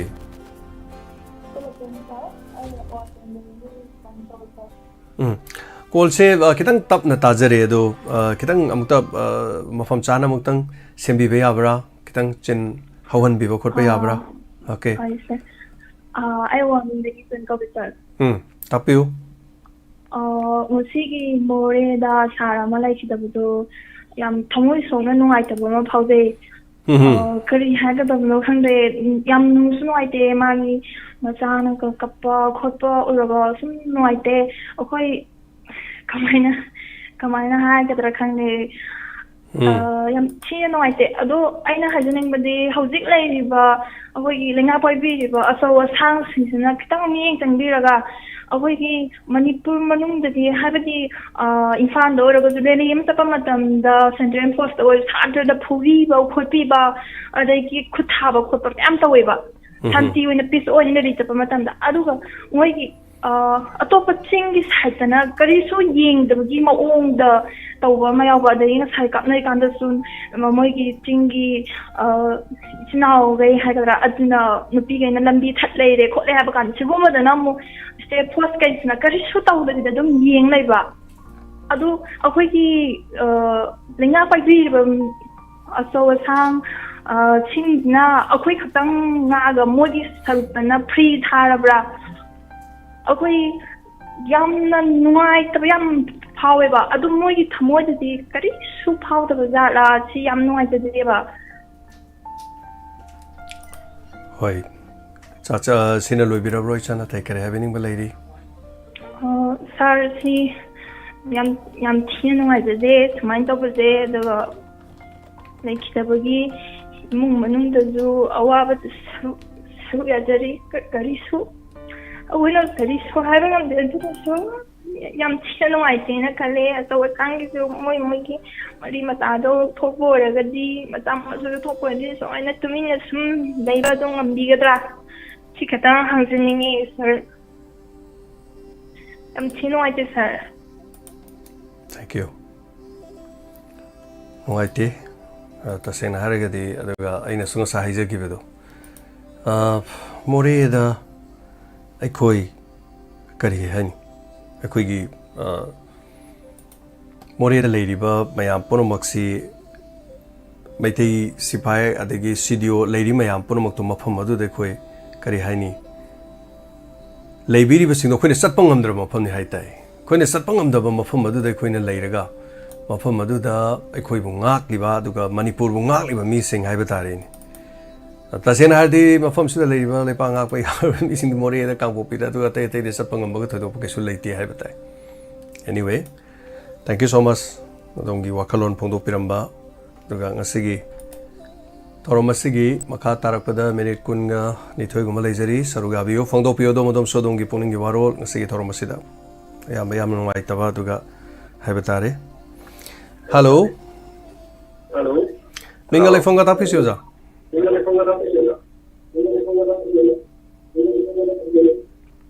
hello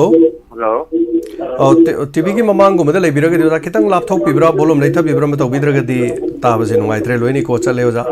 ꯀꯃꯥꯏꯅ ꯇꯧꯁꯤꯒꯦ ꯈꯤꯇꯪ ꯊꯣꯛꯄꯤꯔꯛꯀꯦꯔꯥ hello ꯑꯣꯖꯥ ꯃꯤꯡꯒ ꯂꯩꯐꯝꯒ ꯍꯥꯞꯄꯤꯌꯨ ꯑꯩ ꯊꯤꯒꯥꯡ ꯈꯥꯗꯩꯅꯦ ꯈꯣꯏꯔꯣꯝ ꯅꯥꯎꯕꯤ ꯀꯧꯖꯩ ꯇꯥꯛꯄꯤꯌꯨ ꯀꯔꯤ ꯋꯥꯐꯝ ꯍꯥꯏꯕꯤꯅꯤꯡꯉꯤ ꯉꯁꯤꯒꯤ ꯑꯅꯟꯒꯤ ꯊꯧꯗꯣꯛꯁꯤ ꯌꯥꯝ ꯅꯨꯡꯉꯥꯏꯖꯗꯕ ꯍꯥꯏꯇꯥꯔꯦ ꯃꯁꯤ ꯀꯃꯥꯏꯅ ꯇꯧꯗꯅ ꯇꯧꯔꯤꯅꯣ ꯁꯔꯀꯥꯔꯁꯤꯅ ꯍꯧꯖꯤꯛ ꯂꯩꯔꯤꯕ ꯐꯤꯕꯝꯁꯤꯅ ꯀꯃꯥꯏꯅ ꯇꯧꯕ ꯂꯩꯔꯤꯅꯣ ꯈꯣꯠꯂꯤꯅꯣ ꯍꯥꯏꯕꯁꯤꯁꯨ ꯍꯥꯏꯖꯅꯤꯡꯉꯤ ꯑꯗꯨꯗ ꯑꯩꯈꯣꯏꯒꯤ ꯃꯁꯤ ꯍꯥꯏꯐꯝꯁꯨ ꯈꯪꯗꯦ ꯇꯧꯔꯤꯁꯦ ꯑꯗꯨ ꯁꯔꯀꯥꯔꯁꯤꯅ ꯇꯨꯃꯤꯟꯅ ꯂꯩꯁꯟꯕꯁꯤꯗꯕ ꯁꯤ ꯌꯥꯝꯅ ꯐꯔꯛ ꯇꯥꯔꯕ ꯄꯣꯠꯅꯦꯕ ꯉꯝꯊꯣꯛꯅꯁꯦ ꯍꯥꯏꯔꯒꯗꯤ ꯄꯨꯂꯞ ꯉꯝꯊꯣꯛꯅꯕ ꯌꯥꯏ ꯀꯨꯀꯤꯒ ꯑꯩꯈꯣꯏꯒ ꯄꯨꯂꯞ ꯑꯗꯨꯝ ꯂꯣꯏꯅ ꯇꯧꯕ ꯌꯥꯏ ꯑꯗꯨ ꯅꯠꯇꯕꯤꯗ ꯑꯩꯈꯣꯏꯒꯤ ꯂꯩꯔꯤꯕ ꯐꯣꯔꯁꯁꯤꯡꯁꯨ ꯑꯗꯨꯝ ꯂꯣꯏꯅꯃꯛ ꯍꯥꯠꯂꯛꯄ ꯇꯨꯞꯂꯛꯄ ꯑꯗꯨꯁꯨ ꯅꯨꯡꯉꯥꯏꯖꯗꯕ ꯍꯥꯏꯇꯥꯔꯦ ꯑꯗꯨꯒ ꯑꯩꯈꯣꯏꯒꯤ ꯏꯃꯥ ꯏꯕꯦꯟꯁꯤꯡꯗꯒ ꯐꯨꯈꯤꯕ ꯆꯩꯕ ꯑꯗꯨꯁꯨ ꯌꯥꯝ ꯅꯨꯡꯉꯥꯏꯖꯗꯕ ꯍꯥꯏꯇꯥꯔꯦ ꯋꯥꯈꯜꯁꯨ ꯌꯥꯝ ꯅꯨꯡꯉꯥꯏꯇ꯭ꯔꯦ ꯉꯁꯤꯗꯤ ꯇꯦꯟꯁꯟꯁꯦ ꯌꯥꯝ ꯋꯥꯡꯈ꯭ꯔꯦꯕ ꯑꯩꯈꯣꯏꯒꯤ ꯈꯨꯟ ꯉꯥꯛꯄꯁꯤꯡꯁꯤꯁꯨ ꯑꯗꯨꯝ ꯊꯥꯖꯤꯜꯂꯒ ꯃꯣꯔꯦꯗꯨꯗ ꯇꯧꯔꯒ ꯑꯗꯨꯝ ꯂꯣꯏꯅꯃꯛ ꯂꯥꯟ ꯊꯦꯡꯅꯕ ꯂꯣꯏ ꯌꯥꯔꯕ ꯄꯣꯠ ꯉꯥꯛꯇꯅꯦꯕ ꯍꯧꯖꯤꯛꯇꯤ ꯉꯝꯅꯕ ꯑꯗꯨꯝ ꯍꯣꯠꯅꯃꯤꯟꯅꯔꯒ ꯃꯌꯥꯝꯁꯦ ꯑꯗꯨꯝ ꯂꯣꯏ ꯌꯥꯕ ꯉꯥꯛꯇꯅꯦꯕ ꯑꯩꯈꯣই ꯃꯤꯠꯇꯒꯤ ꯄꯤ ꯇꯥꯕ ꯈꯪꯍꯧꯗꯦꯕ ꯉꯁꯤꯒꯤ ꯊꯧꯗꯣꯛꯁꯤ ꯇꯥꯕꯗ ꯅꯨꯡꯉꯥꯏꯇꯦ ꯑꯁꯦꯡꯕꯅꯤ ꯉꯁꯤꯒꯤ ꯊꯧꯗꯣꯛꯁꯤꯗꯤ ꯌꯥꯝ ꯁꯦꯡꯅ ꯍꯥꯏꯇꯥꯔꯦ ꯍꯣꯏ ꯑꯗꯣ ꯉꯁꯤꯒꯤ ꯍꯦꯛ ꯍꯥꯏꯕ ꯇꯥꯔꯦ ꯊꯧꯔꯝ ꯍꯧꯕꯗꯒꯤꯁꯨ ꯃꯌꯥꯝ ꯄꯨꯝꯅꯃꯛ ꯅꯨꯡꯉꯥꯏꯇꯕ ꯉꯥꯛꯇꯅꯤ ꯐꯣꯡꯗꯣꯛꯅꯔꯤꯕꯁꯤꯡ ꯑꯁꯤ ꯑꯗꯨꯒ ꯂꯩꯈꯤꯗꯕꯒꯤ ꯉꯁꯤꯒꯤ ꯊꯣꯛꯂꯤꯕ ꯊꯧꯗꯣꯛꯁꯤꯒꯤ ꯃꯇꯥꯡꯗ ꯍꯥꯏꯕ ꯇꯥꯔꯦꯅꯦ ꯁꯔꯀꯥꯔꯒꯤꯗꯤ ꯑꯩꯈꯣꯏ ꯁꯔꯀꯥꯔꯗꯨꯗ ꯌꯥꯝ ꯍꯥꯏꯔꯒꯨꯝꯁꯤ ꯏꯅꯥꯎ ꯁꯔꯀꯥꯔꯒꯤꯗꯤ ꯁꯔꯀꯥꯔꯒꯤ ꯃꯔꯝꯗ ꯃꯥꯒꯤ ꯏꯃꯨꯡ ꯃꯅꯨꯡꯁꯤꯗ ꯊꯣꯛꯄ ꯇꯥꯔꯒꯗꯤ ꯀꯃꯥꯏꯅ ꯇꯧꯗꯒꯦ ꯁꯤꯅꯦꯕ ꯃꯣꯏꯅ ꯐꯃꯨꯡ ꯃꯄꯥꯡ ꯀꯩꯅꯣꯗ ꯇꯨꯝꯗꯅ ꯈꯣꯠꯇꯅ ꯇꯧ ꯂꯩꯔꯅꯤ ꯈꯔ ꯑꯩꯈꯣꯏꯒꯤ ꯂꯩꯀꯥꯏ ꯍꯥꯏꯗꯣꯔꯦ ꯂꯩꯕꯥꯛ ꯀꯟꯅꯤꯡꯕ ꯈꯣꯠꯅꯤꯡꯕ ꯑꯩꯈꯣꯏꯒꯩꯅ ꯁꯤꯗꯩꯁꯤꯗ ꯀꯣꯏꯆꯦꯟ ꯆꯦꯟꯗꯅ ꯈꯣꯠꯇꯅ ꯇꯧ ꯂꯩꯔꯅꯤ ꯇꯧꯔꯤꯁꯤ ꯀꯔꯤꯅꯣꯁꯤ ꯈꯪꯗ꯭ꯔꯦꯕ ꯇꯧꯔꯤꯁꯤ ꯂꯩꯕꯥꯛꯁꯤ ꯂꯩꯕꯥꯛ ꯑꯣꯏꯔꯣꯏꯗꯣꯔꯤꯕ꯭ꯔꯥ ꯈꯪꯗꯦ ꯐꯗꯤꯒꯣꯝꯒꯨꯝꯕ ꯑꯣꯏꯗꯣꯔꯕ꯭ꯔꯥ ꯈꯪꯗꯦ ꯍꯧꯖꯤꯛ ꯇꯧꯗꯣꯏꯁꯤ ꯊꯦꯡꯛ ꯌꯨ ꯑꯗꯣ ꯋꯥꯐꯝꯁꯤꯅ ꯂꯣꯏꯕꯤꯔꯕ꯭ꯔꯣ ꯑꯇꯣꯞꯄ ꯀꯔꯤ ꯀꯔꯤ ꯍꯥꯏꯕꯤꯅꯤꯡꯕ ꯂꯩꯔꯤ ꯑꯩꯒꯤꯗꯤ ꯍꯧꯖꯤꯛ ꯂꯩꯔꯤꯕ ꯀꯨꯀꯤ ꯃꯣꯏ MLA 10 ꯃꯊꯛꯇ FIR ꯄꯥꯟꯗꯅ ꯈꯣꯠꯇꯅ ꯇꯧꯕꯤꯌꯨ ꯍꯥꯏꯕ ꯑꯃꯁꯨ ꯑꯩ ꯍꯥꯏꯖꯅꯤꯡꯉꯤ ꯑꯗꯨꯒꯨꯝꯕ ꯄꯣꯠ ꯈꯔ ꯇꯧꯗ꯭ꯔꯒꯗꯤ ꯃꯣꯏꯅ ꯉꯝꯃꯦ ꯍꯥꯏꯕꯒꯤ ꯄꯣꯠꯇꯨꯃ ꯑꯗꯨꯝ ꯆꯠ ꯂꯩꯔꯅꯤ ꯅꯍꯥꯟ ꯀꯩꯅꯣꯅꯒ ꯁꯥꯗꯥꯅꯒ ꯍꯥꯏꯔꯤꯕ ꯄꯣꯠꯇꯨꯗꯤ ꯌꯥꯝꯅ ꯐꯖꯕꯁꯨ ꯋꯥꯠꯂꯦ ꯍꯣꯏ ꯐꯔꯦ ꯊꯥꯒꯠꯆꯔꯤ ꯂꯩꯉꯥꯛꯀꯤ ꯋꯥꯁꯤꯗꯤ ꯍꯥꯏꯔꯒꯨꯝꯁꯦ ꯀꯣ ꯏꯅꯥꯎ ꯌꯥꯝ ꯊꯥꯒꯠꯆꯔꯤ ꯑꯩꯈꯣꯏ ꯑꯃ ꯂꯩꯕꯁꯤꯀꯣ ꯄꯦꯟꯗꯕꯗꯤ ꯑꯗꯨꯝ ꯃꯌꯥꯝ ꯂꯩꯕꯤꯔꯝꯒꯅꯤ ꯑꯗꯨ ꯇꯧꯔꯦ ꯑꯗꯨꯅ ꯑꯗꯨ ꯍꯥꯏꯔꯦ ꯑꯗꯥꯅ ꯑꯗꯨ ꯇꯧꯔꯦ ꯃꯗꯨꯒꯤ ꯋꯥꯐꯝꯁꯦ ꯍꯥꯏꯇꯥꯔꯦ ꯅꯨꯡꯉꯥꯏꯇꯕꯗꯤ ꯀꯔꯤ ꯍꯪꯒꯅꯤ ꯉꯁꯤꯒꯤꯗꯤ ꯑꯩꯈꯣꯏ ꯌꯥꯝ ꯁꯦꯡꯅ ꯍꯥꯏꯇꯥꯔꯦ ꯀꯣꯂꯔ ꯑꯃꯠꯇꯅꯁꯨ ꯉꯁꯤꯒꯤ ꯑꯩꯈꯣꯏ ꯅꯨꯡꯉꯥꯏꯕ ꯃꯄꯥꯎ ꯍꯥꯏꯇꯥꯔꯦ ꯅꯍꯥꯟ ꯃꯈꯩꯗꯤ ꯑꯩꯈꯣꯏ ꯈꯔ ꯅꯨꯡꯉꯥꯏꯕ ꯅꯣꯛꯅꯤꯡꯕ ꯋꯥꯔꯤ ꯋꯥꯇꯥꯏ ꯁꯥꯟꯅꯃꯤ ꯉꯁꯤꯗꯤ ꯑꯗꯨꯒꯨꯝꯕ ꯋꯥꯐꯝ ꯑꯃꯠꯇ ꯌꯥꯎꯗꯦ ꯊꯣꯛꯂꯤꯕ ꯊꯧꯗꯣꯛꯁꯤꯗ ꯍꯥꯏꯇꯥꯔꯦ ꯍꯦꯛ ꯍꯧꯕꯗꯒꯤ ꯉꯁꯤꯗꯤ ꯅꯨꯡꯉꯥꯏꯇꯕꯅ ꯃꯥꯡ ꯊꯥꯔꯀꯥꯟꯗ ꯂꯣꯏꯅꯃꯛ ꯂꯩꯈ꯭ꯔꯦ ꯍꯜꯂꯣ ꯃꯤꯡ ꯑꯃꯗꯤ ꯂꯩꯐꯝ ꯍꯥꯏꯕꯁꯤ ꯇꯥꯃꯣ ꯐꯣꯟ ꯇꯧꯖꯔꯕ ꯑꯩꯁꯦ ꯃꯣꯏꯔꯥꯡ ꯍꯟꯅꯨꯕꯗꯒꯤ ꯇꯤꯅꯥꯅꯤ ꯇꯥꯃꯣ ꯇꯥꯛꯄꯤꯌꯨ ꯀꯔꯤ ꯋꯥꯐꯝ ꯍꯥꯏꯕꯤꯅꯤꯡꯉꯤ ꯇꯥꯃꯣ ꯉꯁꯤꯗꯤ ꯑꯩꯈꯣꯏꯒꯤ ꯄꯨꯛꯅꯤꯡꯒꯤ ꯋꯥꯔꯣꯜ ꯇꯥꯕꯁꯦ ꯊꯃꯣꯏꯁꯦ ꯌꯥꯝ ꯁꯣꯟꯊꯔꯦ ꯍꯥꯏꯇꯥꯔꯦ ꯇꯥꯃꯣ ꯀꯣ ꯉꯁꯤꯁꯦ ꯌꯥꯝ ꯅꯨꯡꯉꯥꯏꯇꯦ ꯉꯁꯤꯒꯤ ꯃꯣꯔꯦꯒꯤ ꯊꯧꯗꯣꯛꯁꯦ ꯌꯥꯝ ꯊꯃꯣꯏꯗ ꯌꯥꯝꯅ ꯅꯨꯡꯉꯥꯏꯇꯕ ꯌꯥꯝꯅ ꯄꯦꯟꯗꯕ ꯑꯩꯈꯣꯏꯒꯤ ꯌꯥꯝ ꯑꯩꯈꯣꯏꯒꯤ ꯃꯩꯇꯩ ꯑꯩꯈꯣꯏꯁꯦ ꯌꯥꯝꯅ ꯑꯩꯈꯣꯏ ꯏꯁꯥꯗ ꯌꯥꯝ ꯄꯦꯟꯖꯗꯕ ꯍꯥꯏꯕꯗꯣ ꯉꯁꯤꯗꯤ ꯊꯃꯣꯏꯗ ꯌꯥꯝ ꯊꯤꯅ ꯁꯣꯛꯑꯦ ꯍꯥꯏꯕꯗꯣ ꯑꯩꯁꯨ ꯍꯥꯏꯖꯒꯦ ꯇꯥꯃꯣ ꯑꯩꯈꯣꯏꯒꯤ ꯃꯩꯇꯩꯁꯦ ꯁꯨꯃꯥꯏꯅ ꯈꯔ ꯑꯗꯨꯝ ꯈꯥꯏꯔꯒ ꯍꯥꯠꯇꯣꯛꯍꯟꯈꯤꯗ꯭ꯔꯣꯕ꯭ꯔꯥ ꯑꯩꯈꯣꯏꯒꯤ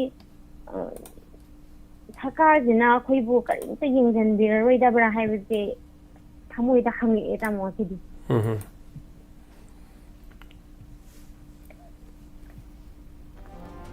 ꯍꯥꯏꯕꯤꯌꯨ ꯁꯤꯅ ꯃꯈꯥ ꯇꯥꯕꯤꯌꯨ ꯍꯣꯏ ꯑꯩꯈꯣꯏꯒꯤ ꯀꯩꯅꯣ ꯑꯩꯈꯣꯏ ꯄꯨꯛꯅꯤꯡꯒꯤ ꯋꯥꯔꯣꯜꯁꯦ ꯌꯦꯡꯕ ꯉꯝꯃꯛꯇ꯭ꯔꯦ ꯉꯁꯥꯏꯗꯤ ꯇꯥꯅ ꯀꯣꯂꯔ ꯑꯃꯅ ꯉꯥꯡꯉꯛꯄ ꯀꯣꯂꯔ ꯑꯃꯅ ꯉꯥꯡꯉꯛꯄ ꯑꯩꯈꯣꯏꯒꯤ ꯇꯥꯕꯗ ꯊꯃꯣꯏꯁꯦ ꯄꯨꯕ ꯉꯝꯃꯛꯇꯕꯗꯣ ꯑꯩꯈꯣꯏꯒꯤ ꯊꯃꯣꯏꯗꯁꯨ ꯐꯥꯎꯔꯛꯑꯦ ꯍꯥꯏꯇꯥꯔꯦ ꯇꯥꯃꯣ ꯉꯁꯤꯗꯤꯀꯣ ꯍꯌꯦꯡꯕꯁꯦ ꯍꯥꯏꯔꯨꯔꯒ ꯑꯩꯈꯣꯏꯗ ꯑꯃꯨꯛ ꯀꯩ ꯇꯧꯔꯛꯀꯗꯒꯦ ꯈꯟꯕꯒꯤ ꯍꯥꯏꯗꯣꯛꯄ ꯉꯝꯅꯗꯕꯒꯤ ꯋꯥꯅꯤ ꯊꯃꯣꯏꯗꯗꯤ ꯑꯗꯨꯛꯀꯤ ꯃꯇꯤꯛ ꯄꯦꯟꯗ꯭ꯔꯦ ꯍꯥꯏꯕꯁꯦ ꯑꯩꯈꯣꯏꯒꯤ ꯉꯁꯤꯒꯤ ꯁꯔꯀꯥꯔꯁꯤꯗ ꯌꯥꯝ ꯐꯖꯅ ꯈꯪꯍꯟꯅꯤꯡꯉꯤ ꯑꯩꯈꯣꯏꯒꯤ ꯃꯤꯌꯥꯝꯁꯦ ꯑꯩꯈꯣꯏꯒꯤ ꯃꯅꯤꯄꯨꯔꯗ ꯂꯩꯔꯤꯕ ꯃꯤꯌꯥꯝꯁꯦ ꯑꯩꯈꯣꯏꯁꯦ ꯑꯁꯦꯡꯕꯒꯤ ꯄꯦꯟꯗ꯭ꯔꯦ ꯍꯥꯏꯕꯁꯦ ꯑꯩ ꯌꯥꯝ ꯊꯤꯅ ꯈꯪꯍꯟꯅꯤꯡꯉꯤ ꯇꯥꯃꯣ ꯊꯥꯒꯠꯆꯔꯤ ꯏꯆꯜ ꯉꯁꯤꯗꯤ ꯑꯗꯨꯝ ꯌꯥꯝ ꯅꯨꯡꯉꯥꯏꯅꯗꯦ ꯍꯥꯏꯕ ꯇꯥꯏ ꯃꯌꯥꯝ ꯉꯁꯤꯒꯤ ꯊꯧꯗꯣꯛꯁꯤꯅ ꯍꯥꯏꯕ ꯇꯥꯔꯦꯀꯣ ꯃꯌꯥꯝ ꯄꯨꯝꯅꯃꯛ ꯂꯣꯏ ꯅꯨꯡꯉꯥꯏꯇꯦ ꯀꯣꯜ ꯇꯧꯔꯛꯄꯁꯨ ꯃꯌꯥꯝ ꯃꯃꯤꯠꯇꯒꯤ ꯃꯄꯤ ꯇꯥꯕ ꯑꯌꯥꯝꯕ ꯂꯣꯏꯅꯃꯛ ꯑꯣꯏ ꯂꯩꯇ꯭ꯔꯕꯒꯤ ꯋꯥꯁꯦ ꯉꯥꯏꯍꯥꯛꯀꯤ ꯃꯃꯥꯡꯗ ꯑꯩꯈꯣꯏ ꯇꯥꯈ꯭ꯔꯦ ꯇꯥꯃꯣꯒꯤ ꯀꯩꯅꯣ ꯄꯨꯛꯅꯤꯡꯒꯤ ꯋꯥꯔꯣꯜꯒꯤ ꯃꯃꯥꯡꯗꯒꯤ ꯑꯩꯈꯣꯏ ꯇꯥꯔꯦ ꯑꯗꯨꯕꯨ ꯀꯩ ꯍꯥꯏꯅꯔꯛꯀꯗꯕꯅꯣꯅ ꯑꯩꯁꯨ ꯑꯗꯨꯝ ꯈꯪꯉꯒ ꯂꯩꯔꯝꯕꯅꯦ ꯑꯗꯣ ꯄꯨꯛꯅꯤꯡꯒꯤ ꯋꯥꯔꯣꯜꯁꯦ ꯊꯥꯒꯠꯂꯒ ꯉꯁꯤꯗꯤ ꯀꯩ ꯍꯥꯏꯅꯔꯦ ꯌꯦꯡꯒꯦꯅ ꯌꯦꯡꯕꯅꯦ ꯑꯗꯣ ꯊꯃꯣꯏ ꯀꯥꯏꯕ ꯉꯥꯛꯇꯅ ꯌꯥꯝ ꯕꯣꯏꯔꯛꯑꯦ ꯉꯁꯤꯒꯤ ꯄꯨꯛꯅꯤꯡꯒꯤ ꯋꯥꯔꯣꯜꯁꯦ ꯇꯥꯔꯒ ꯀꯔꯤꯒꯨꯝꯕ ꯁꯔꯀꯥꯔꯒꯤ ꯅꯥꯀꯣꯡꯗ ꯌꯧꯔꯝꯃꯒꯗꯤ ꯃꯅꯤꯄꯨꯔꯗ ꯂꯩꯔꯤꯕ ꯃꯤꯌꯥꯝꯁꯤꯒꯤ ꯊꯃꯣꯏꯁꯦ ꯑꯁꯨꯛꯀꯤ ꯃꯇꯤꯛ ꯀꯥꯏꯔꯦ ꯍꯥꯏꯕꯁꯦ ꯃꯣꯏ ꯈꯪꯕꯤꯕ ꯑꯣꯏꯖꯅꯨ ꯇꯥꯃꯣ ꯍꯥꯏꯗꯤ ꯁꯤ ꯍꯥꯏꯔ ꯊꯝꯖꯔꯒꯦ ꯊꯥꯒꯠꯆꯔꯤ ꯏꯆꯜ ꯁꯤꯒꯤ ꯑꯌꯥꯝꯕ ꯇꯣꯄꯤꯛꯁꯦ ꯑꯩꯈꯣꯏꯅ ꯋꯥꯐꯝꯁꯤꯗꯕꯨꯗꯤ ꯊꯝꯖꯈꯤꯕꯗꯤ ꯅꯠꯇꯦ ꯑꯗꯨꯕꯨ ꯑꯣꯏꯔꯛꯂꯤꯕ ꯐꯤꯕꯝꯁꯤꯅ ꯍꯥꯏꯇꯥꯔꯦ ꯀꯔꯦꯟ ꯁꯤꯆꯨꯋꯦꯁꯟꯁꯤꯅ ꯑꯗꯨꯒ ꯂꯩꯈꯤꯗ꯭ꯔꯕ ꯑꯩꯈꯣꯏꯒꯤ ꯁꯔ ꯑꯅꯟꯒꯤ ꯐꯣꯇꯣꯁꯨ ꯑꯗꯨꯝ ꯃꯔꯤ ꯁꯣꯁꯤꯌꯦꯜ ꯃꯦꯗꯤꯌꯥꯅꯆꯤꯡꯕꯗ ꯑꯗꯨꯝ ꯊꯥꯒꯠꯅꯔꯦ ꯍꯧꯖꯤꯛ ꯑꯣꯏꯔꯤꯕ ꯐꯤꯕꯝꯁꯤꯗ ꯍꯜꯂꯣ ꯑꯍꯥꯟꯕꯃꯛꯇ ꯗꯥꯏꯃꯟ ꯇꯤꯚꯤꯗ ꯃꯤꯠꯌꯦꯡ ꯇꯥꯕꯤꯔꯤꯕ ꯑꯃꯗꯤ ꯇꯥꯃꯣꯕꯨꯁꯨ ꯑꯍꯥꯟꯕꯃꯛꯇꯗ ꯑꯩꯅ ꯊꯥꯒꯠꯄ ꯐꯣꯡꯗꯣꯛꯆꯔꯤ ꯇꯔꯥꯝꯅꯣꯛꯆꯔꯤ ꯇꯥꯛꯄꯤꯌꯨ ꯀꯔꯤ ꯀꯔꯤ ꯍꯥꯏꯕꯤꯅꯤꯡꯕ ꯑꯩ ꯏꯁꯥ ꯍꯧꯖꯤꯛ ꯃꯃꯥꯡꯗꯁꯨ ꯑꯗꯨꯝ ꯃꯔꯛ ꯃꯔꯛꯇ ꯑꯩ ꯐꯣꯟ ꯐꯥꯎꯖꯔꯛꯄ ꯀꯦꯔꯂꯥꯗ ꯂꯩꯕ ꯃꯅꯤꯃꯣꯟ ꯀꯛꯆꯤꯡ ꯃꯌꯥꯝꯅ ꯁꯥꯔꯤꯕꯁꯤꯒꯤ ꯃꯇꯨꯡ ꯏꯟꯅ ꯉꯁꯤ ꯂꯩꯈꯤꯗꯕ ꯏꯌꯥꯝꯕꯗꯨꯒꯤꯁꯨ ꯌꯥꯝꯅ ꯅꯨꯡꯉꯥꯏꯇꯕ ꯐꯣꯡꯗꯣꯛꯆꯔꯤ ꯍꯣꯏ ꯑꯗꯨꯒꯤ ꯃꯐꯝꯗꯨꯗ ꯈꯖꯤꯛꯇꯪ ꯊꯩꯅꯖꯔꯀꯥꯟꯗ ꯑꯩꯅ ꯑꯩꯈꯣꯏ ꯀꯦꯔꯂꯥꯗ ꯂꯩꯔꯛꯄꯒꯤ ꯑꯋꯥꯕ ꯑꯃꯁꯨꯡ ꯇꯧꯔꯤꯕ ꯃꯌꯥꯝꯁꯤꯒꯤ ꯈꯖꯤꯛꯇꯪ ꯐꯣꯡꯗꯣꯛꯆꯅꯤꯡꯕꯗꯒꯤ ꯑꯩ ꯃꯁꯤꯒꯤ ꯈꯨꯗꯣꯡꯆꯥꯕꯁꯤ ꯂꯧꯔꯒ ꯉꯔꯥꯡꯗꯒꯤ ꯑꯩꯁꯤ ꯄꯥꯎꯁꯤ ꯍꯥꯏꯅꯤꯡꯕꯅꯤ ꯑꯗꯣ ꯑꯩꯈꯣꯏ ꯉꯔꯥꯡꯁꯤ ꯔꯥꯍꯨꯜ ꯐꯤꯂꯝ ꯌꯥꯎꯔꯀꯥꯟꯗ ꯀꯦꯔꯂꯥꯗ ꯑꯩꯈꯣꯏꯒꯤ ꯑꯆꯧꯕ ꯀꯔꯤ ꯍꯥꯏꯇꯥꯔꯦ ꯐꯤꯃꯦꯜ ꯑꯃ ꯄꯥꯡꯊꯣꯛꯆꯩ ꯃꯤꯇꯤꯡ ꯑꯃ ꯍꯥꯏꯕ ꯇꯥꯔꯦꯀꯣ ꯃꯁꯤ ꯄꯥꯡꯊꯣꯛꯅꯕ ꯍꯣꯠꯅꯕ ꯀꯥꯟꯗꯁꯨ ꯁꯤꯗꯁꯨ ꯑꯋꯥꯕ ꯀꯌా ꯑꯃ ꯊꯦꯡꯅꯩ ꯍꯥꯏꯕ ꯇꯥꯔꯦ ꯑꯩꯈꯣꯏꯅ ꯋꯥꯏꯖꯔꯨꯕ ꯍꯣꯜꯗꯨꯐꯥꯎꯗ ꯑꯩꯈꯣꯏ ꯀꯔꯤ ꯍꯥꯏꯇꯥꯔꯦ ꯀꯦꯟꯁꯦꯜ ꯇꯧꯕꯤꯔꯛꯄ ꯑꯗꯨꯒꯤ ꯍꯦꯛ ꯅꯣꯡꯉꯥꯟꯕꯗ ꯕꯣꯝ ꯄꯣꯈꯥꯏꯍꯜꯂꯛꯄ ꯑꯗꯨꯒꯨꯝꯕ ꯌꯥꯝꯅ ꯑꯋꯥꯕ ꯀꯌꯥ ꯑꯃꯁꯨ ꯊꯦꯡꯅꯩ ꯑꯗꯣ ꯄꯥꯜꯂꯤꯕ ꯁꯔꯀꯥꯔꯁꯤꯗꯁꯨ ꯑꯩ ꯋꯥꯔꯧꯖꯕ ꯅꯨꯡꯉꯥꯏꯖꯗꯕꯒꯤ ꯋꯥꯐꯝꯗꯤ ꯂꯩꯇꯦ ꯑꯗꯨꯒ ꯀꯔꯤ ꯍꯥꯏꯕ ꯇꯥꯔꯦ ꯑꯃꯔꯣꯝꯗ ꯍꯥꯏꯔꯒꯗꯤ ꯂꯩꯕꯥꯛ ꯃꯤꯌꯥꯝꯁꯦ ꯁꯤꯗ ꯑꯩꯈꯣꯏꯒꯤ ꯒ꯭ꯌꯥꯟ ꯇꯥꯕ ꯋꯥꯠꯄ ꯍꯥꯏꯒꯗ꯭ꯔꯥ ꯄꯨꯟꯁꯤꯟꯕ ꯋꯥꯠꯄ ꯍꯥꯏꯒꯗ꯭ꯔꯥ ꯑꯃꯁꯨꯡ ꯍꯥꯏꯗꯤ ꯇꯧꯔꯤꯕ ꯏꯔꯥꯡꯁꯤꯒꯤ ꯃꯇꯥꯡꯁꯤꯗ ꯑꯑꯣꯟꯕꯗ ꯁꯨꯝ ꯄꯨꯔꯒ ꯆꯠꯄꯒꯤ ꯃꯑꯣꯡ ꯑꯃ ꯍꯦꯛ ꯍꯦꯛ ꯎꯕ ꯑꯗꯨꯃꯥꯏꯅ ꯇꯧꯕ ꯍꯥꯏꯇꯥꯔꯦꯀꯣ ꯑꯗꯨꯅ ꯃꯔꯝꯗꯤ ꯀꯩꯅꯣ ꯍꯥꯏꯕ ꯀꯥꯟda ꯈꯨꯟ ꯉꯥꯛꯄ ꯊꯣꯛꯆꯔꯛꯄ ꯅꯍꯥꯁꯤꯡꯁꯨ ꯍꯧꯖꯤꯛ ꯐꯥꯔꯀꯥꯟꯗ NIAꯗ ꯍꯧꯖꯤꯛ ꯑꯉꯥꯡ ꯅꯨꯄꯥ ꯑꯃꯁꯨ ꯍꯧꯖꯤꯛ ꯂꯩꯔꯤꯕꯗꯨꯅꯤ ꯑꯗꯨꯅ ꯈꯨꯟ ꯉꯥꯛꯄ ꯆꯠꯀꯗꯕ ꯀꯥꯡꯕꯨꯁꯨ ꯑꯗꯨꯝ ꯀꯤꯔꯅꯤ ꯍꯧꯖꯤꯛ ꯍꯥꯟꯅꯒꯤ ꯊꯕꯛ ꯇꯧꯔꯝꯕꯁꯤꯡꯁꯨ ꯑꯗꯨꯝ ꯀꯤꯔꯅꯤ ꯆꯠꯊꯣꯛ ꯆꯠꯁꯤन ꯇꯧꯕ ꯃꯌꯥꯝ ꯑꯃꯁꯨ ꯂꯩꯉꯥꯛꯅꯁꯨ ꯃꯁꯤꯒꯤ ꯄꯣꯠꯁꯤ ꯂꯣꯏꯁꯤꯟꯕ ꯑꯃꯁꯨꯡ ꯂꯣꯏꯁꯤꯟꯗꯕ ꯍꯥꯏꯕꯁꯤ ꯃꯈꯣꯏꯒꯤ ꯄꯨꯛꯅꯤꯡꯗꯗꯤ ꯍꯧꯖꯤꯛ ꯂꯣꯏꯁꯤꯟꯕꯗꯤ ꯁꯨꯛꯄꯥꯝ ꯄꯥꯝꯃꯣꯏ ꯃꯔꯝꯗꯤ ꯀꯩꯅꯣ ꯍꯥꯏꯕ ꯀꯥꯟꯗ ꯑꯩꯈꯣꯏ ꯀꯣꯐꯤ ꯊꯥꯔꯤꯕ ꯄꯣꯠꯁꯤ ꯂꯣꯏꯁꯤꯟꯅꯕꯒꯤꯗꯃꯛꯇ ꯑꯩꯒꯤ ꯏꯅꯥꯎꯅꯨꯄꯥ ꯀꯩꯅꯣꯅ ꯆꯠꯂꯀꯥꯟꯗ ꯗꯤꯐꯦꯟꯁ ꯃꯤꯅꯤꯁꯇꯔ ꯔꯥꯖꯅꯥꯊꯄꯨ ꯎꯅꯔꯒ ꯍꯥꯏꯗꯤ ꯃꯁꯤꯗ ꯊꯥꯔꯤꯕꯁꯤꯡꯁꯤꯒꯤ ꯀꯩꯅꯣ ꯐꯥꯎꯗ ꯐ꯭ꯂꯥꯏꯠ ꯄꯤꯔꯀꯥꯟꯗ ꯂꯣꯏꯁꯤꯜꯂꯒꯅꯤ ꯍꯥꯏꯕ ꯋꯥꯐꯝꯁꯤ ꯃꯉꯣꯟꯗ ꯍꯥꯏꯔꯛꯈ꯭ꯔꯦ ꯑꯩꯈꯣꯏ ꯄꯥꯜꯂꯤꯕ ꯁꯔꯀꯥꯔꯒꯤ ꯁꯦꯝ ꯑꯣꯏꯕꯤꯔꯤꯕ ꯄꯥꯕꯨꯡ ꯕꯤꯔꯦꯟꯗꯁꯨ ꯆꯠꯂꯒ ꯃꯁꯥꯃꯛꯅ ꯎꯅꯕ ꯀꯥꯟꯗ ꯃꯁꯤ ꯑꯊꯨꯕ ꯃꯇꯝꯗ ꯂꯣꯏꯁꯤꯜꯂꯒꯅꯤ ꯁꯔꯚꯦ ꯇꯧꯔꯤ ꯍꯥꯏꯕ ꯋꯥꯐꯝꯁꯤꯗꯤ ꯑꯗꯨꯝ ꯍꯥꯏꯕꯤꯔꯛꯄ ꯂꯩ ꯁꯔꯚे ꯇꯧꯕꯒꯤ ꯋꯥꯐꯝꯁꯤꯗꯤ ꯅꯣꯡꯃꯗ ꯂꯣꯏꯕ ꯌꯥꯕ ꯄꯣꯠꯅꯤ ꯍꯥꯏꯕ ꯍꯦꯂꯤꯀꯣꯞꯇꯔ ꯑꯃ ꯄꯥꯏꯔꯒ ꯃꯅꯤꯄꯨꯔꯒꯤ ꯑꯦꯔꯤꯌꯥ ꯆꯨꯔꯨ ꯆꯨꯔꯨ ꯄꯥꯏꯔꯒ ꯁꯤꯗ ꯇꯧꯔꯤ ꯁꯤꯗ ꯂꯩꯔꯤ ꯍꯥꯏꯕꯁꯤ ꯂꯣꯏꯅ ꯈꯪꯕ ꯄꯣꯠꯅꯦꯕ ꯅꯣꯡꯃꯗ ꯂꯣꯏꯁꯤꯟꯕ ꯌꯥꯕ ꯄꯣꯠꯁꯤ ꯉꯁꯤ ꯄꯥꯜꯂꯤꯕ ꯁꯔꯀꯥꯔꯁꯤꯅ ꯀꯔꯤ ꯈꯟꯕꯤꯔꯤꯕꯅꯣ ꯈꯪꯗꯦ ꯍꯧꯖꯤꯛ ꯐꯥꯎꯕꯗ ꯂꯣꯏꯁꯤꯟꯗꯦ ꯁꯔꯚꯦ ꯇꯧꯔꯤ ꯑꯗꯨ ꯀꯣꯄꯤꯗꯤ ꯂꯣꯛꯄ ꯂꯣꯏꯒꯗꯧꯔꯦ ꯍꯥꯏꯕꯁꯤ ꯑꯩꯈꯣꯏ ꯍꯥꯏꯗꯤ ꯁꯤꯗ ꯂꯩꯕꯁꯤꯡꯒꯤ ꯉꯥꯡꯅꯕ ꯑꯩꯈꯣꯏꯗꯤ ꯀꯨꯀꯤꯁꯤꯡꯒꯁꯨ ꯑꯗꯨꯝ ꯂꯩꯃꯤꯟꯅꯩ ꯑꯗꯨꯗꯒꯤ ꯃꯣꯏꯅꯁꯨ ꯑꯗꯨꯝ ꯎꯁꯤꯠꯇꯅ ꯑꯩꯈꯣꯏꯗꯤ ꯀꯣꯄꯤ ꯂꯣꯛꯄ ꯂꯣꯏꯗꯧꯔꯦ ꯒꯥꯏꯅ ꯍꯦꯛꯇ ꯍꯥꯏꯔꯛꯄ ꯏꯔꯥꯏ ꯂꯥꯏꯕ ꯋꯥꯍꯩ ꯑꯗꯨꯝ ꯌꯥꯎꯗꯕ ꯅꯠꯇꯦ ꯌꯥꯎꯋꯦ ꯍꯥꯏꯕ ꯁꯤꯒꯨꯝꯕꯁꯤꯡꯁꯤ ꯊꯦꯡꯅꯔꯨꯕ ꯀꯥꯟꯗ ꯅꯨꯡꯉꯥꯏꯇꯦ ꯂꯣꯏꯁꯤꯜꯍꯟꯅꯤꯡꯉꯤ ꯄꯥꯜꯂꯤꯕ ꯁꯔꯀꯥꯔꯁꯤꯅ ꯂꯣꯏꯁꯤꯟꯒꯦ ꯍꯥꯏꯔꯒꯗꯤ ꯅꯣꯡꯃꯗ ꯂꯣꯏꯕ ꯌꯥꯕ ꯄꯣꯠꯅꯤ ꯂꯥꯟ ꯇꯧꯔꯤꯁꯤꯁꯨ ꯂꯦꯞꯄꯣ ꯍꯥꯏꯔꯒꯗꯤ ꯁꯦꯟꯇꯔ ꯑꯃꯁꯨꯡ ꯏꯁꯇꯦꯠꯀ ꯑꯅꯤꯁꯤ ꯄꯨꯜꯂꯀꯥꯟꯗ ꯂꯦꯞꯄꯣ ꯍꯥꯏꯔꯒꯗꯤ ꯑꯗꯨꯝ ꯂꯦꯞꯀꯅꯤ ꯍꯥꯏꯕ ꯑꯗꯨ ꯂꯦꯞꯍꯟꯗ꯭ꯔꯤꯕꯒꯤ ꯃꯔꯝꯁꯤꯗꯤ ꯄꯣꯂꯤꯇꯤꯛꯁꯁꯨ ꯌꯥꯎꯕ ꯃꯥꯜꯂꯤ ꯑꯗꯨꯒ ꯀꯥꯟꯅꯕ ꯐꯪꯅꯕꯒꯤ ꯇꯧꯕꯁꯨ ꯌꯥꯝꯅ ꯃꯥꯟꯕ ꯄꯣꯠꯁꯛ ꯑꯃ ꯂꯩ ꯑꯗꯨꯒ ꯋꯥꯔꯤꯕꯗꯤ ꯆꯤꯡꯈꯣꯡ ꯆꯤꯡꯌꯥꯗ ꯂꯩꯕ ꯂꯥꯟꯖꯦꯟꯅꯔꯛꯄ ꯑꯃꯁꯨꯡ ꯍꯥꯏꯕꯗꯤ ꯑꯋꯥ ꯑꯅꯥ ꯇꯥꯕꯁꯤꯡꯁꯤꯅ ꯈꯔ ꯈꯤꯠ ꯍꯦꯟꯕ꯭ꯔꯥ ꯍꯥꯏꯅ ꯈꯜꯂꯤ ꯑꯗꯨꯒ ꯂꯨꯞꯀꯤ ꯑꯣꯏꯅ ꯊꯣꯛꯄꯤꯔꯛꯏꯕꯁꯤꯡꯁꯤꯁꯨ ꯑꯩꯒꯤ ꯄꯨꯛꯅꯤꯡꯒꯤ ꯋꯥꯐꯝꯅꯤ ꯑꯗꯨꯗꯤ ꯂꯨꯞ ꯑꯣꯏꯅ ꯊꯣꯛꯂꯛꯏꯕꯁꯤꯡꯁꯤ ꯃꯁꯥꯒꯤ ꯀꯥꯟꯅꯅꯕ ꯂꯨꯞ ꯊꯣꯛꯂꯛꯏꯕ꯭ꯔꯥ ꯄꯨꯟꯁꯤꯟꯅꯕꯒꯤ ꯋꯥꯐꯝꯗꯤ ꯑꯃꯠꯇ ꯂꯩꯇꯦ ꯍꯥꯏꯕ ꯃꯥꯒꯤ ꯑꯗꯨꯝꯕ ꯇꯣꯝꯕꯒꯤ ꯆꯥꯎꯕꯒꯤ ꯒ꯭ꯔꯨꯞ ꯄꯨꯜꯂꯀꯥꯟꯗ ꯍꯥꯏꯗꯤ ꯇꯧꯕ ꯑꯣꯏꯅ ꯊꯣꯛꯄ ꯑꯗꯨꯃꯥꯏꯅ ꯍꯦꯛ ꯊꯣꯛꯂꯛꯄ ꯃꯥꯟꯕ ꯃꯐꯝꯁꯨ ꯌꯥꯝꯅ ꯎꯕ ꯐꯪꯉꯤ ꯑꯗꯨꯅ ꯂꯨꯞꯁꯤꯁꯨ ꯊꯣꯛꯍꯟꯅꯤꯡꯗꯦ ꯑꯃꯠꯇ ꯑꯣꯏꯅ ꯄꯨꯟꯁꯤꯜꯍꯟꯕꯒꯤ ꯃꯣꯠꯁꯨ ꯂꯩ ꯑꯗꯨꯅ ꯃꯤꯌꯥꯝꯅ ꯑꯩꯈꯣꯏꯗꯤ ꯃꯄꯥꯟ ꯂꯝꯁꯤꯗ ꯂꯩꯖꯔꯒꯁꯨ ꯇꯧꯈꯤꯕ ꯊꯣꯛꯈꯤꯕ ꯊꯧꯗꯣꯛ ꯅꯨꯄꯤ ꯃꯆꯥꯅꯤꯒꯤ ꯀꯔꯤꯒꯨꯝꯕ ꯑꯃ ꯊꯣꯛꯈꯤꯕꯗꯨꯅ ꯃꯄꯥꯟ ꯂꯝꯗ ꯂꯩꯕ ꯀꯥꯟꯁꯤꯗꯁꯨ ꯑꯩꯈꯣꯏꯗꯁꯨ ꯌꯥꯝꯅ ꯎꯕ ꯃꯩꯇꯩ ꯍꯥꯏꯕ ꯖꯥꯇꯤꯁꯤꯡꯁꯤ ꯌꯥꯝꯅ ꯀꯔꯤ ꯍꯥꯏꯕ ꯇꯥꯔꯦ ꯌꯥꯝꯅ ꯇꯨꯒꯠꯆꯕ ꯅꯣꯏꯗꯤ ꯇꯧꯕꯤꯔꯤꯗꯨꯅꯤꯅꯦ ꯀꯨꯀꯤꯅ ꯀꯥꯏꯅ ꯋꯥꯍꯩꯁꯦ ꯑꯗꯨꯝꯕ ꯋꯥꯍꯩꯁꯤꯡꯁꯤ ꯌꯥꯝꯅ ꯍꯥꯏꯔꯛꯄ ꯑꯩꯈꯣꯏꯗꯁꯨ ꯊꯦꯡꯅꯕꯅꯤꯅ ꯉꯔꯥꯡꯗꯣ ꯏꯅꯥꯎ ꯅꯨꯄꯥꯗꯨꯅ ꯂꯥꯛꯑꯀꯥꯟꯗ ꯑꯩꯈꯣꯏꯒꯤ ꯀꯦꯔꯂꯥꯗ ꯂꯩꯔꯤꯕ ꯑꯩꯈꯣꯏꯒꯤ ꯀꯔꯤ ꯍꯥꯏꯇꯥꯔꯦ ꯐꯣꯔꯝꯃꯛꯇꯤ ꯂꯩꯖꯗꯦ ꯑꯗꯨꯕꯨ ꯑꯩꯈꯣꯏꯅ ꯋꯥꯆꯞ ꯒ꯭ꯔꯨꯞ ꯑꯃ ꯁꯦꯝꯖꯩ ꯋꯥꯆꯞ ꯒ꯭ꯔꯨꯞꯁꯤꯅ ꯇꯧꯔꯀꯥꯟꯗ ꯑꯩꯈꯣꯏ ꯑꯆꯧꯕ ꯏꯚꯦꯟ ꯑꯃ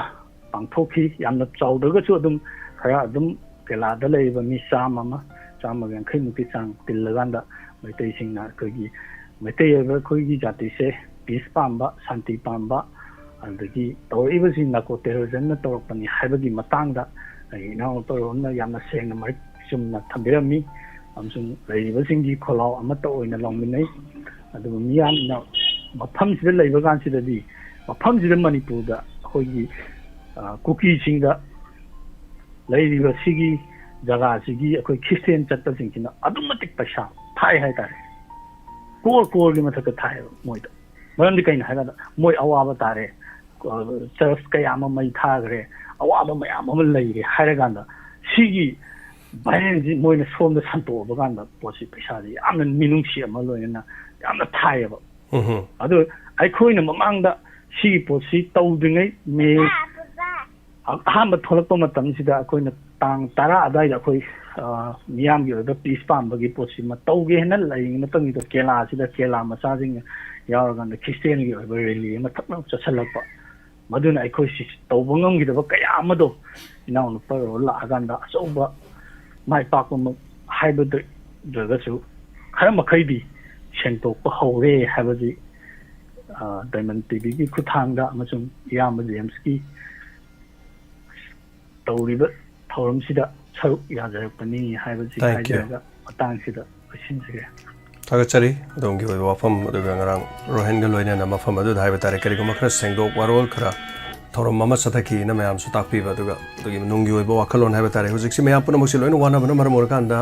ꯊꯣꯛꯂꯤꯕ ꯊꯧꯗꯣꯛ ꯋꯥꯊꯣꯛ ꯑꯁꯤꯒ ꯃꯔꯤ ꯂꯩꯅꯅ ꯃꯁꯥ ꯃꯁꯥꯒꯤ ꯄꯨꯛꯅꯤꯡꯗ ꯐꯥꯎꯕ ꯋꯥꯈꯜꯂꯣꯟꯁꯤꯡ ꯐꯥꯎꯕꯗ ꯐꯣꯡꯗꯣꯛꯅꯕꯗ ꯍꯥꯏꯕ ꯇꯥꯔꯦ ꯀꯔꯤ ꯍꯥꯏꯒꯗꯕꯅꯣ ꯈꯪꯗꯦ ꯍꯥꯏꯕ ꯋꯥꯐꯝꯁꯤꯅꯤ ꯃꯀꯣꯛꯇ ꯊꯝꯅꯔꯤꯕꯁꯤꯡ ꯑꯁꯤ ꯃꯊꯪ ꯀꯣꯜꯂ ꯂꯧꯖꯒꯦ hello hello hello hello good afternoon sir ꯇꯔꯥꯝꯅꯣꯛꯆꯔꯤ ꯃꯦꯗꯥꯝ ꯁꯥꯟꯗꯦ ꯊꯧꯔꯝ ꯁꯔꯨꯛ ꯌꯥꯎꯕꯤꯔꯛꯄ ꯀꯔꯤ ꯍꯥꯏꯕꯤꯅꯤꯡꯉꯤ ꯀꯔꯤ ꯐꯣꯡꯗꯣꯛꯄꯤꯅꯤꯡꯉꯤ ꯇꯥꯛꯄꯤꯌꯨ ꯁꯥꯔꯕꯨ ꯍꯃꯃꯨꯛꯇꯗꯤ ꯏꯀꯥꯏ ꯈꯨꯝꯅꯧꯖꯔꯤ ꯁꯥꯔ ꯅꯨꯡꯉꯥꯏꯇꯕ ꯏꯃꯣꯁꯟꯅ ꯃꯥꯡ ꯊꯥꯔꯦ ꯍꯧꯖꯤꯛꯁꯨ ꯇꯧꯔꯤꯕ ꯊꯕꯛꯁꯦ ꯉꯁꯥꯏꯗꯒꯤ ꯇꯥꯕꯗ ꯇꯥꯍꯩꯗ꯭ꯔꯦ ꯅꯨꯡꯉꯥꯏꯇꯕ ꯊꯧꯗꯣꯛ ꯍꯥꯏꯕ ꯇꯥꯔꯦ ꯉꯁꯤꯒꯤ ꯊꯧꯗꯣꯛꯁꯤ ꯌꯥꯝ ꯅꯨꯡꯉꯥꯏꯇꯦꯕꯣ ꯁꯥꯔ ꯃꯣꯔꯦꯒꯤ ꯁꯥꯔ SDPO OC ꯆꯣꯡꯊꯥꯝ ꯑꯅꯟꯅ ꯂꯩꯈꯤꯗꯕꯁꯦ ꯑꯩꯈꯣꯏ ꯊꯃꯣꯏ ꯁꯣꯛꯅ ꯅꯨꯡꯉꯥꯏꯇꯦ ꯍꯥꯏꯕ ꯇꯥꯔꯦ ꯁꯥꯔ ꯃꯤ ꯑꯃꯅ ꯀꯌꯥꯝ ꯋꯥꯅ ꯍꯣꯠꯅꯔꯒ ꯁꯤꯟꯐꯝ ꯑꯁꯤ ꯌꯧꯔꯛꯈꯤꯕꯅꯣ ꯍꯥꯏꯕꯁꯤ ꯋꯥꯈꯜꯁꯦ ꯈꯟꯊꯕ ꯑꯃ ꯗꯔꯀꯥꯔ ꯑꯣꯏꯕ꯭ꯔꯥ ꯈꯜꯂꯤ ꯑꯩꯗꯤ ꯑꯩꯈꯣꯏꯒꯤ ꯊꯃꯣꯏꯗꯣ ꯃꯍꯩ ꯃꯁꯤꯡ ꯑꯁꯤ ꯌꯥꯝ ꯋꯥꯅ ꯍꯣꯠꯅꯔꯒ ꯇꯝꯃꯛꯄꯅꯤ ꯀꯩꯁꯨ ꯅꯠꯇꯅ ꯂꯥꯟ ꯀꯥꯞꯅꯕꯁꯨ ꯅꯠꯇꯕ ꯁꯣꯁꯦꯜ ꯁꯥꯔꯚꯤꯁ ꯇꯧ ꯂꯩ ꯍꯥꯏꯕ ꯄꯣꯠꯇꯣ ꯑꯗꯨꯗ ꯃꯈꯣꯏꯅ ꯑꯇꯝꯅꯅ ꯇꯧꯔꯒ ꯀꯥꯞꯄ ꯑꯦꯇꯦꯛ ꯇꯧꯔꯛꯄ ꯑꯁꯤ ꯂꯥꯟꯁꯦ ꯁꯨꯝ ꯈꯔ ꯅꯦꯝꯃꯕ꯭ꯔꯥ ꯈꯜꯂꯒ ꯂꯩꯔꯦ ꯋꯥꯔꯤ ꯑꯃꯗ ꯅꯨꯃꯤꯠ ꯈꯔꯅꯤꯁꯤ ꯏꯪꯕꯗꯧꯅ ꯃꯥꯜꯂꯦ ꯅꯍꯥꯟ ꯈꯔ ꯑꯃꯨꯛ ꯌꯨꯝ ꯊꯥꯗꯣꯔꯛꯑꯦꯅ ꯇꯧꯕꯗꯒꯤ ꯃꯌꯥꯝꯁꯦ ꯃꯤꯄꯥꯏꯅꯗꯅ ꯈꯨꯠꯁꯥꯎ ꯂꯩꯁꯥꯎꯅꯗꯅ ꯂꯩꯅꯔꯤꯉꯩ ꯂꯥꯡꯂꯛ ꯁꯥꯏꯁꯇ ꯉꯁꯤ ꯑꯃꯨꯛ ꯆꯠꯊꯔꯛꯏꯕ ꯊꯕꯛꯁꯤꯅ ꯇꯥꯛꯄꯗꯤ ꯃꯣꯏꯁꯦ ꯂꯥꯟꯁꯦ ꯂꯦꯞꯅꯤꯡꯗꯦ ꯍꯥꯏꯕꯅꯤ ꯁꯥꯔ ꯃꯣꯏꯗꯗꯤ ꯍꯥꯏꯔꯒꯗꯤ ꯁꯥꯎꯔꯛꯀꯗ꯭ꯔꯥ ꯂꯥꯏꯔꯤꯛꯁꯦ ꯋꯥꯅ ꯇꯝꯃꯛꯄꯒꯤ ꯀꯩꯅꯣ ꯅꯠꯇꯕꯗ ꯑꯩꯈꯣꯏꯒꯤ ꯃꯣꯏꯒꯤ ꯌꯥꯝꯅ ꯐꯪꯒꯟꯕꯤꯗꯣ ꯍꯥꯏꯇꯥꯔꯦꯅꯦ ꯃꯗꯨ ꯄꯜꯂꯦ ꯍꯥꯏꯔꯛꯀꯅꯤꯀꯣ ꯁꯥꯔ ꯑꯗꯨꯒꯨꯝꯕꯗꯒꯤ ꯐꯝꯁꯦ ꯐꯠ ꯀꯥꯕꯅꯦ ꯑꯩꯈꯣꯏꯒꯤꯗꯤ ꯌꯥꯝ ꯋꯥꯅ ꯍꯣꯠꯅꯖꯔꯒ ꯌꯥꯝꯅ ꯇꯧꯔꯒ ꯊꯥꯖꯔꯛꯑꯒ ꯌꯧꯔꯛꯄ ꯁꯤꯟꯐꯝꯁꯦ ꯑꯗꯨꯒꯤ ꯊꯥꯛꯇꯣ ꯌꯧꯔꯛꯅ ꯂꯥꯛꯅꯕꯗ ꯁꯥꯔ ꯀꯌꯥꯝ ꯋꯥꯔꯝꯒꯅꯤ ꯃꯥꯅꯦ ꯑꯗꯒꯤꯗꯤ ꯍꯧꯖꯤꯛ ꯊꯣꯛꯈ꯭ꯔꯕ ꯊꯧꯗꯣꯛꯁꯤ ꯃꯇꯨꯡꯁꯤꯗ ꯅꯨꯄꯤ ꯑꯉꯥꯡ ꯃꯌꯨꯝ ꯃꯀꯩ ꯂꯩꯍꯧꯔꯤ ꯔꯤꯇꯥꯌꯔꯃꯦꯟꯒꯤ ꯃꯇꯝꯁꯨ ꯑꯣꯏꯗ꯭ꯔꯤ ꯃꯆꯥ ꯃꯁꯨꯒꯤ ꯌꯪ ꯂꯥꯎꯕ ꯃꯇꯝꯅꯤ ꯑꯗꯨꯛꯀꯤ ꯃꯇꯤꯛ ꯋꯥꯅ ꯍꯣꯠꯅꯖꯗꯅ ꯇꯧꯔꯛꯑꯕ ꯄꯣꯠꯇꯩꯗꯨꯗ ꯏꯃꯨꯡ ꯑꯃꯗ ꯑꯗꯨꯒꯨꯝꯕ ꯁꯤꯟꯐꯝ ꯑꯃꯗ ꯂꯩꯈꯤꯕꯗ ꯑꯩꯈꯣꯏꯒꯤ ꯁꯣꯝꯗ ꯏꯃꯨꯡ ꯍꯁꯕꯦꯟ ꯑꯣꯏ ꯀꯩ ꯃꯈꯣꯏ ꯐꯣꯔꯁꯇ ꯂꯩ ꯃꯈꯣꯏꯅ ꯊꯕꯛ ꯆꯠꯊꯣꯛꯈꯤꯕ ꯃꯇꯝꯗ ꯑꯩꯈꯣꯏ ꯄꯦꯄꯔꯁꯦ ꯂꯥꯛꯄꯗ ꯅꯣꯡꯉꯥꯜꯂꯝꯗꯥꯏꯗ ꯄꯦꯄꯔꯁꯦ ꯍꯦꯗꯂꯥꯏꯟꯁꯦ ꯍꯥꯟꯅ ꯄꯥꯏꯌꯦꯕ ꯋꯥꯔꯤ ꯑꯃꯗ ꯀꯗꯥꯏꯗ ꯀꯔꯤ ꯀꯥꯞꯅꯩ ꯀꯩꯗꯧꯏ ꯍꯥꯏꯗꯅ ꯇꯨꯡꯗ ꯁꯨꯝꯖꯤꯠꯁꯦ ꯂꯣꯠꯂꯒ ꯌꯨꯝꯂꯣꯝꯗ ꯃꯥꯏꯁꯦ ꯑꯣꯟꯁꯤꯜꯂꯒ ꯃꯧꯅ ꯁꯨꯝꯖꯤꯠ ꯄꯥꯏꯔꯒ ꯈꯕꯔ ꯍꯥꯟꯅ ꯌꯦꯡ ꯂꯩꯔꯦ ꯍꯥꯏꯈꯤꯕꯅꯤ ꯁꯤꯒꯤ ꯑꯩꯈꯣꯏ ꯌꯥꯎꯍꯧꯔꯛꯄꯗ ꯈꯕꯔꯁꯦ ꯍꯦꯗꯂꯥꯏꯟꯁꯦ ꯍꯥꯟꯅ ꯄꯥꯏꯌꯦꯕ ꯑꯗꯨꯛꯀꯤ ꯃꯇꯤꯛ ꯋꯥꯅ ꯆꯠꯊꯣꯛꯈꯤꯕ ꯈꯣꯠꯇꯣꯛꯈꯤꯕꯁꯦ ꯈꯜꯂꯒ ꯅꯨꯡꯉꯥꯏꯇꯗꯅ ꯃꯌꯨꯝꯒꯤ ꯅꯨꯄꯤ ꯑꯉꯥꯡꯁꯤꯡꯁꯤꯅ ꯂꯩꯍꯧꯔꯤꯕ ꯊꯦꯡꯅꯍꯧꯔꯤꯕ ꯑꯋꯥꯕ ꯃꯌꯥꯝꯗꯣ ꯈꯜꯂꯨꯕꯗ ꯁꯥꯔ ꯊꯣꯛꯅ ꯅꯨꯡꯉꯥꯏꯈꯤꯗ꯭ꯔꯦ ꯁꯥꯔ ꯆꯨꯝꯕꯅꯤ ꯏꯀꯥꯏ ꯈꯨꯝꯅꯕ ꯎꯠꯆꯔꯤ ꯃꯥꯒꯤ ꯃꯐꯝꯗꯁꯨ ꯏꯃꯨꯡ ꯃꯅꯨꯡꯒꯤ ꯂꯩꯍꯧꯔꯤꯕ ꯑꯋꯥꯕꯗꯨꯗꯁꯨ ꯁꯔꯨꯛ ꯌꯥꯖꯔꯤ ꯍꯥꯏꯅ ꯁꯤꯒꯤ ꯄ꯭ꯂꯦꯠꯐꯣꯝꯁꯤꯗ ꯐꯣꯡꯗꯣꯛꯆꯕ ꯅꯠꯇꯅ ꯑꯩꯈꯣꯏꯅꯗꯤ ꯀꯔꯤꯗꯤ ꯇꯧꯔꯨꯅꯤ ꯁꯥꯔ ꯆꯨꯝꯕꯅꯤ ꯑꯗꯒꯤꯗꯤ ꯃꯩꯇꯩ ꯃꯌꯦꯛ ꯂꯥꯏꯔꯤꯛ ꯃꯩ ꯊꯥꯔꯛꯑꯦ ꯉꯁꯤ 4-5ꯅꯤ ꯁꯨꯖꯜꯂꯛꯑꯦ ꯃꯣꯏꯅ ꯑꯩꯈꯣꯏꯗ ꯇꯧꯔꯛꯏꯕ ꯊꯕꯛꯁꯦ 2006ꯇꯒꯤ ꯑꯩꯈꯣꯏꯅ ꯃꯩꯇꯩ ꯃꯌꯦꯛꯀꯤ ꯄꯩꯈꯥ ꯅꯨꯡꯈꯥꯒꯤ ꯏꯔꯥꯡꯁꯦ ꯀꯟꯅ ꯍꯧꯔꯛꯇꯅ ꯃꯤꯂꯥꯟꯒꯤ ꯁꯛꯅꯥꯏꯔꯕ ꯃꯤ ꯑꯐꯕ ꯂꯩꯕ ꯌꯥꯗꯦ ꯍꯥꯏꯕꯒꯨꯝꯕꯅꯤ ꯆꯤꯡꯁꯨꯕꯝ ꯑꯀꯥꯕ ꯑꯣꯖꯥ ꯑꯀꯥꯕ ꯋꯥꯔꯤꯕꯨꯀꯣ ꯀꯟꯅ ꯍꯣꯠꯅꯕꯤꯔꯝꯗꯅ ꯑꯩꯈꯣꯏ ꯃꯩꯇꯩ ꯃꯌꯦꯛꯁꯤꯗ ꯄꯩꯈꯥ ꯅꯨꯡꯈꯥ ꯊꯥꯕ ꯌꯥꯗꯅ ꯈꯣꯠꯇꯅ UPSCꯒꯤ MPSCꯒꯤ ꯄꯩꯈꯥ ꯊꯥꯕ ꯌꯥꯅꯅꯕ ꯀꯟꯅ ꯍꯣꯠꯅꯗꯅ ꯇꯧꯗꯅ ꯃꯩꯇꯩ ꯃꯌꯦꯛꯁꯤꯒꯤ ꯁꯥꯐꯨ ꯑꯃ ꯂꯥꯛꯇꯅ ꯍꯧꯗꯣꯛꯄꯤꯔꯝꯗꯅ ꯑꯩꯈꯣꯏ ꯍꯧꯖꯤꯛ ꯌꯥꯝꯅ ꯇꯟꯅ ꯏꯔꯝꯕ ꯃꯩꯇꯩ ꯃꯌꯦꯛꯁꯦ ꯑꯩꯈꯣꯏ ꯍꯧꯖꯤꯛ ꯏꯕ ꯄꯥꯕ ꯐꯖꯅ ꯉꯝꯃꯦꯕ ꯋꯥꯔꯤ ꯑꯃꯗ ꯑꯩꯈꯣꯏꯒꯤ ꯏꯌꯦꯛ ꯑꯃꯅ ꯆꯠꯅꯖꯕ ꯑꯩꯈꯣꯏꯒꯤ ꯅꯍꯥꯟꯈꯣꯏ ꯏꯌꯦꯛ ꯂꯩꯖꯗꯕꯗꯣꯅ ꯃꯤꯌꯥꯝꯅ ꯃꯄꯥꯟ ꯂꯝꯗ ꯆꯠꯄꯗ ꯃꯈꯣꯏꯕꯨ ꯀꯔꯤ ꯃꯌꯦꯛꯇ ꯆꯠꯅꯒꯦ ꯍꯥꯏꯗꯅ ꯂꯩꯔꯝꯕꯗꯨ 9ꯁꯨꯕ ꯁꯦꯗꯨꯜꯗꯒ ꯆꯟꯕꯤꯗꯅ ꯑꯩꯈꯣꯏꯅ ꯃꯩꯇꯩ ꯃꯌꯦꯛ ꯍꯥꯏꯕ ꯃꯌꯦꯛꯁꯦ ꯐꯖ ꯌꯥꯝꯅ ꯐꯖꯩ ꯃꯣꯏ ꯃꯌꯦꯛ ꯑꯇꯩꯒ ꯆꯣꯡꯊꯣꯛ ꯆꯣꯡꯁꯤꯟꯁꯨ ꯇꯧꯗꯦ ꯑꯩꯈꯣꯏꯒꯤꯗꯤ ꯂꯥꯏꯟ ꯑꯝꯗ ꯐꯖꯅ ꯆꯠꯄ ꯉꯝꯃꯤ ꯁꯨꯃꯥꯏꯅ ꯑꯩꯈꯣꯏꯒꯤꯗꯃꯛꯇꯅꯦꯅ ꯊꯝꯕꯤꯔꯝꯃꯕ ꯄꯣꯠꯁꯤꯗ ꯃꯈꯣꯏꯅ ꯂꯥꯏꯒꯤ ꯀꯔꯤꯒꯤ ꯃꯩꯇꯩ ꯃꯌꯦꯛꯀꯤ ꯃꯐꯝ ꯈꯨꯗꯤꯡꯃꯛꯇ ꯑꯦꯇꯦꯛꯁꯦ ꯁꯨꯝ ꯇꯧꯔꯒ ꯑꯩꯈꯣꯏꯅ ꯃꯩꯇꯩꯁꯤꯡꯁꯦ ꯐꯤꯕꯨꯟ ꯑꯃ ꯁꯨꯝ ꯊꯝꯗꯅ ꯁꯨꯝ ꯂꯩꯔꯒꯗ꯭ꯔꯥ ꯑꯩꯈꯣꯏ ꯁꯨꯃꯥꯏꯅ ꯁꯨꯝ ꯈꯥꯡꯉꯒ ꯂꯩꯒꯗ꯭ꯔꯕ ꯌꯥꯝꯅ ꯃꯑꯣꯡ ꯇꯥꯁꯜꯂꯛꯇ꯭ꯔꯦ ꯁꯥꯔ ꯑꯩꯈꯣꯏꯁꯦ ꯈꯔ ꯉꯥꯡꯕꯁꯨ ꯂꯣꯏꯅ ꯐꯤꯕꯨꯟ ꯅꯝꯕ ꯍꯥꯏꯁꯤꯅꯤ ꯂꯣꯏꯅ ꯅꯝꯃꯒ ꯌꯥꯝꯅ ꯂꯥꯂꯣꯡꯁꯦ ꯏꯪꯊꯕ ꯁꯥꯔꯒ ꯊꯝꯕꯤꯈ꯭ꯔꯦ ꯑꯩꯈꯣꯏꯒꯤ ꯃꯇꯝ ꯈꯔꯁꯦ ꯍꯥꯏꯇꯥꯔꯦꯅꯦ ꯕꯣꯠꯂꯣꯝꯗ ꯑꯃꯨꯛ ꯑꯣꯟꯁꯤꯜꯂꯛꯄ ꯍꯥꯏꯇꯥꯔꯦ ꯆꯤꯡꯁꯨꯕꯝ ꯑꯣꯖꯥ ꯑꯀꯥꯕ ꯂꯩꯈꯤꯕꯗꯁꯨ ꯄꯣꯂꯤꯇꯤꯛꯁꯀꯤ ꯀꯩꯅꯣꯗ ꯇꯧꯔꯒ ꯍꯥꯠꯄꯤꯈꯤꯕꯅꯤ ꯃꯁꯥꯃꯛꯀꯤ ꯊꯣꯡꯒꯥꯟꯗ ꯋꯥꯔꯤ ꯑꯃꯗ ꯔꯥꯖꯅꯤꯇꯤꯒꯤ ꯈꯨꯗꯣꯡꯆꯥꯕ ꯂꯧꯔꯒ ꯍꯧꯖꯤꯛꯁꯦ ꯁꯨꯝ ꯅꯝꯊꯔ ꯊꯝꯃꯒ 2024ꯒꯤ ꯃꯥꯔꯁꯀꯤ ꯕꯣꯠꯁꯤꯐꯥꯎꯁꯦ ꯁꯨꯝ ꯇꯥꯠ ꯄꯥꯠ ꯇꯧꯗꯅ ꯁꯨꯝ ꯊꯝꯕꯒꯤ ꯐꯤꯕꯝ ꯑꯃꯗ ꯁꯨꯝ ꯂꯩꯔꯒ ꯆꯠꯈꯤꯕ ꯑꯩꯈꯣꯏꯒꯤ ꯃꯤ ꯃꯇꯥꯏꯗ ꯂꯩꯔꯤꯕ ꯍꯧꯖꯤꯛ ꯃꯌꯨꯝꯗꯁꯨ ꯆꯪꯕꯁꯨ ꯀꯩꯁꯨ ꯉꯝꯗ꯭ꯔꯤꯕ ꯐꯦꯕ꯭ꯔꯤꯀꯦꯇꯦꯠ ꯍꯥꯎꯁꯅꯦ ꯍꯥꯏꯗꯅ ꯀꯩꯁꯨ ꯃꯁꯤꯡ ꯑꯣꯏꯕꯁꯨ ꯌꯥꯗ꯭ꯔꯤꯕ ꯌꯥꯝꯅ ꯅꯨꯡꯉꯥꯏꯇ꯭ꯔꯦ ꯁꯥꯔ ꯍꯧꯖꯤꯛꯁꯦ ꯄꯦꯟꯗꯕꯅ ꯀꯩꯅꯣ ꯇꯧꯔꯦ ꯁꯥꯔ ꯃꯇꯤꯛ ꯈꯛꯇꯪ ꯍꯥꯏꯖꯒꯦ ꯁꯥꯔ ꯊꯥꯒꯠꯆꯔꯤ ꯃꯦꯗꯥꯝ ꯀꯔꯤ ꯍꯥꯏꯗꯧꯅꯣ ꯌꯥꯝ ꯅꯨꯡꯉꯥꯏꯇꯕꯁꯦ ꯑꯌꯥꯝꯕ ꯂꯣꯏꯅꯃꯛ ꯍꯥꯏꯇꯥꯔꯦ ꯉꯁꯤꯗꯤ ꯀꯣꯂꯔ ꯑꯌꯥꯝꯕ ꯅꯨꯡꯉꯥꯏꯕ ꯃꯄꯥꯎ ꯍꯥꯏꯕ ꯇꯥꯔꯦ ꯑꯃꯠꯇ ꯇꯝꯗ꯭ꯔꯦ ꯑꯃꯠꯇ ꯅꯣꯛꯇ꯭ꯔꯦ ꯍꯥꯏꯇꯥꯔꯦ ꯄꯨꯝꯅꯃꯛꯁꯦ ꯇꯁꯦꯡꯕꯗꯤ ꯉꯁꯤꯒꯤ ꯊꯣꯛꯈꯤꯕ ꯊꯧꯗꯣꯛꯁꯦ ꯑꯩꯈꯣꯏ ꯏꯃꯨꯡꯗ ꯊꯣꯛꯄꯗꯧꯅ ꯃꯌꯥꯝ ꯄꯨꯝꯅꯃꯛꯅꯁꯨ ꯂꯣꯏꯅ ꯈꯟꯅꯩ ꯑꯩꯒꯤꯁꯨ ꯑꯩ ꯉꯁꯥꯏ ꯍꯥꯏꯖꯕꯗ ꯑꯩ ꯀꯖꯟ ꯑꯃ ꯌꯥꯎꯋꯦ ꯑꯗ ꯁꯣꯝ ꯅꯥꯀꯟꯗ ꯅꯣꯡꯃꯩ ꯀꯥꯞꯅꯔꯦꯅ ꯍꯥꯏꯕꯗꯨꯗ ꯑꯩꯒꯤꯁꯨ ꯏꯃꯨꯡ ꯃꯅꯨꯡꯗ ꯍꯥꯏꯇꯥꯔꯦ ꯏꯌꯥꯝꯕꯩ ꯃꯆꯥꯁꯤꯡ ꯀꯞꯅ ꯂꯥꯎꯅꯕ ꯇꯧꯈꯠꯂꯦ ꯑꯁ ꯃꯣꯔꯦꯗ ꯍꯧꯖꯤꯛ ꯀꯥꯞꯁꯜꯂꯦꯌꯦ ꯑꯗ ꯃꯣꯏ ꯀꯣꯏꯁꯜꯂꯤꯉꯩꯗ ꯁꯨꯃꯥꯏꯅ ꯇꯧꯔ ꯅꯣꯡꯃꯩ ꯀꯥꯞꯁꯜꯂꯦ ꯀꯃꯥꯏꯅ ꯇꯧꯗꯣꯏꯅꯣ ꯀꯥꯏꯅ ꯇꯧꯕꯒꯤ ꯊꯧꯗꯣꯛ ꯑꯃꯁꯨ ꯊꯣꯛꯑꯦ ꯉꯁꯤꯁꯦ ꯑꯗ ꯃꯃꯩꯊꯪꯗ ꯀꯩꯁꯨ ꯇꯧꯕ ꯌꯥꯎꯗ꯭ꯔꯦ ꯁꯨꯃꯥꯏꯅ ꯇꯧꯗꯅ ꯑꯗꯨ ꯃꯣꯏ ꯑꯣꯐꯤꯁꯔ ꯑꯃꯗꯤ ꯇꯨꯡꯂꯣꯝꯗ ꯀꯥꯞꯄꯛꯄꯗ ꯄꯨꯛꯇ ꯐꯥꯎꯗꯣꯛꯑꯦ ꯈꯣꯠꯂꯦ ꯑꯗꯨ ꯁꯣꯛꯑꯦ ꯐꯤꯕꯝ ꯈꯔ ꯊꯤꯅ ꯁꯣꯛꯏ ꯍꯥꯏꯕ ꯄꯥꯎ ꯇꯥꯈꯤ ꯃꯗꯨꯒꯤ ꯃꯇꯨꯡ ꯉꯥꯏꯍꯥꯛ ꯂꯩꯔꯒꯗꯤ ꯍꯦꯂꯤꯀꯣꯞꯇꯔꯁꯤꯡ ꯄꯥꯏꯁꯤꯟꯕ ꯈꯣꯠꯄ ꯑꯗꯨꯝ ꯑꯩꯈꯣꯏ ꯁꯤꯗꯒꯤ ꯎꯔꯦ ꯑꯩꯈꯣꯏ ꯁ꯭ꯋꯥꯏꯗꯒꯤ ꯑꯗꯨꯝ ꯐꯥꯎꯔꯒ ꯑꯗꯨꯝ ꯆꯠꯈ꯭ꯔꯦ ꯍꯥꯏꯇꯥꯔꯦ ꯑꯗꯨꯒ ꯉꯥꯏꯍꯥꯛ ꯂꯩꯔꯒꯗꯤ ꯁꯣꯁꯤꯌꯦꯜ ꯃꯦꯗꯤꯌꯥꯒꯤ ꯄ꯭ꯂꯦꯠꯐꯣꯝꯗ ꯂꯩꯈꯤꯗ꯭ꯔꯦ ꯍꯥꯏꯕꯅꯆꯤꯡꯕ ꯃꯊꯪ ꯊꯥꯒꯠꯅꯔꯦ ꯑꯗꯨꯒꯤ ꯃꯗꯨꯒꯤ ꯄꯥꯎ ꯉꯥꯏꯅꯩ ꯑꯗꯨꯒ ꯅꯨꯡꯉꯥꯏꯇꯕꯗꯨ ꯑꯗꯨꯝ ꯐꯣꯡꯗꯣꯛꯅꯔꯦ ꯍꯥꯏꯇꯥꯔꯦ ꯃꯤꯌꯥꯝ ꯄꯨꯝꯅꯃꯛꯁꯤꯡ ꯉꯁꯤꯁꯤ ꯄꯨꯝꯅꯃꯛ ꯂꯩꯈꯤꯗ꯭ꯔꯕ ꯁꯔ ꯑꯅꯟꯒꯤ ꯑꯣꯁꯤ ꯃꯣꯔꯦ SGPOꯒꯤ ꯍꯥꯏꯕ ꯇꯥꯔꯦ ꯄꯨꯛꯅꯤꯡꯗ ꯂꯣꯏꯅꯃꯛ ꯑꯌꯥꯝꯕ ꯂꯩꯈ꯭ꯔꯦ ꯑꯗꯨꯅ ꯃꯗꯨꯒꯤ ꯆꯥꯎꯅ ꯃꯃꯤ ꯑꯃꯈꯛꯁꯨ ꯄꯨꯛꯅꯤꯡꯒꯤ ꯋꯥꯔꯣꯜꯗ ꯉꯁꯤꯁꯤ ꯂꯣꯏꯅ ꯇꯥꯔꯦ ꯊꯥꯒꯠꯆꯔꯤ ꯃꯦꯗꯥꯝꯅꯁꯨ ꯋꯥꯍꯩ ꯈꯔ ꯐꯣꯡꯗꯣꯛꯄꯤꯕꯁꯤꯒꯤ ꯑꯗꯨꯒ ꯃꯇꯝꯗꯤ ꯇꯦꯟꯁꯤꯜꯂꯛꯑꯦ ꯂꯣꯏꯁꯤꯜꯂꯛꯀꯗꯧꯔꯦ ꯃꯤꯅꯤꯠ 2ꯃꯨꯛꯇ ꯉꯥꯏꯔꯦ ꯑꯗꯨꯒ ꯃꯦꯗꯥꯝ ꯍꯜꯂꯣ ꯁꯥꯔ ꯇꯔꯥꯝ ꯂꯣꯛꯆꯔꯤ ꯃꯦꯗꯥꯝ ꯐꯣꯟ ꯇꯧꯖꯔꯛꯏꯕ ꯀꯩꯁꯥꯝꯊꯣꯡꯗꯒꯤ ꯄꯥꯅꯦꯁꯣꯔꯤꯅꯤ ꯁꯥꯔ ꯑꯗꯨꯝ ꯄꯥꯅꯦꯁꯣꯔꯤ ꯊꯥꯒꯠꯆꯔꯤ ꯍꯥꯏꯕꯤꯌꯨ ꯀꯔꯤ ꯋꯥꯐꯝ ꯍꯥꯏꯕꯤꯅꯤꯡꯉꯤ ꯅꯨꯡꯉꯥꯏꯇꯕ ꯍꯥꯏꯕꯕꯨ ꯉꯁꯤꯒꯤ ꯁꯥꯔ ꯑꯅꯟꯁꯤꯅ ꯃꯁꯥꯒꯤ ꯃꯊꯧ ꯇꯧꯕ ꯆꯠꯄꯗ ꯌꯦꯛꯅꯕꯒꯤ ꯈꯨꯠꯇ ꯂꯩꯈꯤꯗꯕꯁꯦ ꯌꯥꯝꯅ ꯅꯨꯡꯉꯥꯏꯇꯕ ꯐꯣꯡꯗꯣꯛꯄ ꯑꯣꯏꯅ ꯏꯁꯣꯔꯒꯤ ꯃꯐꯝꯗ Sure, Krada, no, I know, later, no, Guy Kunaba, Uttabaga, Saluto Jerry, chat, Chimamanga, Sector the idea, Kumarga Sangagi, what is the arming Sangaga? I have no idea of how we. Kumarga Sangana Tokibado. Adu Moreda Tokiba Todok to Nisanga. Sigumba live photo singing Mamanga, Sarna, Sector the other low in a half of a yaw or a wedding Anthony, polishing the some money, polishing it. And the night of a photo second. Aduga arang handum ilik yenggi secretary no aisha abada documentic knowledge oi no ai sai check devinisha Thagachari madam, thank you so much. Thorom saruga birakpa phongdok pirakpa segi dama khai batare segi dima tam suloire thorom asida saruga biri basing pung ahum hek tarak matam dai koi waduna di sum lebi adabanina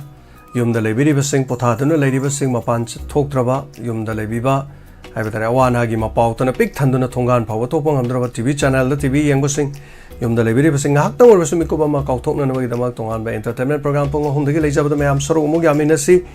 the Mateng Pambirak for the Madam Telotamang, around Pachanga Pambirak Kiva, Siam, Lokra Pondegina, Torbot, Kamen, Sinasingba, Tengmang Birakiva, Thagachari, Sigidama, Siam. The Galupali Singama, Habatare, with Diamond, Temang Birakiva, Hanana Tagachari, Masigidama, Duga Susimti, Champran, Singba, the Mahimarong, Tete, Supibirakiva, Pula Ponsan Jaraga in a screen, the Uchari Vesini, Susimti, the Pirocosiaure, Sham Lokrapon, Pirocosiaure, Ponimasi, Lema Popomna, Pirocosiaure, the Moi Palm Sitley Hadana, Kilotra, Moina Pibirakpa, Dugidamak Tasu, Tagachari, Hentak Suyaure, Punamak Pibirakpa, Diamanda, Mateng Pambirakpa Sing. Tagachari, Hanana, Sigidi, Awanagi, Temang Birakpa Sing Su, Hajabatare Duga, Ikoi. Ani Suba Chayol, Horopana Traga Loiram Dai, Habatare November Gil Loram Dai, Chayol, Han Baluram Dai, Matung Damo, Koi Fayengi, Koi victim family, Amatokone Sachaga USA, Getim Gomatenga Loinana. Chachagadaba to give Siam Sadano Lazari, Madu the Temang Birapasing, Les Siam Duna Koi Tamjare, Loinana, Sigimota di Matang, Sida Pongi, Warol, Torum, Lucian Jabagi, Ayavapon Makti Luxury, Mayam sectional Eminasi, Pung Ohum, Hosimico Kargitung, the Tadoring, Hakimatung, the Harib Entertainment Program Damo, Miampono Muksaru Aminasi, Loinana Sigimota de Ponomo James Haguzam Namukana, Kurumjari. Take care.